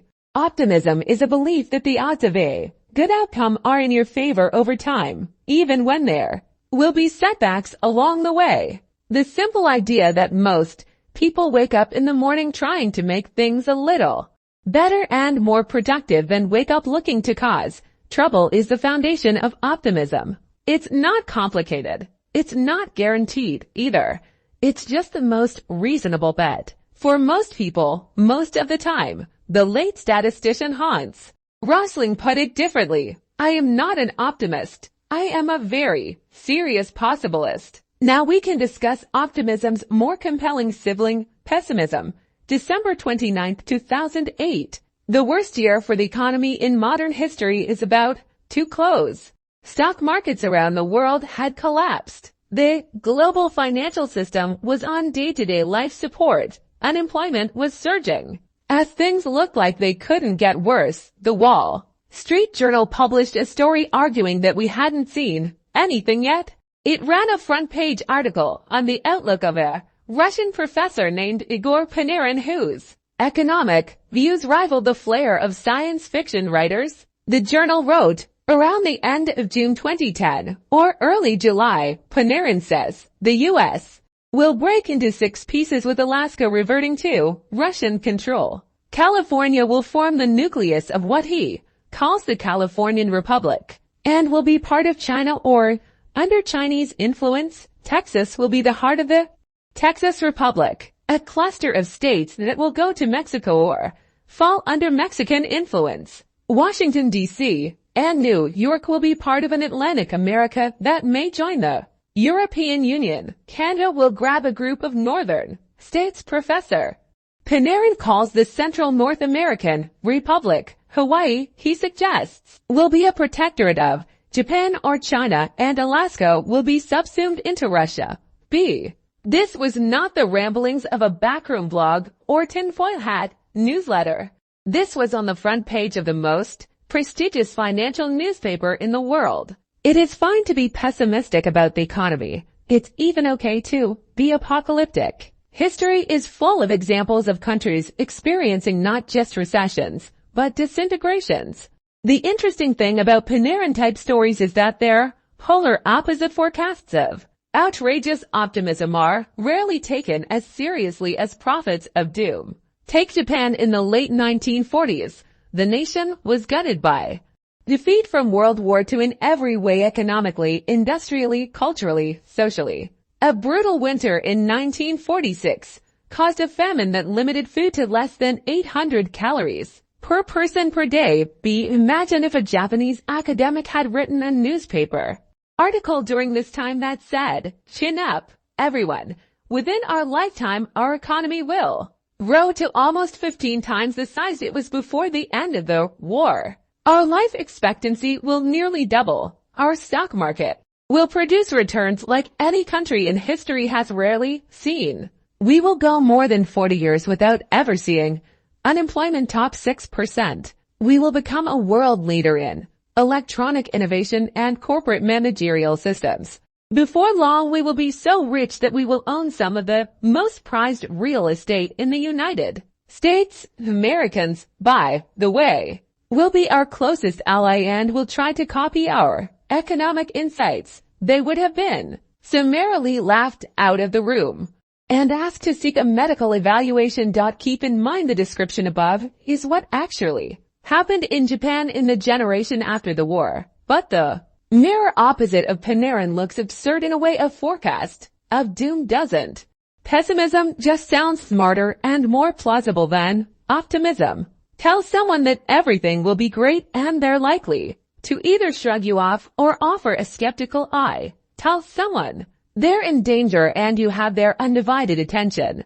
If a smart person tells me they have a stock pick that's going to rise tenfold in the next year, I will immediately write them off as full of nonsense. If someone who's full of nonsense tells me that a stock I own is about to collapse because it's an accounting fraud, I will clear my calendar and listen to their every word. Say we'll have a big recession and newspapers will call you. Say we're headed for average growth and no one particularly cares. Say we're nearing the next Great Depression and you'll get on TV. But mention that good times are ahead or markets have room to run. Or that a company has huge potential. And a common reaction from commentators and spectators alike is that you are either a salesman or comically aloof of risks. The investing newsletter industry has known this for years and is now populated by prophets of doom despite operating in an environment where the stock market has gone up 17,000-fold in the last century, including dividends. This is true beyond finance. Matt Ridley wrote in his book, The Rational Optimist, a constant drumbeat of pessimism usually drowns out any triumphalist song. If you say the world has been getting better, you may get away with being called naive and insensitive. If you say the world is going to go on getting better, you are considered embarrassingly mad. If, on the other hand, you say catastrophe is imminent, you may expect a MacArthur Genius Award or even the Nobel Peace Prize in my own adult lifetime. The fashionable reasons for pessimism changed, but the pessimism was constant. Every group of people I asked thinks the world is more frightening, more violent, and more hopeless, in short, more dramatic than it really is. Hans Rosling wrote in his book Factfulness, when you realize how much progress humans can make during a lifetime in everything from economic growth to medical breakthroughs to stock market gains to social equality, you would think optimism would gain more attention than pessimism. And yet, the intellectual allure of pessimism has been known for ages. John Stuart Mill wrote in the 1840s, I have observed that not the man who hopes when others despair, but the man who despairs when others hope is admired by a large class of persons as a sage. The question is, why and how does it impact how we think about money? Let's repeat the premise that no one is crazy. There are valid reasons why pessimism is seductive when dealing with money. It just helps to know what they are too. Ensure we don't take them too far. Part of it is instinctual and unavoidable. Kahneman says the asymmetric aversion to loss is an evolutionary shield. He writes, when directly compared or weighted against each other, losses loom larger than gains. This asymmetry between the power of positive and negative expectations or experiences has an evolutionary history. Organisms that treat threats as more urgent than opportunities have a better chance to survive and reproduce. But a few other things make financial pessimism easy, common, and more persuasive than optimism. One is that money is ubiquitous, so something bad happening tends to affect everyone and captures everyone's attention. That isn't true of, say, weather.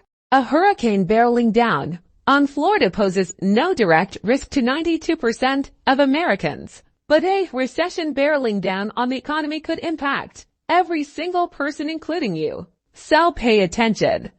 This goes for something as specific as the stock market. More than half of all American households directly own stocks, even among those that don't.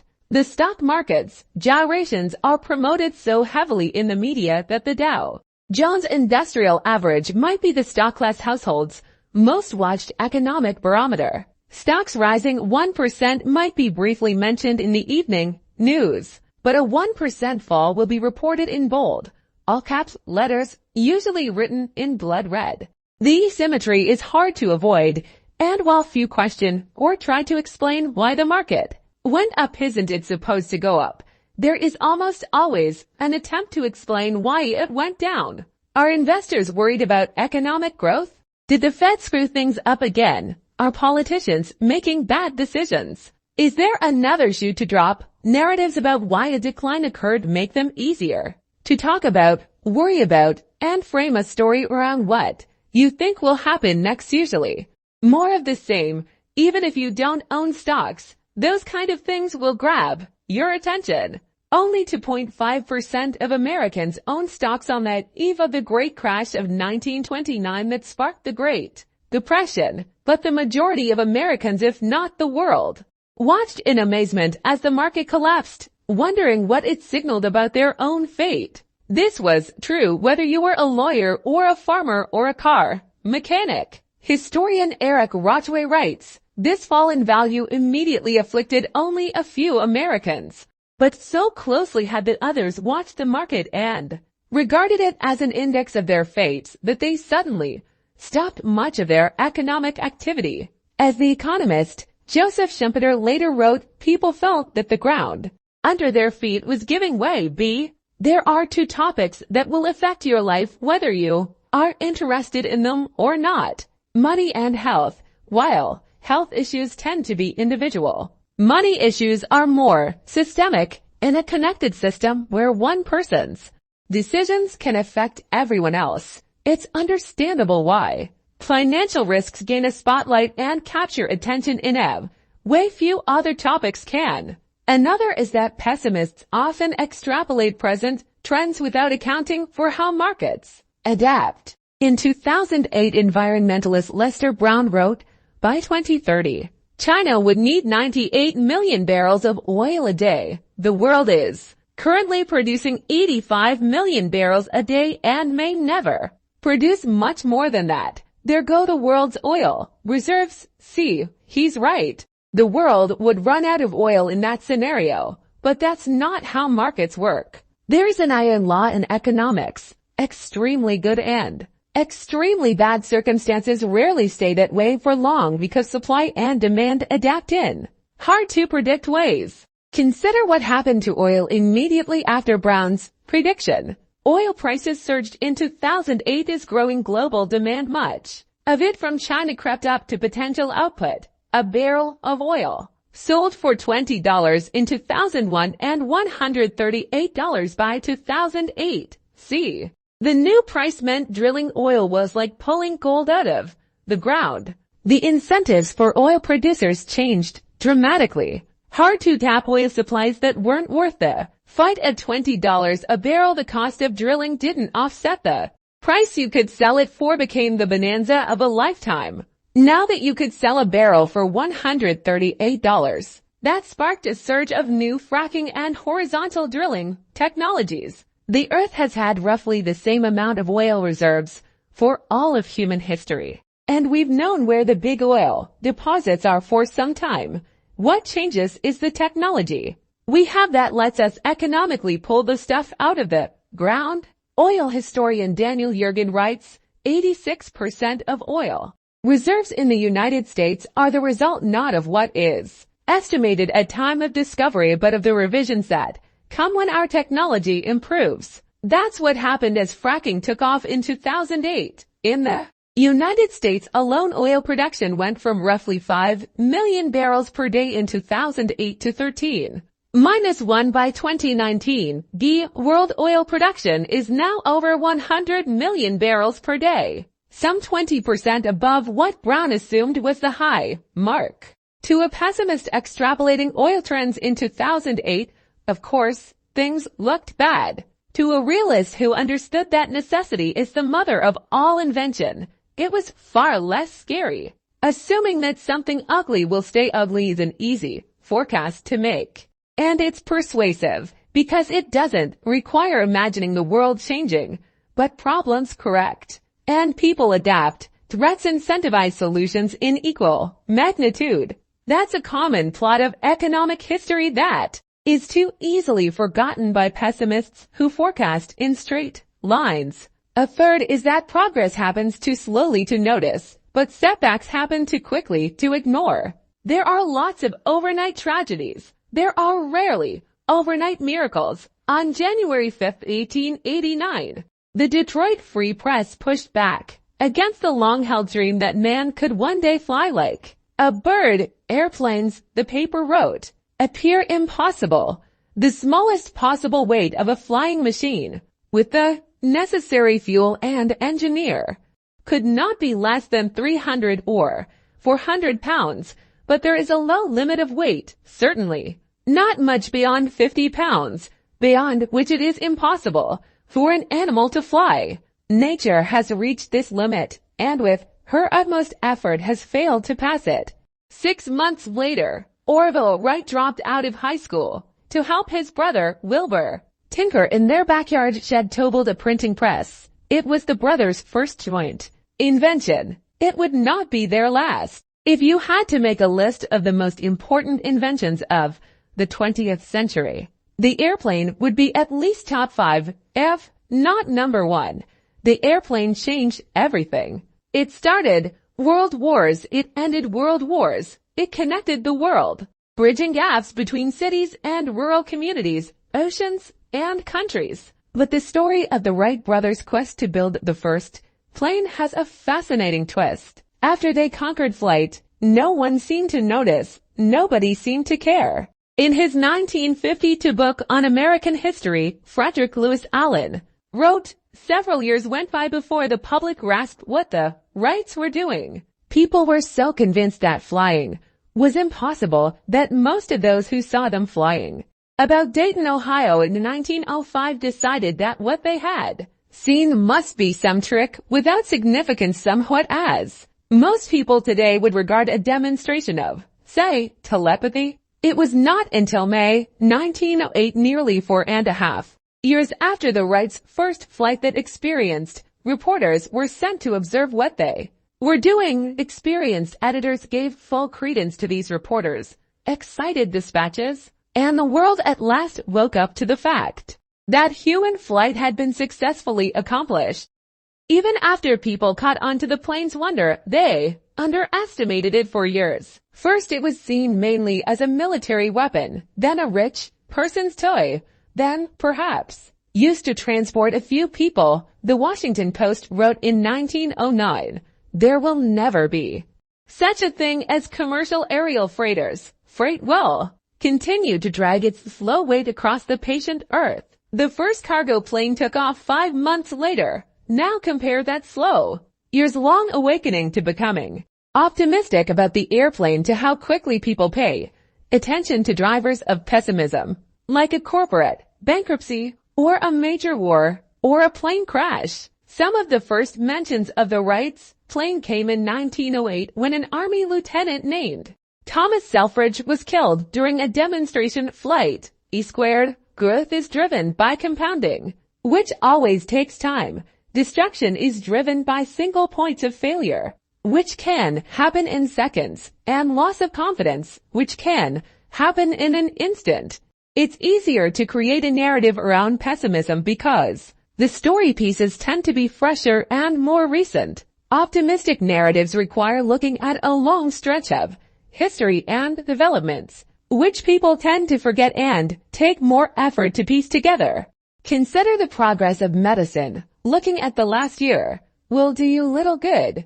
Any single decade won't do much better, but looking at the last 50 years will show something extraordinary. For example, the age-adjusted death rate per capita from heart disease has declined more than 70% since 1965, according to the National Institute of Health. A 70% decline in heart disease death is enough to save something like 500,000 American lives per year.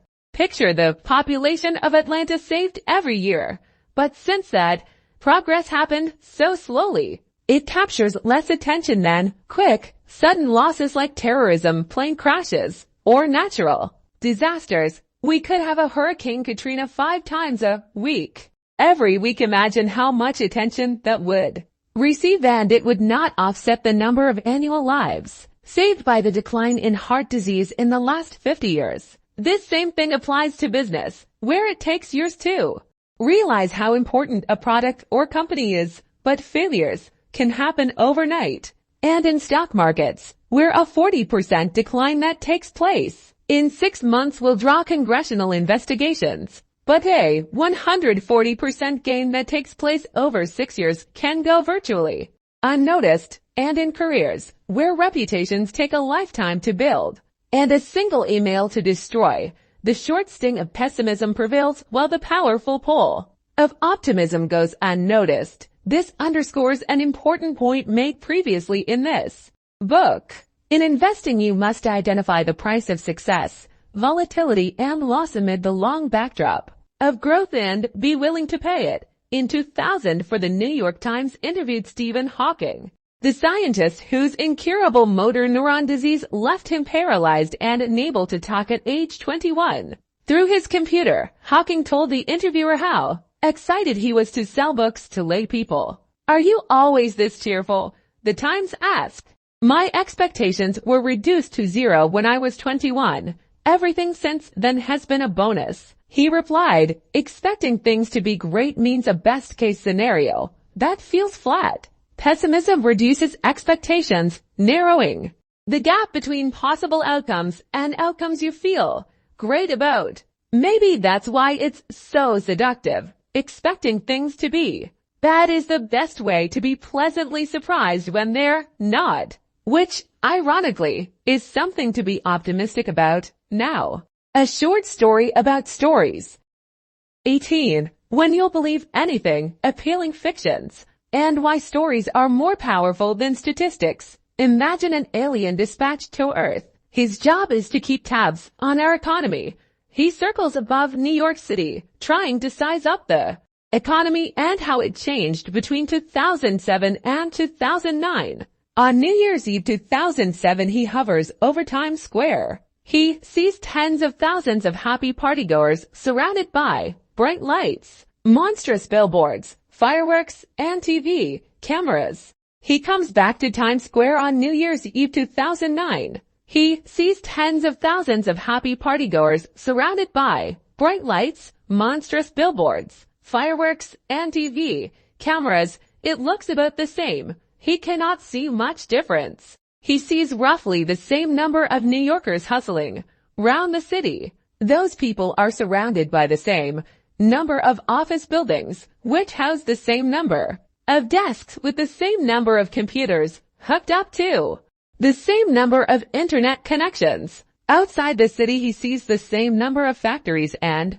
warehouses, connected by the same highways, carrying the same number of trucks. He gets a little closer to the ground and sees the same universities teaching the same topics and handing out the same degrees to the same number of people. He sees the same number of patents protecting the same groundbreaking ideas. He notices that technology has improved. Everyone in 2009 carries smartphones that didn't exist in 2007. Computers are now faster. Medicine is better. Cars get better gas mileage. Solar and fracking technology has advanced. Social media has grown exponentially.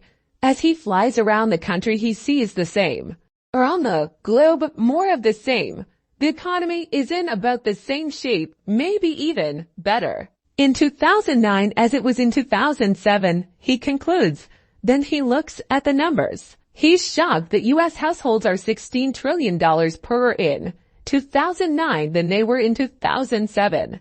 He's dumbfounded that 10 million more Americans are unemployed. He's in disbelief when he learns the stock market is worth half of what it was 2 years before. He can't believe that people's forecast of their economic potential has plunged. I don't get it, he says. I've seen the cities, I've looked at the factories. You guys have the same knowledge, the same tools, the same ideas. Nothing has changed. Why are you poorer? Why are you more pessimistic? There was one change the alien couldn't see between 2007 and 2009. The stories we told ourselves about the economy. In 2007, we told a story about the stability of housing prices, the prudence of bankers, and the ability of financial markets to accurately price risk. In 2009, we stopped believing that story. That's the only thing that changed, but it made all the difference in the world.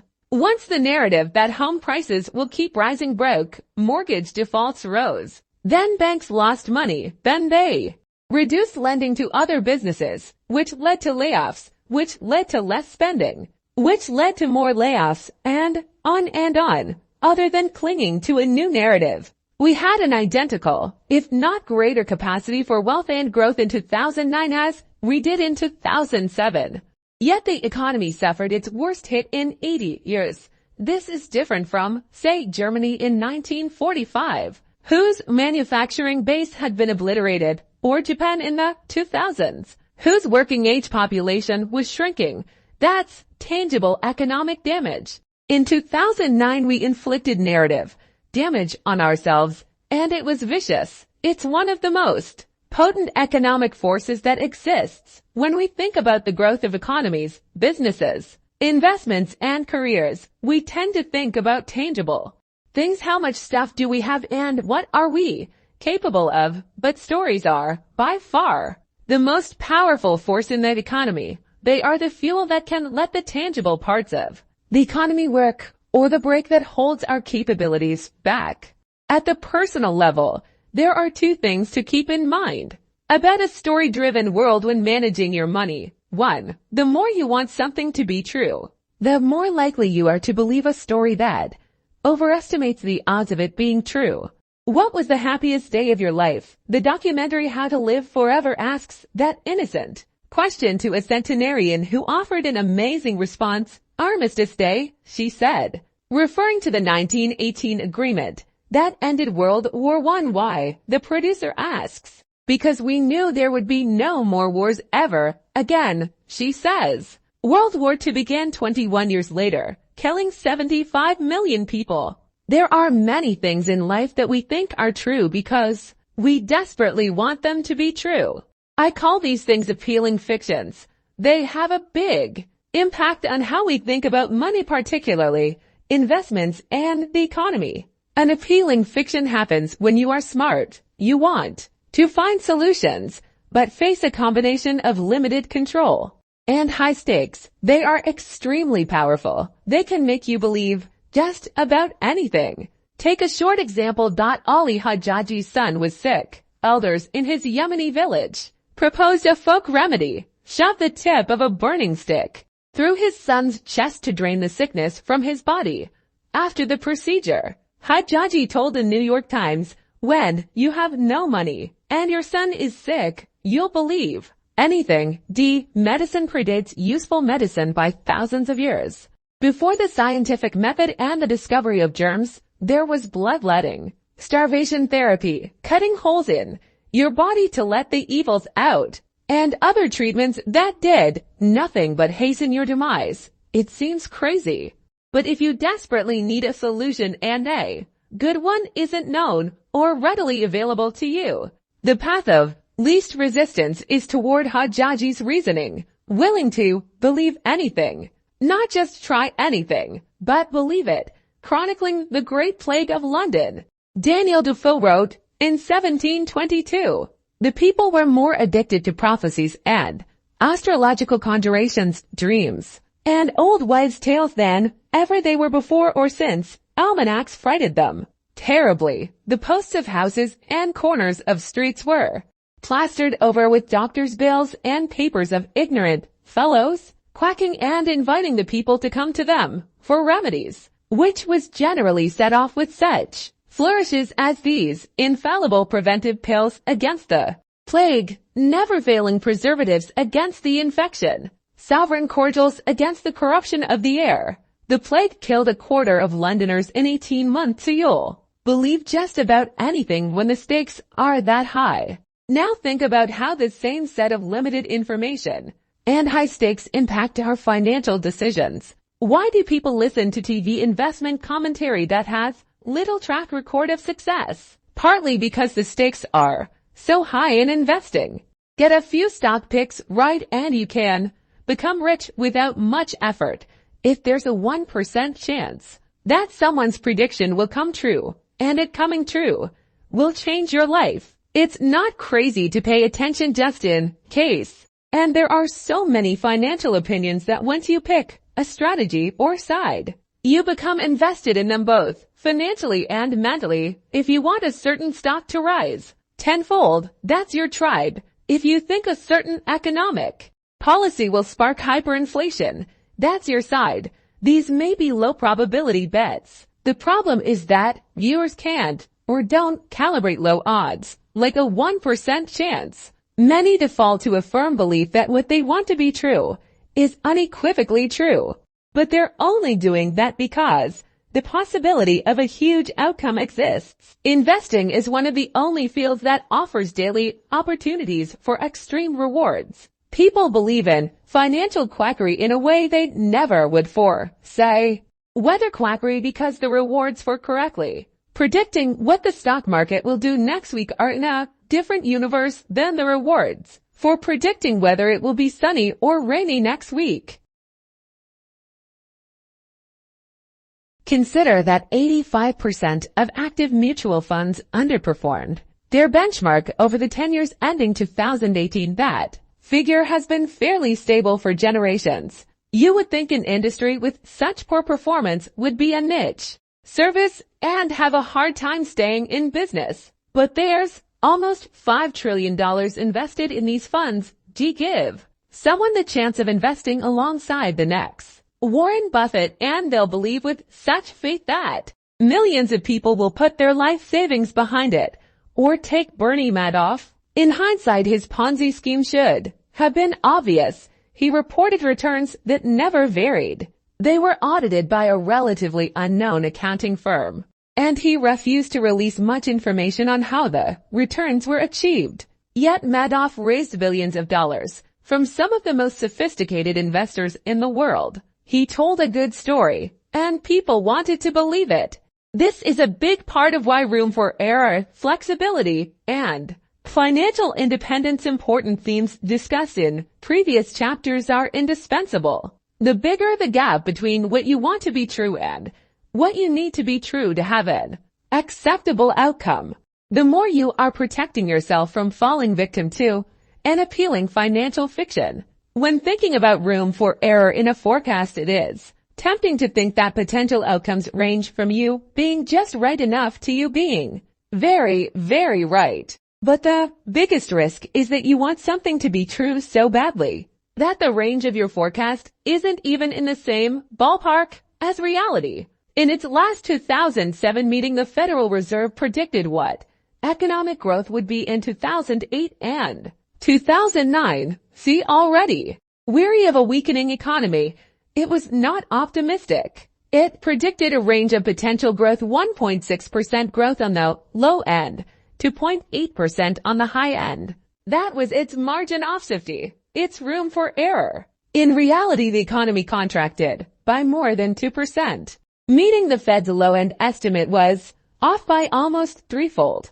It's hard for a policymaker to predict an outright recession because a recession will make their careers complicated. So, even worst-case projections rarely expect anything worse than just slowish growth. It's an appealing fiction, and it's easy to believe because expecting anything worse is too painful to consider. Policymakers are easy targets for criticism, but all of us do this to some extent, and we do it in both directions.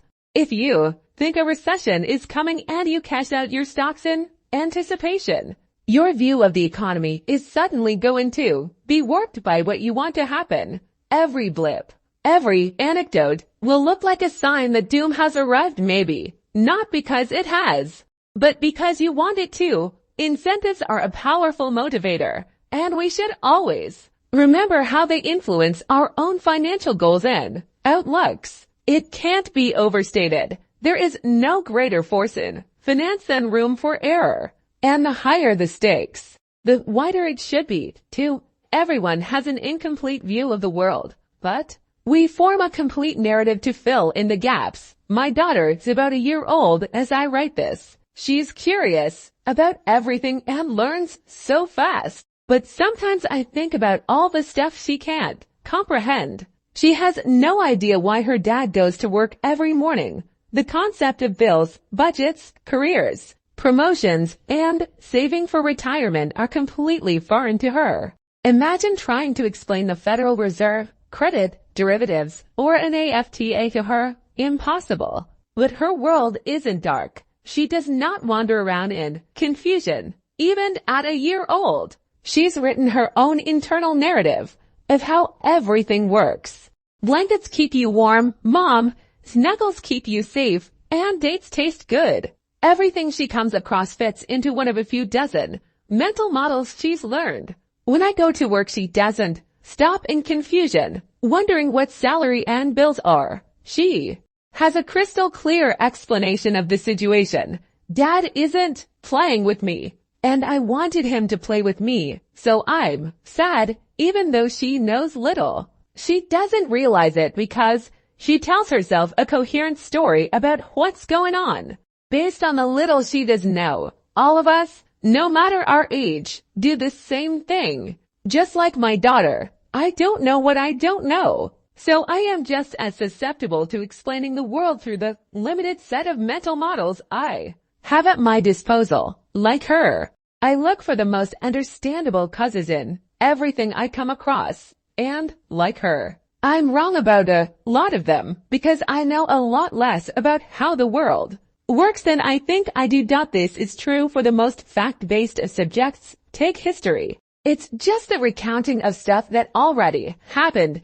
It should be clear and objective. But as B.H. Little Hart writes in the book, why don't we learn from history? History cannot be interpreted without the aid of imagination and intuition.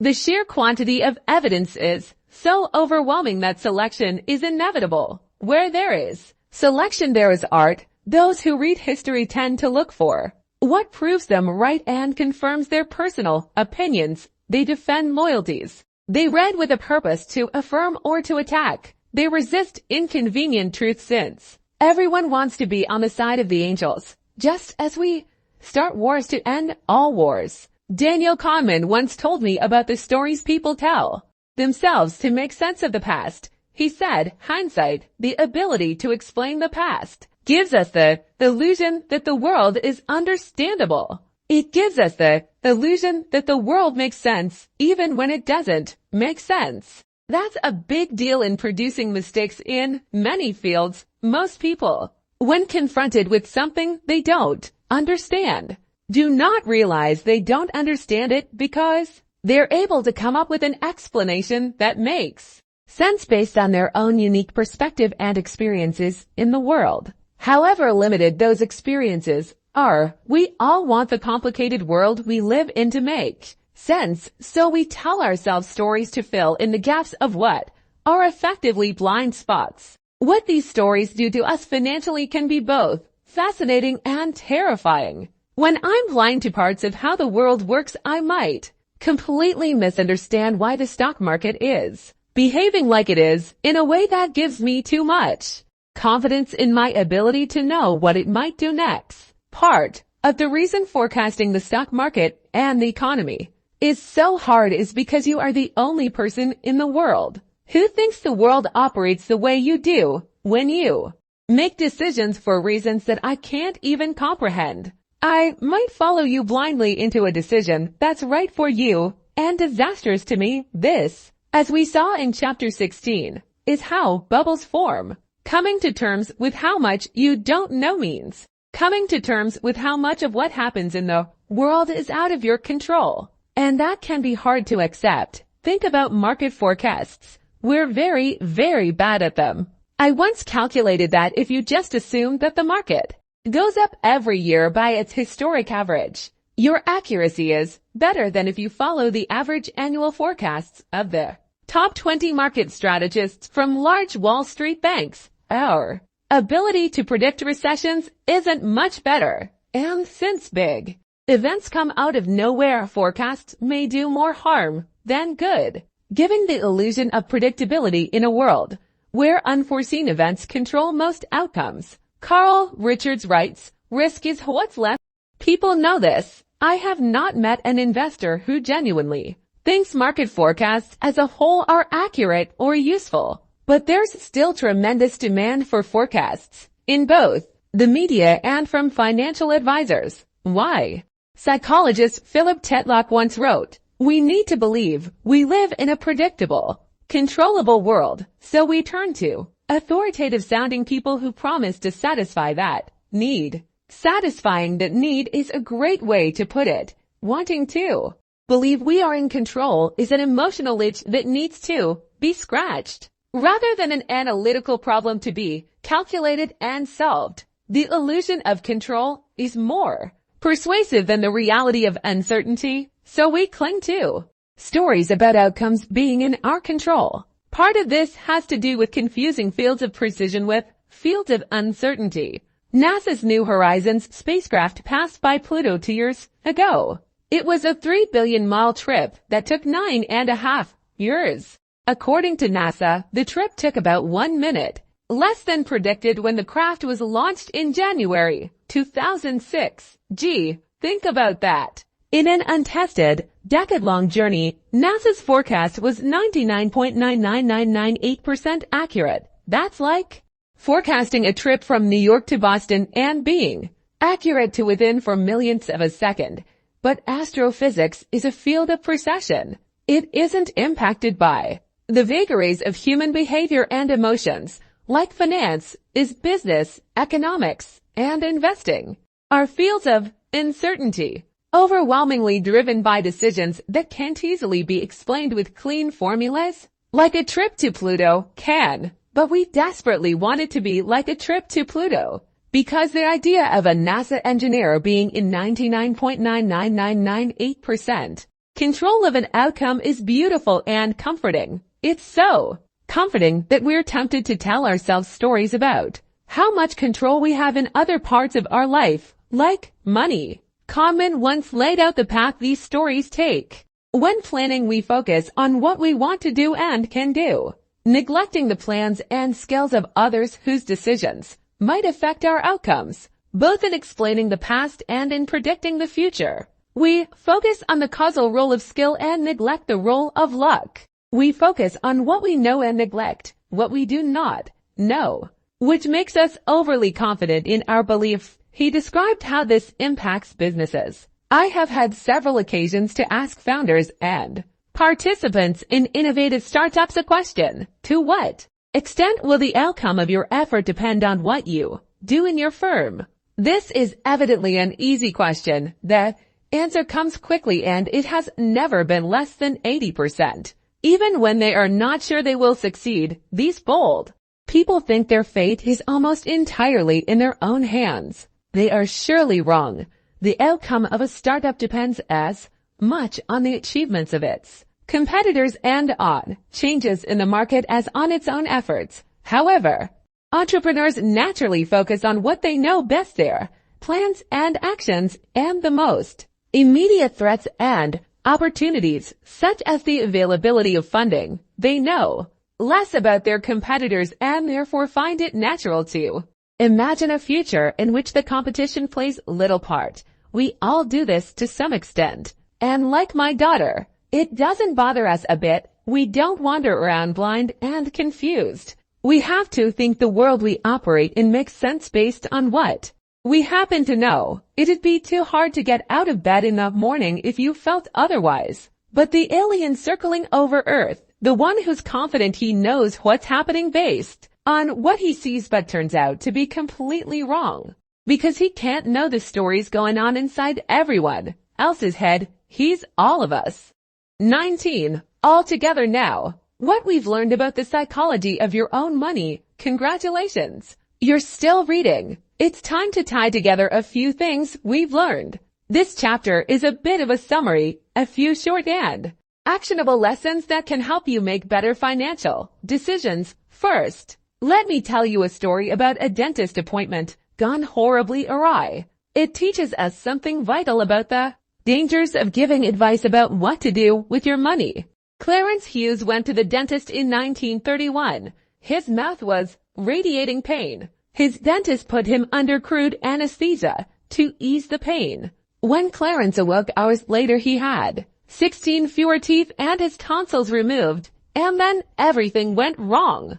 Clarence died a week later from his surgery's complications. His wife sued the dentist, but not because the surgery went awry. Every surgery risked death in 1931. Clarence, she said, never consented to the procedures in the first place, and wouldn't if he were asked.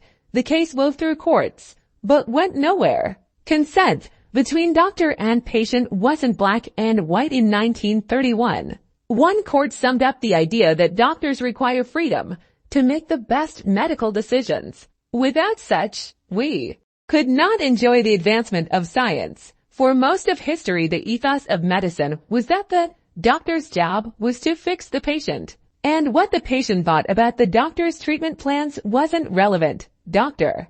J. Katz wrote about the philosophy in his book, The Silent World Between Doctor and Patient. Doctors felt that in order to accomplish that objective, they were obligated to attend to their patients' physical and emotional needs and to do so on their own authority, without consulting with their patients about the decisions that needed to be made. The idea that patients may also be entitled to sharing the burdens of decisions with their doctors was never part of the ethos of medicine. This wasn't ego or malice. It was a belief in 2 points. Every patient wants to be cured. There is a universal and right way to cure them. Not requiring patient consent in treatment plans makes sense if you believe in those 2 points, but that's not how medicine works. In the last 50 years, medical schools subtly shifted teaching away from treating disease and toward treating patients. That meant laying out the options of treatment plans and then letting the patient decide the best path forward. This trend was partly driven by patient protection laws, partly by Katz's influential book, which argued that patients have wildly different views about what's worth it in medicine, so their beliefs have to be taken into consideration. Katz wrote, "It is dangerous nonsense to assert that in the practice of their art and science physicians can rely on their benevolent intentions, their abilities to judge what is the right thing to do. It is not that easy. Medicine is a complex profession, and the interactions between physicians and patients are also complex." That last line is important. Medicine is a complex profession, and the interactions between physicians and patients are also complex. You know what profession is the same? Financial advice. I can't tell you what to do with your money because I don't know you. I don't know what you want. I don't know when you want it. I don't know why you want it. So I'm not going to tell you what to do with your money. I don't want to treat you like a dentist treated Clarence Hughes. But doctors and dentists aren't useless, obviously. They have knowledge. They know the odds. They know what tends to work. Even if patients come to different conclusions about what kind of treatment is right for them, financial advisors are the same. There are universal truths in money. Even if people come to different conclusions about how they want to apply those truths to their own finances. With that caveat in place, let's look at a few short recommendations that can help you make better decisions with your money. Go out of your way to find humility when things are going right and forgiveness, compassion when they go wrong. Because it's never as good or as bad as it looks. The world is big and complex. Luck and risk are both real and hard to identify. Do so when judging both yourself and others. Respect the power of luck and risk, and you'll have a better chance of focusing on things you can actually control. You'll also have a better chance of finding the right role models. Less ego, more wealth. Saving money is the gap between your ego and your income, and wealth is what you don't see. So wealth is created by suppressing what you could buy today in order to have more stuff or more options in the future. No matter how much you earn, you will never build wealth unless you can put a lid on how much fun you can have with your money right now. Today, manage your money in a way that helps you sleep at night. That's different from saying you should aim to earn the highest returns or save a specific percentage of your income. Some people won't sleep well unless they're earning the highest returns. Others will only get a good rest if they were conservatively invested. To each their own. But the foundation of, does this help me sleep at night, is the best universal guidepost for all financial decisions. If you want to do better as an investor, the single most powerful thing you can do is increase your time horizon. Time is the most powerful force in investing. It makes little things grow big and big mistakes fade away.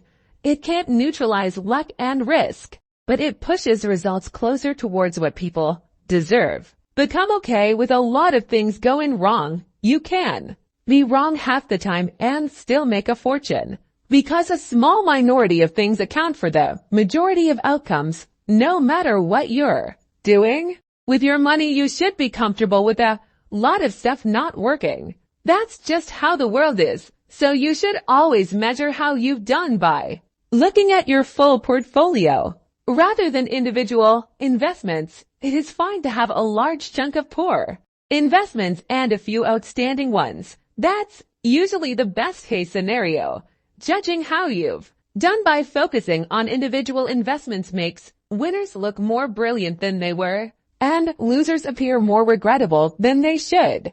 Use money to gain control over your time, because not having control of your time is such a powerful and universal drag on happiness. The ability to do what you want, when you want, with who you want, for as long as you want to, pays the highest dividend that exists in finance. Be nicer and less flashy. No one is impressed with your possessions as much as you are. You might think you want a fancy car or a nice watch, but what you probably want is respect and admiration, and you're more likely to gain those things through kindness and humility than horsepower and chrome. Save. Just save. You don't need a specific reason to save. It's great to save for a car, or a down payment, or a medical emergency, but saving for things that are impossible to predict or define is one of the best reasons to save. Everyone's life is a continuous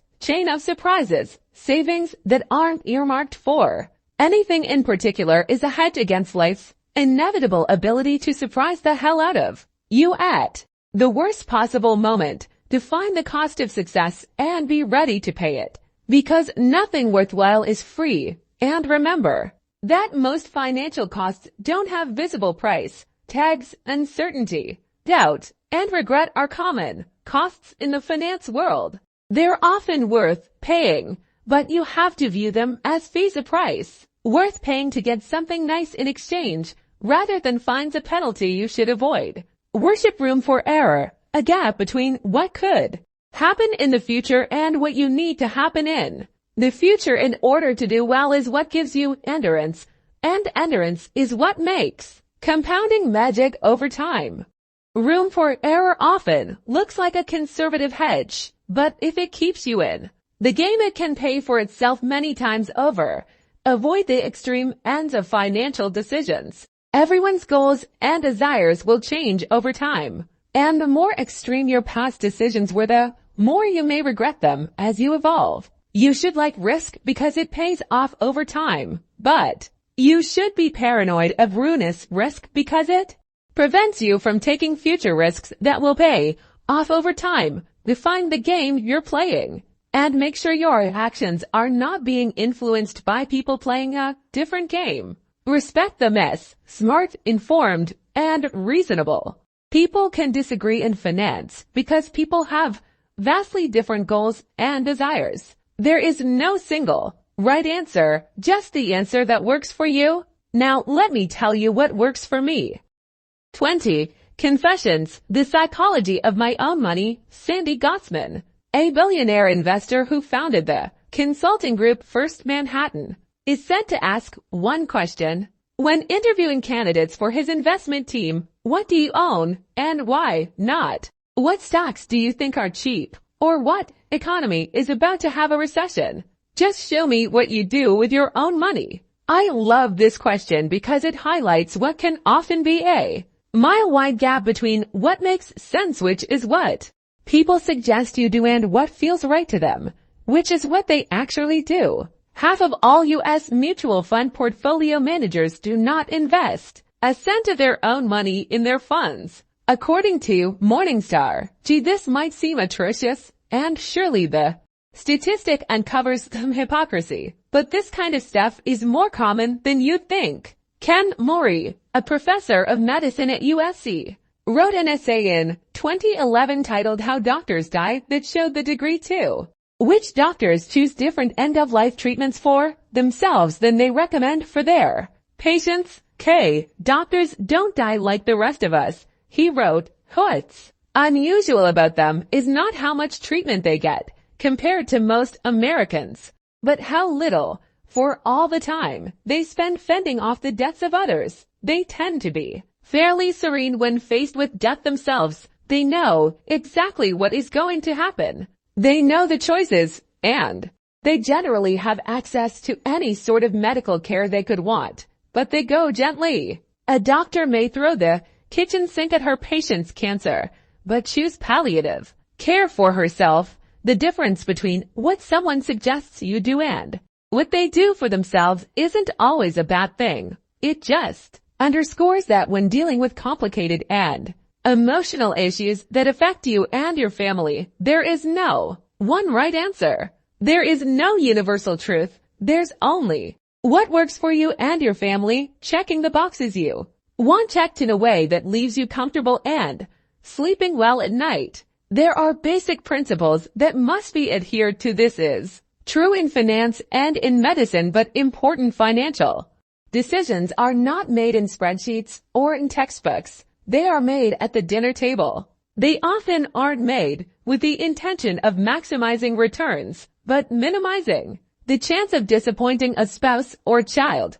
Those kinds of things are difficult to summarize in charts or formulas, and they vary widely from person to person. What works for one person may not work for another. You have to find what works for you. Here's what works for me. How my family thinks about savings. Charlie Munger once said, I did not intend to get rich. I just wanted to get independent. We can leave aside rich, but independence has always been my personal financial goal. Chasing the highest returns or leveraging my assets to live the most luxurious life has little interest to me. Both look like games people do to impress their friends, and both have hidden risks. I mostly just want to wake up every day knowing my family and I can do whatever we want to do on our own terms. Every financial decision we make revolves around that goal. My parents lived their adult years into stages, dirt poor and moderately well off. My father became a doctor when he was 40 and already had 3 kids. Earning a doctor's salary did not offset the frugal mentality that is forced when supporting 3 hungry kids while in medical school. And my parents spent the good years living well below their means with a high savings rate. This gave them a degree of independence. My father was an emergency room doctor, one of the highest stress professions I can imagine, and one That requires a painful toggling of circadian rhythms between night and day shifts. After 2 decades, he decided he'd had enough, so he stopped, just quit, moved on to the next phase of his life. That stuck with me, being able to wake up one morning and change what you're doing on your own terms, whenever you're ready. Seems like the grandmother of all financial goals. Independence, to me, doesn't mean you'll stop working. It means you only do the work you like with people you like at the times you want for as long as you want. And achieving some level of independence does not rely on earning a doctor's income. It's mostly a matter of keeping your expectations in check and living below your means. Independence, at any income level, is driven by your savings rate, and past a certain level of income your savings rate is driven by your ability to keep your lifestyle expectations. From running away, me wife and I met in college and moved in with each other years before we got married. After school, we both had entry-level jobs with entry-level pay and settled into a moderate lifestyle. All lifestyles exist on a spectrum, and what is decent to one person can feel like royalty or poverty to another. But at our incomes, we got what we considered a decent apartment, a decent car, decent clothes, decent food, comfortable, but nothing close to fancy. Despite more than a decade of rising incomes, myself in finance, my wife in healthcare, we've more or less stayed at that lifestyle ever since. That's pushed our savings rate continuously higher. Virtually every dollar of raise has accrued to savings, our independence fund.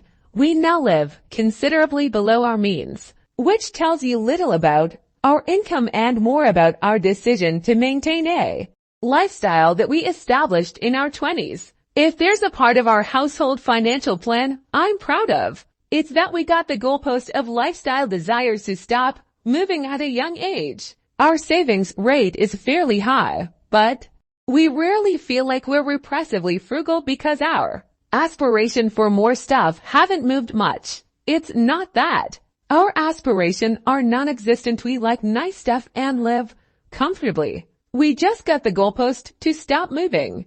This would not work for everyone, and it only works for us because we both agree to it equally. Neither of us are compromising for the other. Most of what we get pleasure from going for walks, reading, podcasts costs little, so we rarely feel like we're missing out. On the rare occasion when I question our savings rate, I think of the independence my parents earned from years of high savings, and I quickly come back. Independence is our top goal. A secondary benefit of maintaining a lifestyle below what you can afford is avoiding the psychological treadmill of keeping up with Joneses. Comfortably living below what you can afford without much desire for more removes a tremendous amount of social pressure that many people in the modern first world subject themselves to. Nassim Taleb explained, true success is exiting some rat race to modulate one's activities for peace of mind.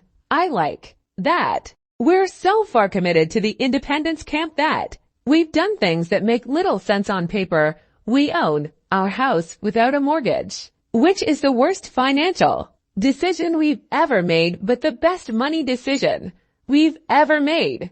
Mortgage interest rates were absurdly low when we bought our house. Any rational advisor would recommend taking advantage of cheap money and investing extra savings in higher return assets like stocks, but our goal isn't to be coldly rational, just psychologically reasonable. The independent feeling I get from owning our house outright far exceeds the known financial gain I get from leveraging our assets with a cheap mortgage. Eliminating the monthly payment feels better than maximizing the long-term value of our assets. It makes me feel independent. I don't try to defend this decision to those pointing out its flaws, or those who would never do the same. On paper, it's defenseless, but it works for us. We like it. That's what matters. Good decisions aren't always rational. At some point, you have to choose between being happy or being right. We also keep a higher percentage of our assets in cash than most financial advisors would recommend. Something around 20% of our assets outside the value of our house. This is also close to indefensible on paper, and I'm not recommending it to others. It's just what works for us. We do it because cash is the oxygen of independence, and more importantly, we never want to be forced to sell the stocks we own. We want the probability of facing a huge expense and needing to liquidate stocks to cover it to be as close to zero as possible. Perhaps we just have a lower risk tolerance than others. But everything I've learned about personal finance tells me that everyone without exception will eventually face a huge expense they did not expect, and they don't plan for these expenses specifically because they did not expect them. The few people who know the details of our finances ask, what are you saving for? A house, a boat, a new car? No, none of those. I'm saving for a world where curveballs are more common than we expect. Not being forced to sell stocks to cover an expense also means we're increasing the odds of letting the stocks we own compound for the longest period of time. Charlie Munger put it well. The first rule of compounding is to never interrupt it unnecessarily. How my family thinks about investing. I started my career as a stock picker. At the time, we only owned individual stocks, mostly large companies like Berkshire Hathaway and Procter & Gamble, mixed with smaller stocks I consider deep value investments. Go back to my 20s, and at any given point I held something like 25 individual stocks. I don't know how I did as a stock picker. Did I beat the market? I'm not sure. Like most who try, I didn't keep a good score. Either way, I've shifted my views, and now every stock we own is a low-cost index fund. I don't have anything against actively picking stocks either, on your own or through giving your money to an active fund manager. I think some people can outperform the market averages. It's just very hard, and harder than most people think. If I had to summarize my views on investing, it's this. Every investor should pick a strategy that has the highest odds of successfully meeting their goals. And I think for most investors, dollar cost averaging into a low-cost index fund will provide the highest odds of long-term success. That doesn't mean index investing will always work. It doesn't mean it's for everyone. And it doesn't mean active stock picking is doomed to fail. In general, this industry has become too entrenched on one side or the other, particularly those vehemently against active investing. Beating the market should be hard. The odds of success should be low. If they weren't, everyone would do it, and if everyone did it, there would be no opportunity. So no one should be surprised that the majority of those trying to beat the market fail to do so. The statistics show 85% of large-cap active managers didn't beat the S&P 500 over the decade ending 2019. I know people who think it's insane to try to beat the market, but encourage their kids to reach for the stars and try to become professional athletes. To each their own. Life is about playing the odds, and we all think about odds a little differently. Over the years, I came around to the view that we'll have a high chance of meeting all of our family's financial goals if we consistently invest money into a low-cost index fund for decades on end, leaving the money alone to compound. A lot of this view comes from our lifestyle of frugal spending. If you can meet all your goals without having to take the added risk that comes from trying to outperform the market, then what's the point of even trying? I can afford to not be the greatest investor in the world, but I can't afford to be a bad one. When I think of it that way, the choice to buy the index and hold on is a no-brainer for us. I know not everyone will agree with that logic, especially my friends whose job it is to beat the market. I respect what they do, but this is what works for us. We invest money from every paycheck into these index funds, a combination of U.S. and international stocks. There's no set goal, it's just whatever is left over after we spend. We max out retirement accounts in the same funds and contribute to our kids' 529 college savings plans, and that's about it. Effectively, all of our net worth is a house, a checking account, and some Vanguard index funds. It doesn't need to be more complicated than that for us.